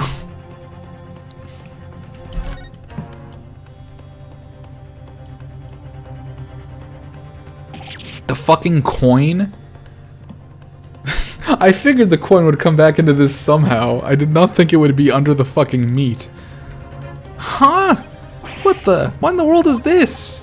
I think it's a Koban coin, and the hallmark is from the Oh, it's the wrong steak. This just means it's the wrong steak. Okay. No, I don't mean what is it. I mean, what's it doing there? Wait, did you say it was a Hoai Koban? Yes, and apart from the meat juices, it looks to be in good condition. I imagine it's very valuable. This isn't the first time today that there's been talk about a Hoai Koban. I've heard of pearls before swine, but I've never heard of bouillon and bouillon. I don't get it. Bullion and bouillon? Bullion is like gold coins, and bouillon is the meat juices. Oh. You know, I've always just thought they were two meanings of the same word. No. Huh. No, bouillon Okay. is like a meaty broth. Yeah, I've heard it used for seasoning and for gold. Okay. Yeah. I'm in it. Gotcha. Okay. That's hilarious. That's a great pun. And I don't think you ever will again. Beef bouillon gamer. This is extraordinary though. This means other person's steak. Wrong steak. We're looking at the wrong steak, boys. I certainly never expected to find a precious coin underneath this thick cut of meat. This is from the Hoai era too. That would make it really quite valuable.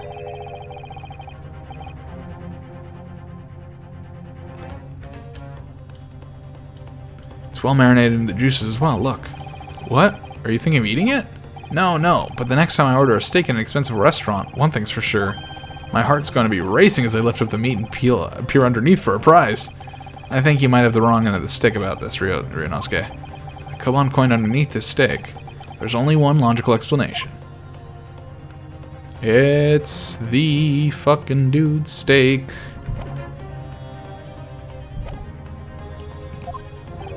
Ryunosuke, it's not over yet. Not until the final gavel. Never stop believing in yourself. Keep looking forward no matter what. Believe in myself? Really? Maybe I should at least examine the evidence for myself. As the evidence requested by the defense has not been shown to be problematic in any way, I presume any further examination of evidence in this trial will be unnecessary. Does the defense have any objection? Hell yeah, that bloodstain was going to clinch the trial for me. Can this plate of steak reveal any other clues at all? There's another clue! Your Excellency, please wait. This plate of beef is hiding another clue. Another clue that will reveal the shocking truth. Hanosuke fucked up. The only thing that's shocking here is your unhealthy fascination with beef steak. Your Excellency, I think I've made myself clear, haven't I? I will not be able to turn a blind eye to any more unnecessary procrastination in this trial. I'm sorry, Miss Brett, but we must ensure a thorough examination of this evidence. I will not give a ruling until I'm completely satisfied that all reasonable doubt has been dispelled. I see. As a newly affirmed ally of my country, that's still your position, is it? Thank you, Your Excellency. Counsel for the defense, you will now clearly show the court to what you are alluding. Where precisely on this plate of beefsteak is this new clue to be found? Lift that steak up, baby. Yeah.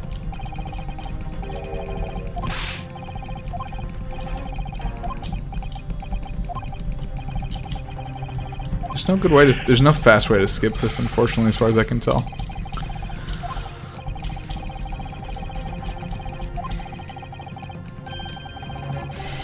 But at least I get to read a bullion and bouillon again.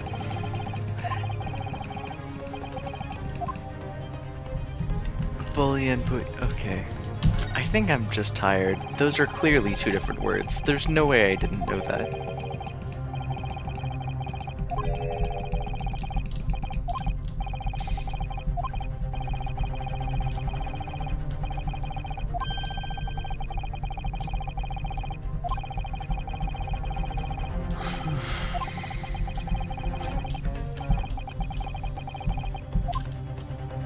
Oh, was I supposed to? I was supposed to present. Oops. Good gracious, that's... Koban? What on earth? Ahoy, Era one at that. Miss Brett, this is in fact the beefsteak that you ordered at the restaurant on the day in question, is it? Tell me, why is there an old coin seemingly hidden underneath the meat? Huh. What a ridiculous Does the question. swan in her hat just come to life? Yes, it's done that a few times. It does that when she's mad. I heard swan noises, now I understand. How should I know? I've never seen that thing before in my life. I don't know what it is, but I want no part of it. Attention! I fail to see how this is relevant. A coin under the meat. That could simply have been a careless mistake by the chef in a moment of distraction. Objection! Don't be absurd. We're supposed to believe that this happened by accident in the kitchen? A rare Hawaii Koban just happens to be hidden underneath that piece of steak? Sorry, I accidentally slipped and my Meowth coin went under my meat. This turns out to be irrelevant to the case. I'll rip up my ticket to Great Britain right now. He's right. It can't be a coincidence. Your Excellency. Yes, Counsel? A rare Hawaii Koban just happens to be hidden underneath that piece of steak? If this turns out to be irrelevant to the case, I'll give it my lawyer job right now, and I'll rip up his. You literally just stole his line. and I'll What the hell, dude? and I'll rip up my friend's ticket to Great Britain for good measure. Objection! Like, he full on, they were talking to each other. Yeah, he just stole it. Yeah. By all hell? means, don't let us stop you. No one invited you anyway. You were really just the less cool friend. You could just get to play as the less cool friend. Perhaps, little boy, you should realize that it is you who is irrelevant. Even though I'm the one on trial here. The point is, it's essential that we ask the owner of the coin if he can explain what it's doing under that steak. The owner? Yes, it's obvious. There's only one person it can belong to.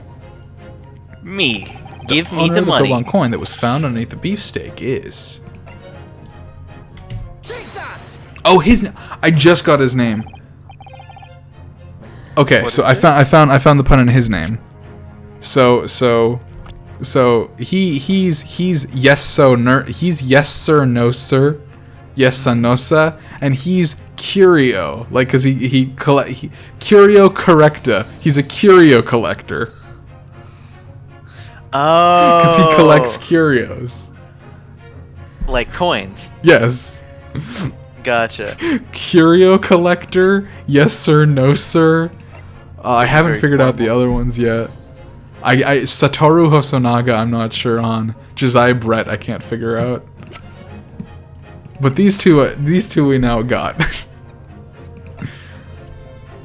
I'm happy I got Curio Collector. That's funny. And of course, Ouchie. Obviously can only be the antiques dealer and owner of Rasute, Curio Correcta-san. Correcta-san. I'm gonna say it, yeah, Curio Correcta-san. Curie, as in Mr. Cucumber something? Honestly, these ridiculous Japanese names are quite unfathomable. Ah, yes.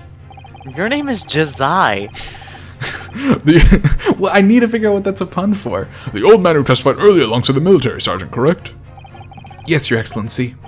I remember him saying that he was up to something with his Koban coin when it happened, at exactly the moment the gun was fired. The gunshot interested me not. I was far too busy on the floor. Too busy on the floor. Sorry, what were you doing? Hunting for the treasure. Indeed, the Hawaii Koban, my prized coin. Then this Hawaii era Koban, do you mean to tell me? Attention! No, please. Why would Corrector-san's Koban be sandwiched between the victim's beefsteak and his plate? It makes no sense. Yes, it does make no sense. Which is why I'm asking to bring Correcta-san back to the witness stand so we can ask him. Officer, bring both witnesses that testified earlier back in here. Without a moment's delay.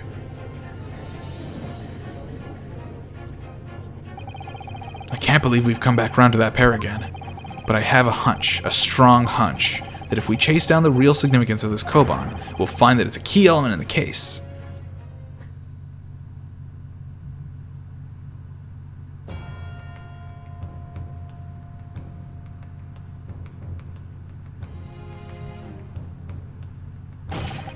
What's this all about? Why have I been called up again? Don't you realize that it's dinner time for little baby Ido? When my son's belly is empty, he's fiercer than a pack of wolves. Exploited by the police, we were like miserable dogs forced to bear false witness. And when cast from this courtroom, myself, I became a ruined man in a trice. A worthless, withered antique. Nothing more have I to say. The sun has set on this rusty shop's owner existence.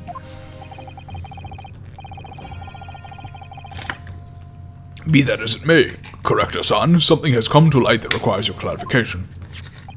As far as your rusty memory serves, have you ever seen this Koban Wah! Yes, that's it! The one, the very one, the exact one that it is!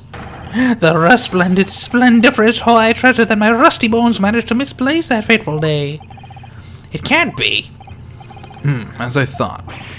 Young man, enlighten this decrepit old fool. Put me out of my misery. Where was my treasure? Where was it dropped? Oh, I'm not sure if it was dropped anywhere. We found your coin sandwiched between a beef steak and its plate, soaking in the seasoned meat's juices. Sandwiched? Soaking? Seriously? Clearly, it couldn't have fallen there by accident, which means somebody must have hidden it there on purpose. Somebody concealed my Hawaii treasure between a slab of meat and a metal plate. Who would do such a thing? Such an unconscionable thing? I don't know, the guy who wanted to buy it for free? Also known as stealing?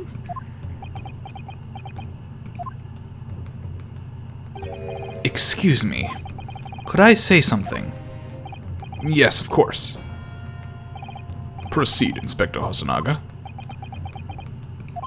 I mentioned this earlier in the trial, but I was working undercover at the restaurant in order to investigate another case. Ah, yes, that's right. The secret undercover operation. The Carnival is a high-class Western cuisine restaurant. It attracts wealthy diners, including many foreigners. Recently, there's been a run of similarly executed thefts targeting the restaurant's rich clientele. A number of such incidents have been reported to the police bureau. Wicked crimes indeed. We wanted to nip the case in the bud quickly, especially with so many foreigners being affected. So that's why you were sent in undercover, is it? Yes, I took on the job of waiter at the restaurant in order to flush out the criminal. It seems likely that this Koban incident is the work of the same thief.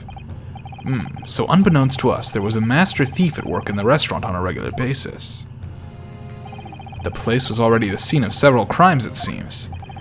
I don't know about the master thief part, but the identity of the person who stole and hid Corrector-san's Koban is all too clear. What? What? I think the court would like to hear the defense's view on this matter. Tell us, who is the despicable scoundrel that stole Corrector-san's Koban and hid it under the stake? Take that! Obviously, it can only be you. Sergeant Yesanosa? Why? Does he just keep a baby strapped to him? That's his child. He can't afford a nanny. Okay, I wasn't here when we actually saw him talking. How dare you, you monster! Monster? I stole that Koban, did I? I'm the master thief of La Carnival, am I? You're seriously accusing me of these crimes, cadet? But it wasn't me. It was Ido. Ido is the mastermind behind all this. Well, that was a pretty quick confession.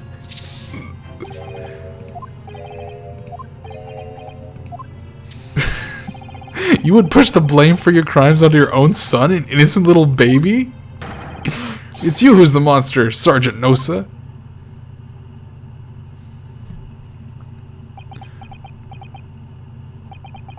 It was the baby. Ugh.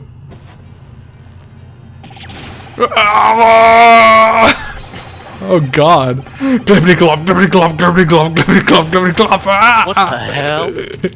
His baby's riding him like a horsey.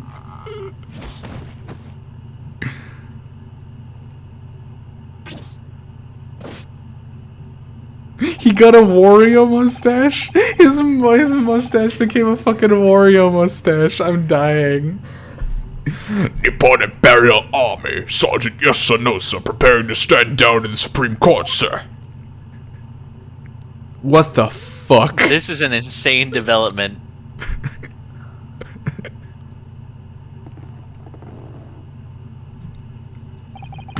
Do any of you know of the extraordinarily low wages the Nippon Imperial Army pays to those it expects to keep our country safe?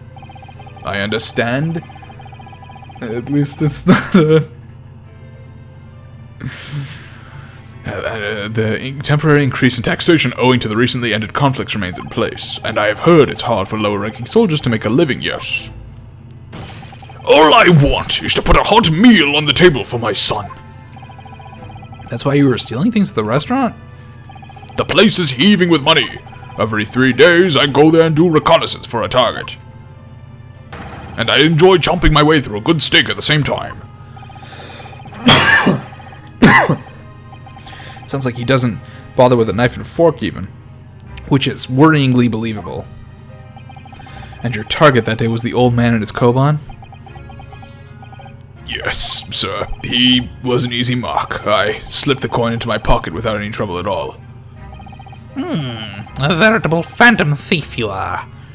I was all set to leave the steak. I was halfway through devouring when it happened. Yes. Yes, when the professor was shot. I knew that if the police conducted a search and found the coin in my pocket, I'd be finished. I know too.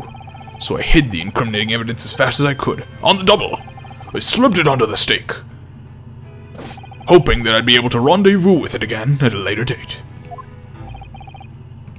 He's very open about the crime he did.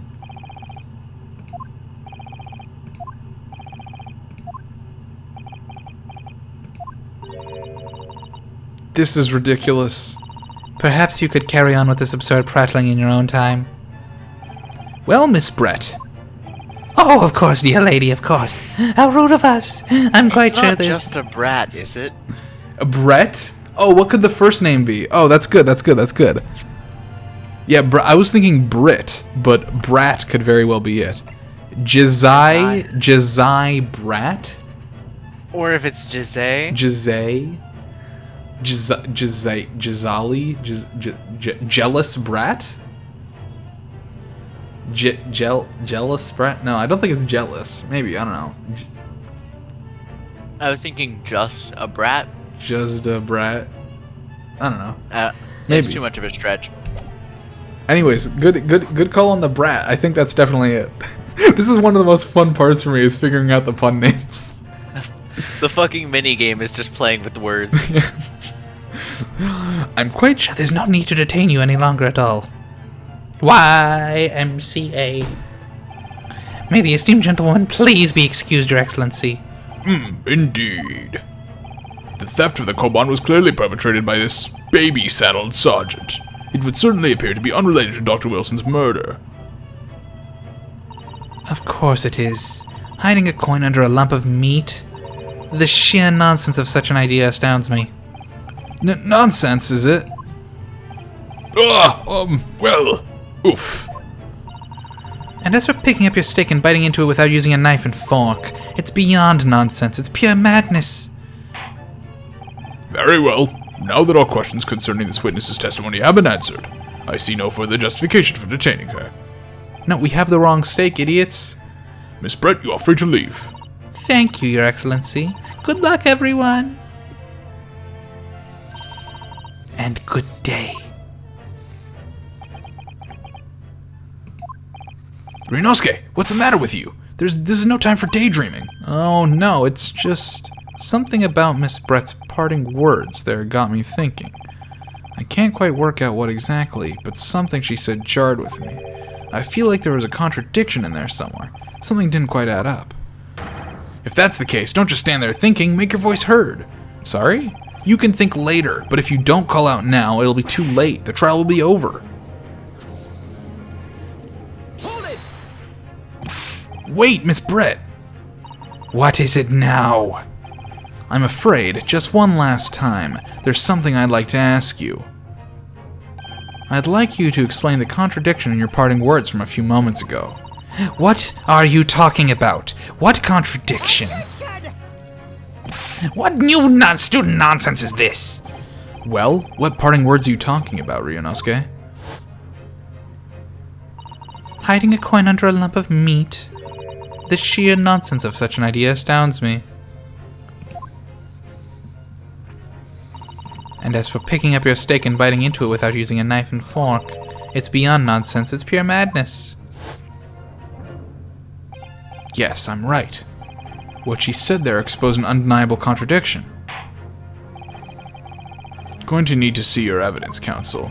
If Miss Brett's words truly are contradictory, where is the evidence to prove it? I mean, it's...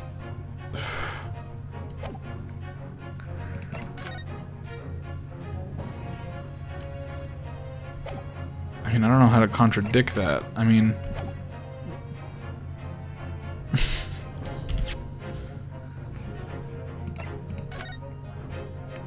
I mean, it's she switched the two... She switched the two plates, but I can't figure out how to prove that.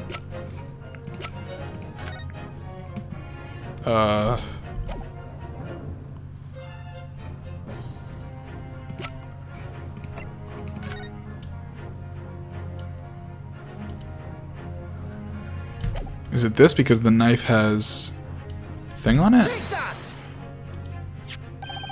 The photographic print of the scene taken immediately after the incident occurred.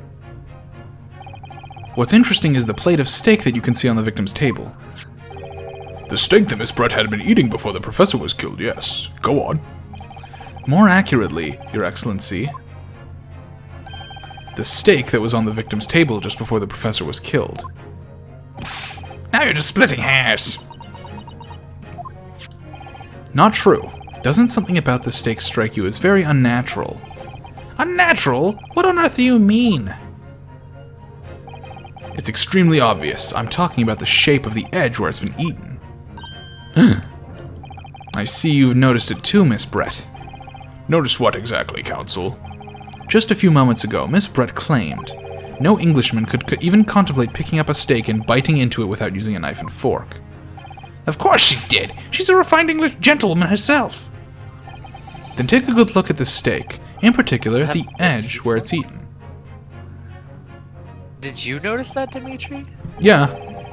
I mean it was clear that this was the other steak because of the coin under it. So she switched the two plates.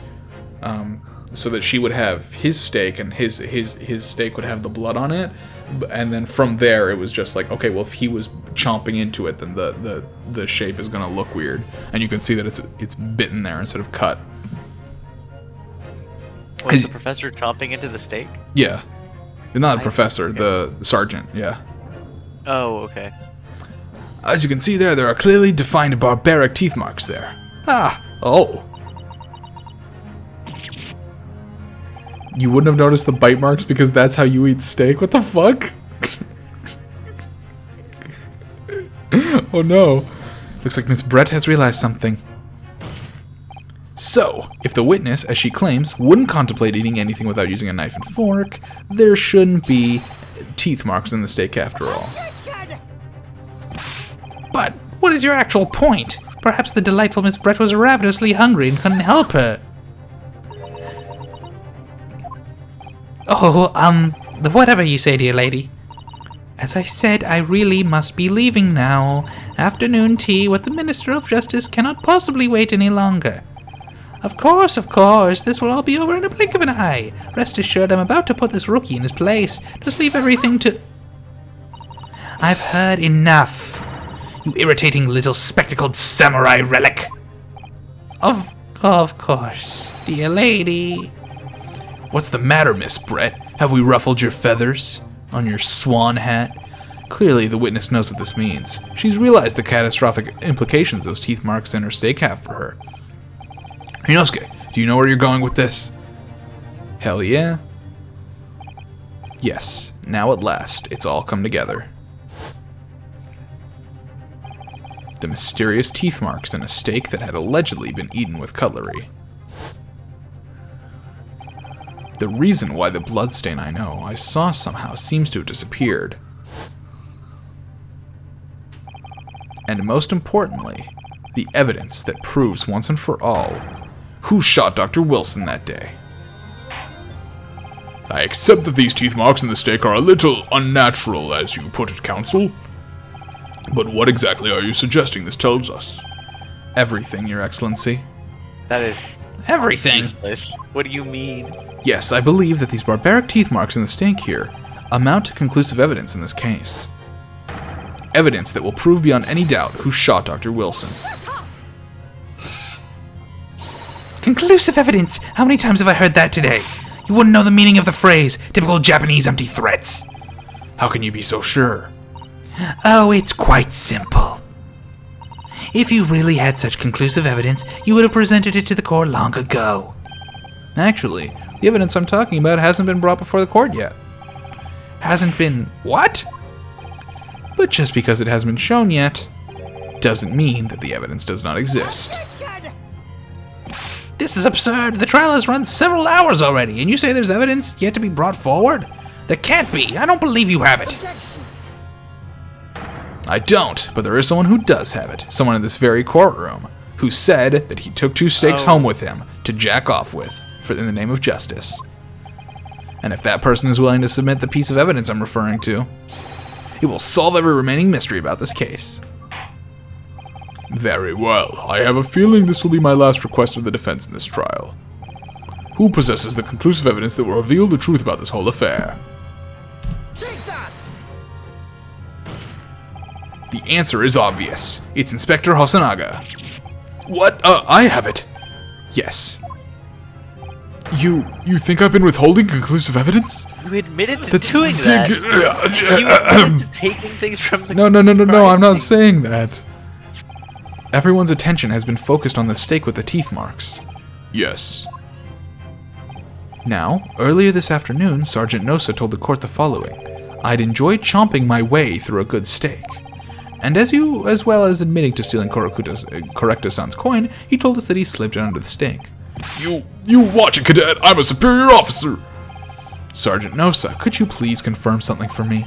Was the steak that you put on the coin under, in fact, your own steak? Teen son! Affirmative, of course. I might be a soldier in the Imperial Nippon Army, but still. I'm not brave enough to ask a foreign gentle lady if she'd mind me manhandling her meal to hide something in it. In other words, the steak that the detective submitted as evidence earlier was in fact Sergeant Nosa's meal. But that makes no sense. The plate was taken from the victim's table. Yet the gentlewoman doesn't take bites out of her steak, nor did she have any opportunity to steal the coin. Of course I didn't steal it. To even suggest such a thing would be an affront to the entire British Empire. Well then, how do you explain this paradox? Oh, well, maybe one goose got together with another goose and they made a paradox. That the sergeant switched the 2 steaks over? No, the fucking idiot. Brett switched the steaks over.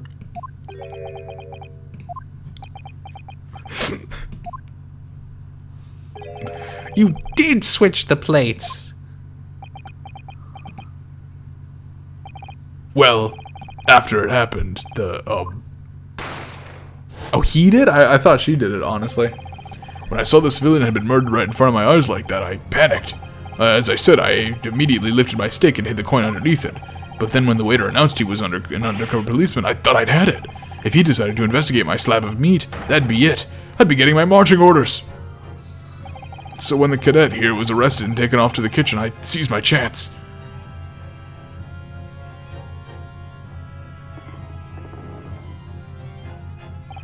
With military precision and timing, I switched my steak with the one on the foreign ladies' table. What? You can't have. I never saw you do such a thing. It was called Operation Lightning Bolt. There was no time for strategic planning. It was do or die, I tell you. So yes, I did what had to be done. Unbelievable. I really thought she switched it, but I guess she didn't even notice the blood on the table, so it makes more sense that he did it. Oh, fear not, Prosecutor-san. What now? I swear on the brass buttons of my uniform. That is all I did, sir. All you did, that's plenty, Sergeant. Yes! So, if Sergeant knows to switch the plates over, it means he took Miss Brett's steak, and the plate it was on, back to his own table. Yes, that follows. Inspector Hosonaga. Yes? Earlier in this trial, you told the court this. You said that you had not only taken Miss Brett's steak after the incident, but also the sergeant's. To preserve evidence, you had taken both. Ah. That's correct. Then please present it to the court now. The plate that was actually on the victim's table at the precise moment he was shot. What can that possibly tell us now? I mean, a cold slab of tough meat, it can't have the slightest bearing on the case. Objection! No! She's You're- extremely fluent in Japanese. You're not wriggling your way out of it this time, lady. I beg your pardon. Surely you're not that forgetful. Surely you remember the reason why this steak pan promises to prove such a problem for you, no? You're the ones who decided it was a problem, not me. The reason the defense asked to see that plate was to confirm something the defendant remembers seeing. Thinks he remembers. I'm quite certain I was sure of what I saw, Miss Brett. On the side of the plate that was on the table directly behind Mr. Wilson, there was a clear splattering of blood from a gunshot wound to the victim's chest. I believe the defendant's memory serves him well. And now we have the evidence to prove it. The plate you were eating from, Miss Brett. Let us not prolong this any further. Inspector, you will show the evidence to the court. Present the beefsteak and plate that was originally on the victim's table at the time of the incident. That dude's beard is insane. Yes, sir!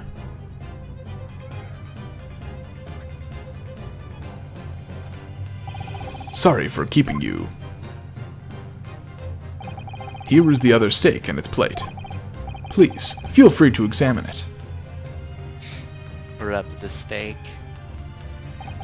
The blood stain. It's clearly visible, look. Yes! Now this makes everything clear. The blood you can see on the side of the plate shows that at the moment the victim was shot, he was facing the table with his back to me. I guess everyone made a mistake.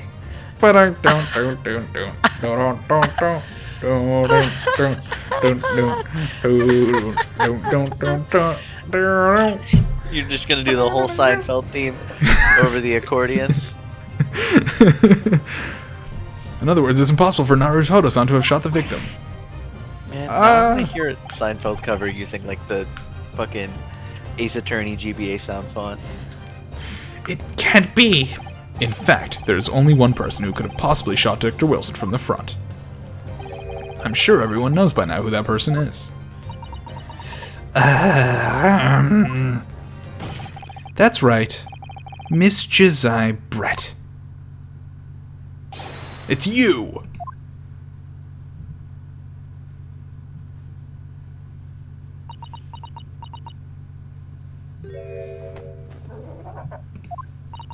Outdone by a Japanese? Me? By a Japanese schoolboy? No, What the hell no, is your problem? No! It's the 1800s. The English are racist.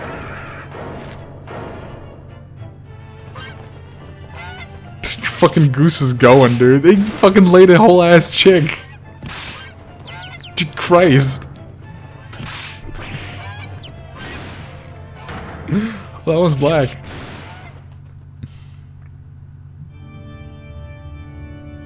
She fucking died. She died. Oh, well, goodbye.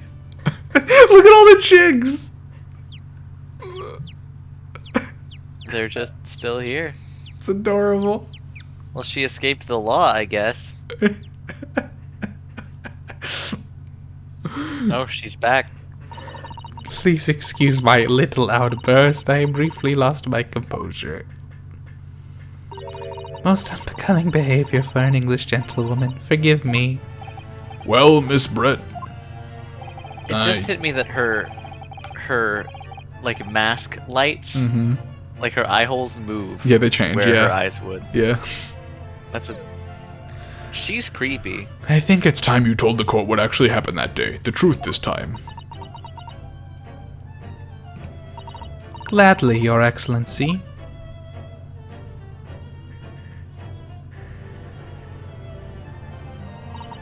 It was I who took the professor's life using Curar. As you surmised, I chose that particular day for one very important reason. The professor had a dental appointment for the extraction of one of his teeth in the morning. So you planned to kill the professor, knowing that no trace of poison would be found in his water, because Curar is unheard of here in Japan. Yes, of course, I never intended to remain at the restaurant for as long as I did. I only needed to see the professor take one tiny sip of his water and it would all be over. I would place the steak I had ordered in front of him to make it appear as though he had been dining alone, and leave immediately. However, before any of that happened, there was an unexpected visitor at the professor's table. That would be me, I suppose. Yes, you. Who else? Such a trifling matter, but the fact that you decided to come over to greet the professor meant that I had lost my chance to slip away unnoticed. In due course, the professor took a sip of his water and was paralyzed. I made sure he was sitting in his chair such that he wouldn't fall. There was no going back at that point, so I concocted a plan in the spur of the moment. A plan to pin Dr. Wilson's murder on this innocent man. I happened to know that the professor's always carried a gun. I decided to use that fact to my advantage. I had the bottle of Curar in my handbag, and my own pistol concealed under my skirt. Under your skirt? You said you couldn't do that. Oh man, I can't believe a murderer lied about something. This is What? This is mind blowing. This is a mind You said blowing there were no revelation. pockets in your whole outfit. Oh my god. This is a mind blowing revelation. Murderer lies. More at 11. So I was right. There were two guns. Guys, Brett's kind of sus. I think she did it. Then I finished I'm just gonna say sus. I don't know for sure. I don't know for sure yet, but I mean, honestly, we should watch her do her next task. Honestly, at this point, after that outburst with the chicks, I mean, I don't know. She couldn't even tell us what common task was. Then I finished my coffee and got up to leave. That's when I noticed the professor's gun, which you had presumably placed on the floor, placed where you were sure I would notice it. And everything went according to plan. You noticed the gun as I'd intended. And then, just as you bent down to pick it up, bang bang, Maxwell Silverhammer. That's when you shot the professor with your own gun, even though at that point he was already dead. Naturally, the gunshot caused a commotion, at which point the waiter appeared. Obviously, I assumed Naruhodo-san was the culprit and apprehended him. I took him to the pantry that adjoins the kitchen and locked him inside. That's when I took the opportunity to turn the professor in his chair around. Because, of course, you needed to make it look like the defendant had shot Dr. Wilson from where he'd picked up the gun.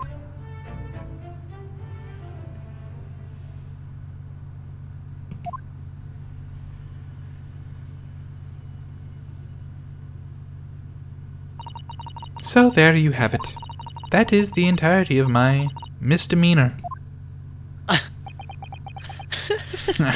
I don't know about misdemeanor, but you sure are misdemeanor, because you're very nasty. Misdemeanor? I hardly know her. You missed all those meaners. Your Excellency. Yes? I wonder. Might I speak with you in private later? I shall call on you. Thank you. Good day then, everyone. I hope you can forgive me, Naruhodo-san. For killing my teacher and then trying to pin it on me?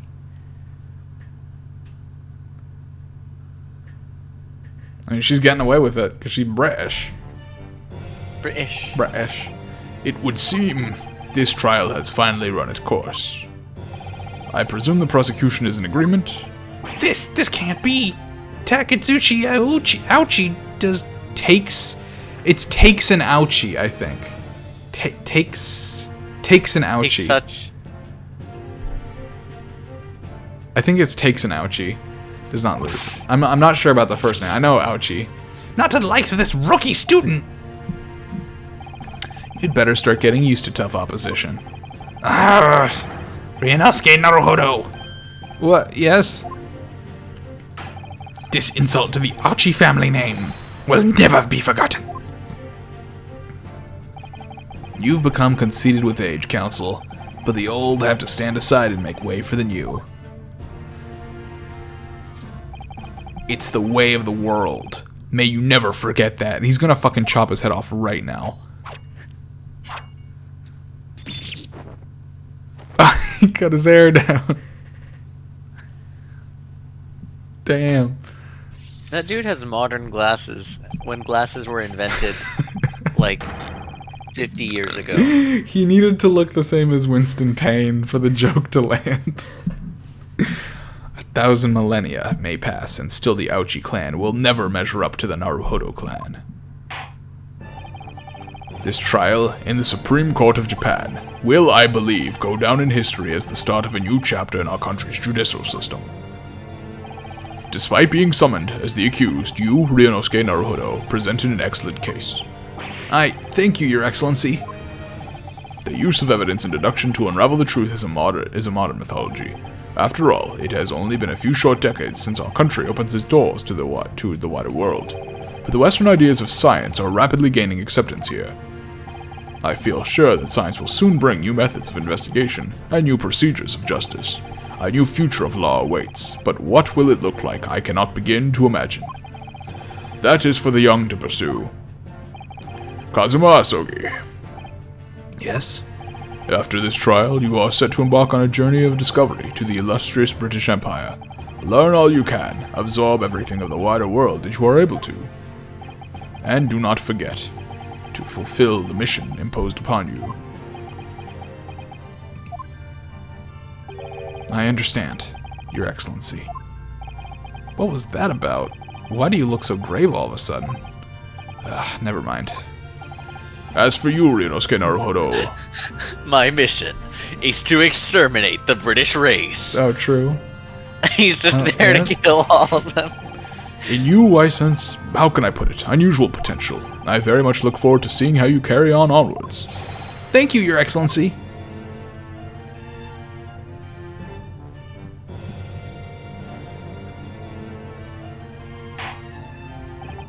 It is time to deliver the final verdict. I hereby find the defendant, Ryunosuke Naruhodo, Not guilty.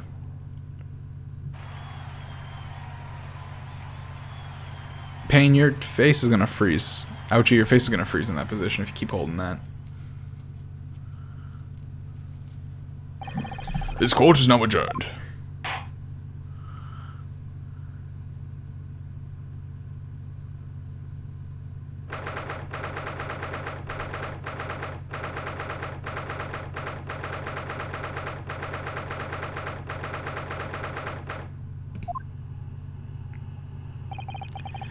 Can't believe it. I can't believe what's happened.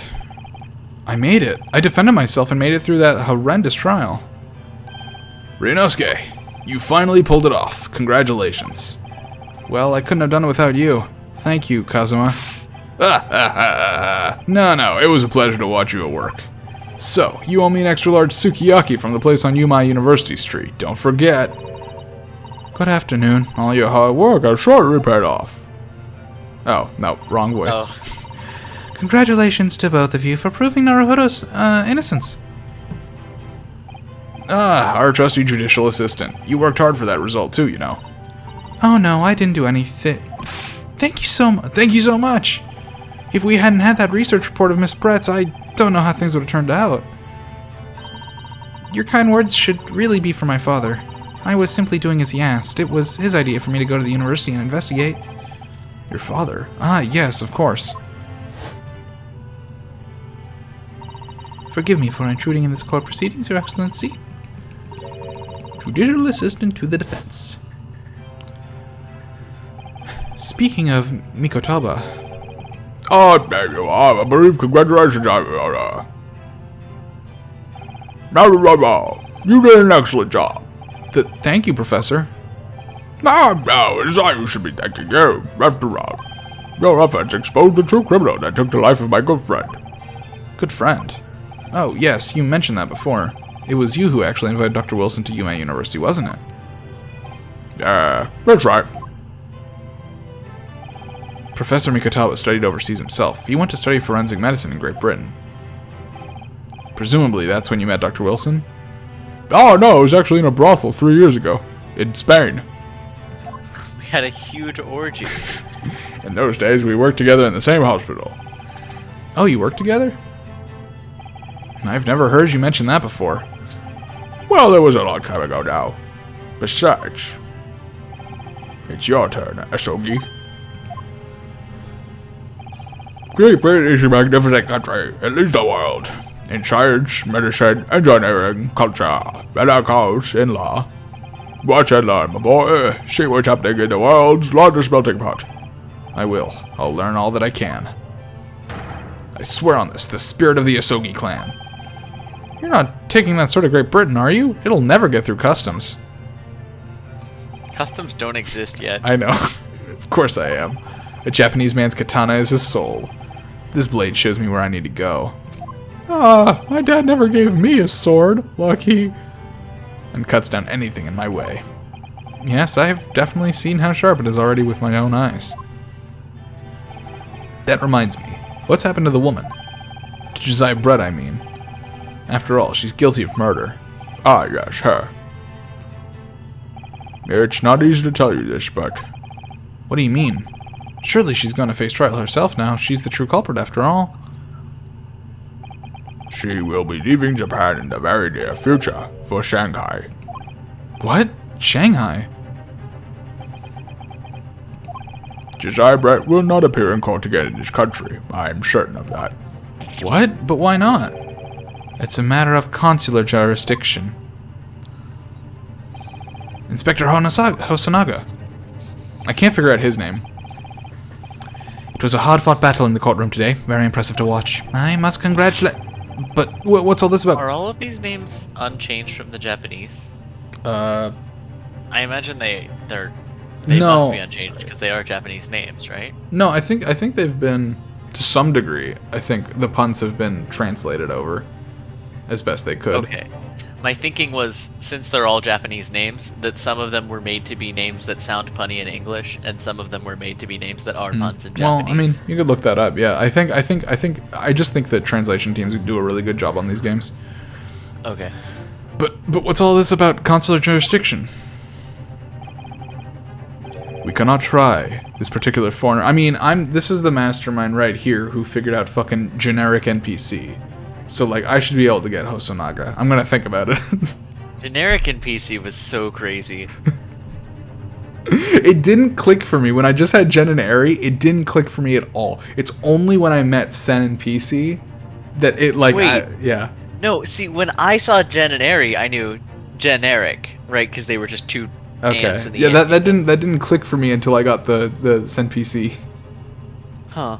At first I was just thinking, oh yeah, it's just Jen and Eri. It's just the names of two fucking Valley girls or whatever. I'm just like pretending to be an exploration team. And then it was like Sen PC, and I was like NPC, generic NPC.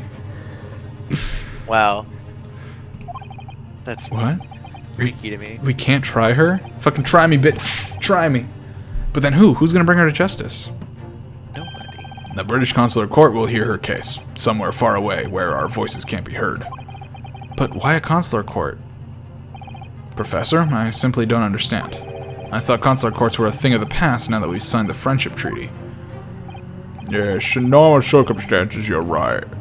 Then, so long as this is not a serious incident of highly political nature to our respective governments, they can invoke a consular court just like that. Oh, can't they? Yes, she's a student, but it doesn't justify our governments making secret agreements about her fate, does it? Something strange is going on. Probably just rich. So, Miss Brett can't be held accountable for her actions here in Japan. I'm afraid that for the young student, today's trial was nothing more than a game all along. There was never any danger of comeuppance for her. I don't believe it. The British government's Foreign Affairs Ministry has demanded that we hand over custody of Miss Brett. They're obviously taking this case of a foreign student committing murder very seriously. But it's all going to change from now on. We can make it change. Oh shit, you know what would suck? What? Your best friend's going to Britain. Yeah. And she's probably gonna go free and go home to Britain. And if they bump into each other, she's gonna be vengeful. I think he's. And then our best friend's I gonna don't think he's die. gonna drink any sparkling water that she gives him. Yeah, but she does have a gun. Like, And he does have a sword. yeah, maybe this is how Japan learns that katanas don't work as well as guns. Fair point. This is the start of a time of great turmoil. This new era heralded by the start of the 20th century. One day, I have no doubt that woman will receive the judgment she deserves. Yes, cheese comic. Oh, we're the ones driving it. Well, I think that's enough seriousness for now. This evening calls for a celebratory drink. But Professor, you're driving. This is no time for gloomy faces. We should be celebrating Ryunosuke's not guilty verdict. Let's start by having some fun. Man, you ever think about how before, like, 1920, there just wasn't a person on Earth who had moved more than 30 miles an hour? They had fucking horses and shit. Those move fast sometimes, maybe. Not 30 Actually, yeah, miles. how fast does... Okay, you're right. In Plus that, people can fall.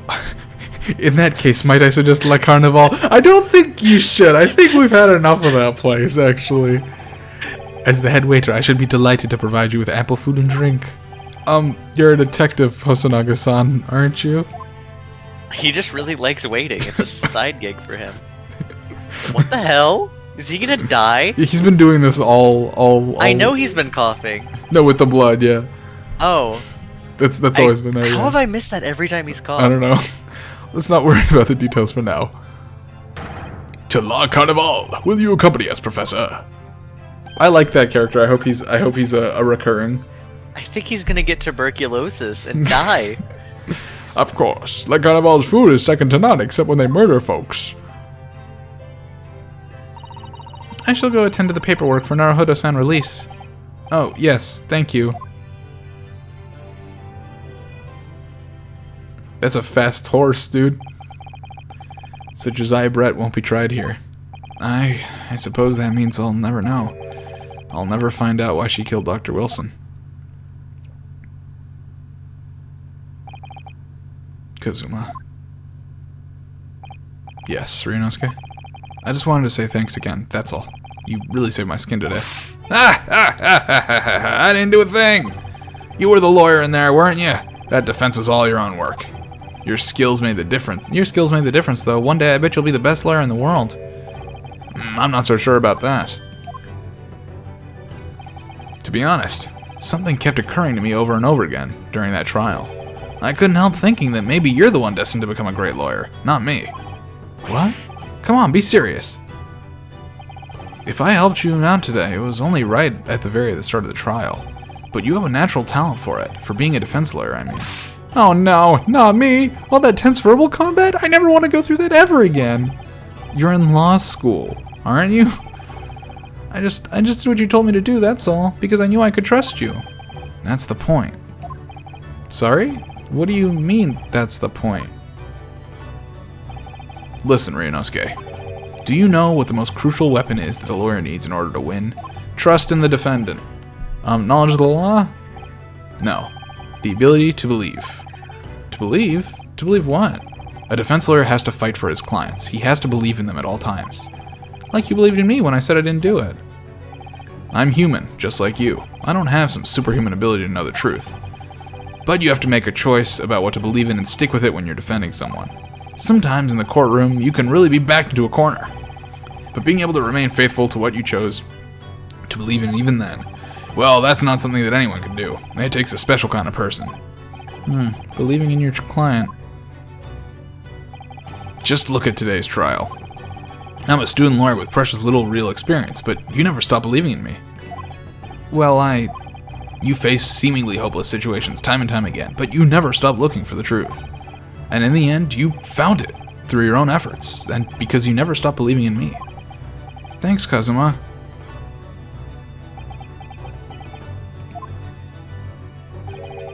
There's something I want to ask you, actually, Ryunosuke. Well, it's a favor, really. Something very important to me. It sounds serious. What is... He gets down on one knee. I want you to come with me to England. Believe in Bunger? True. Ah, you're still here, are you? We were having a moment. Oh, Inspector Hosonaga. Yeah, I was gonna put the ring under a piece of half-eaten meat. I've arranged some rickshaws for us. Let's go. Thank you. We'll be right there. Let's pick this conversation up again later. We should be celebrating right now. Your first court victory. And your studied tour to Great Britain, don't forget. Ah, yes, that too.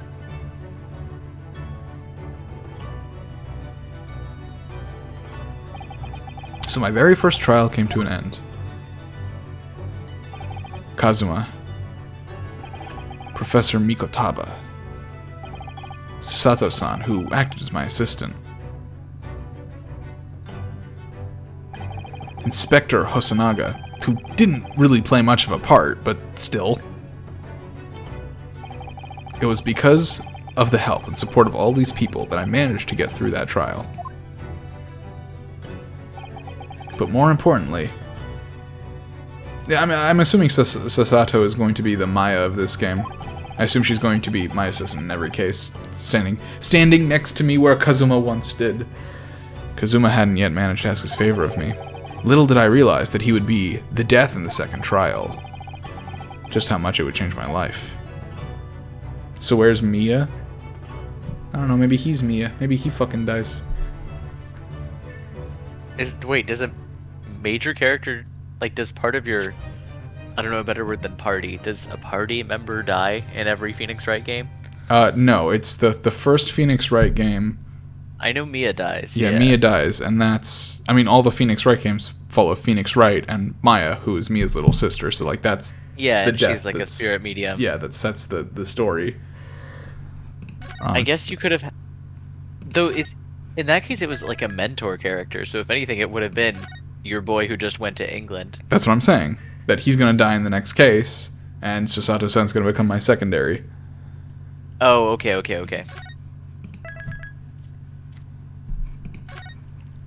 I don't actually know if he's going to die. Episode 2, The Adventure of the Unbreakable Speckled Band. Well, that sounds fun for next time. Alright, well that is going to be it for tonight. Unfortunately, next week I will not be streaming. I will not be around, but we will be back in 2 weeks with more The Great Ace Attorney Chronicles. I hope to see you all then. Hope you had a good time. I'm sure we will not get through the next case in a single thing. I only did this one for as long as I did. We can only see the word "the" twice. Did I say something wrong?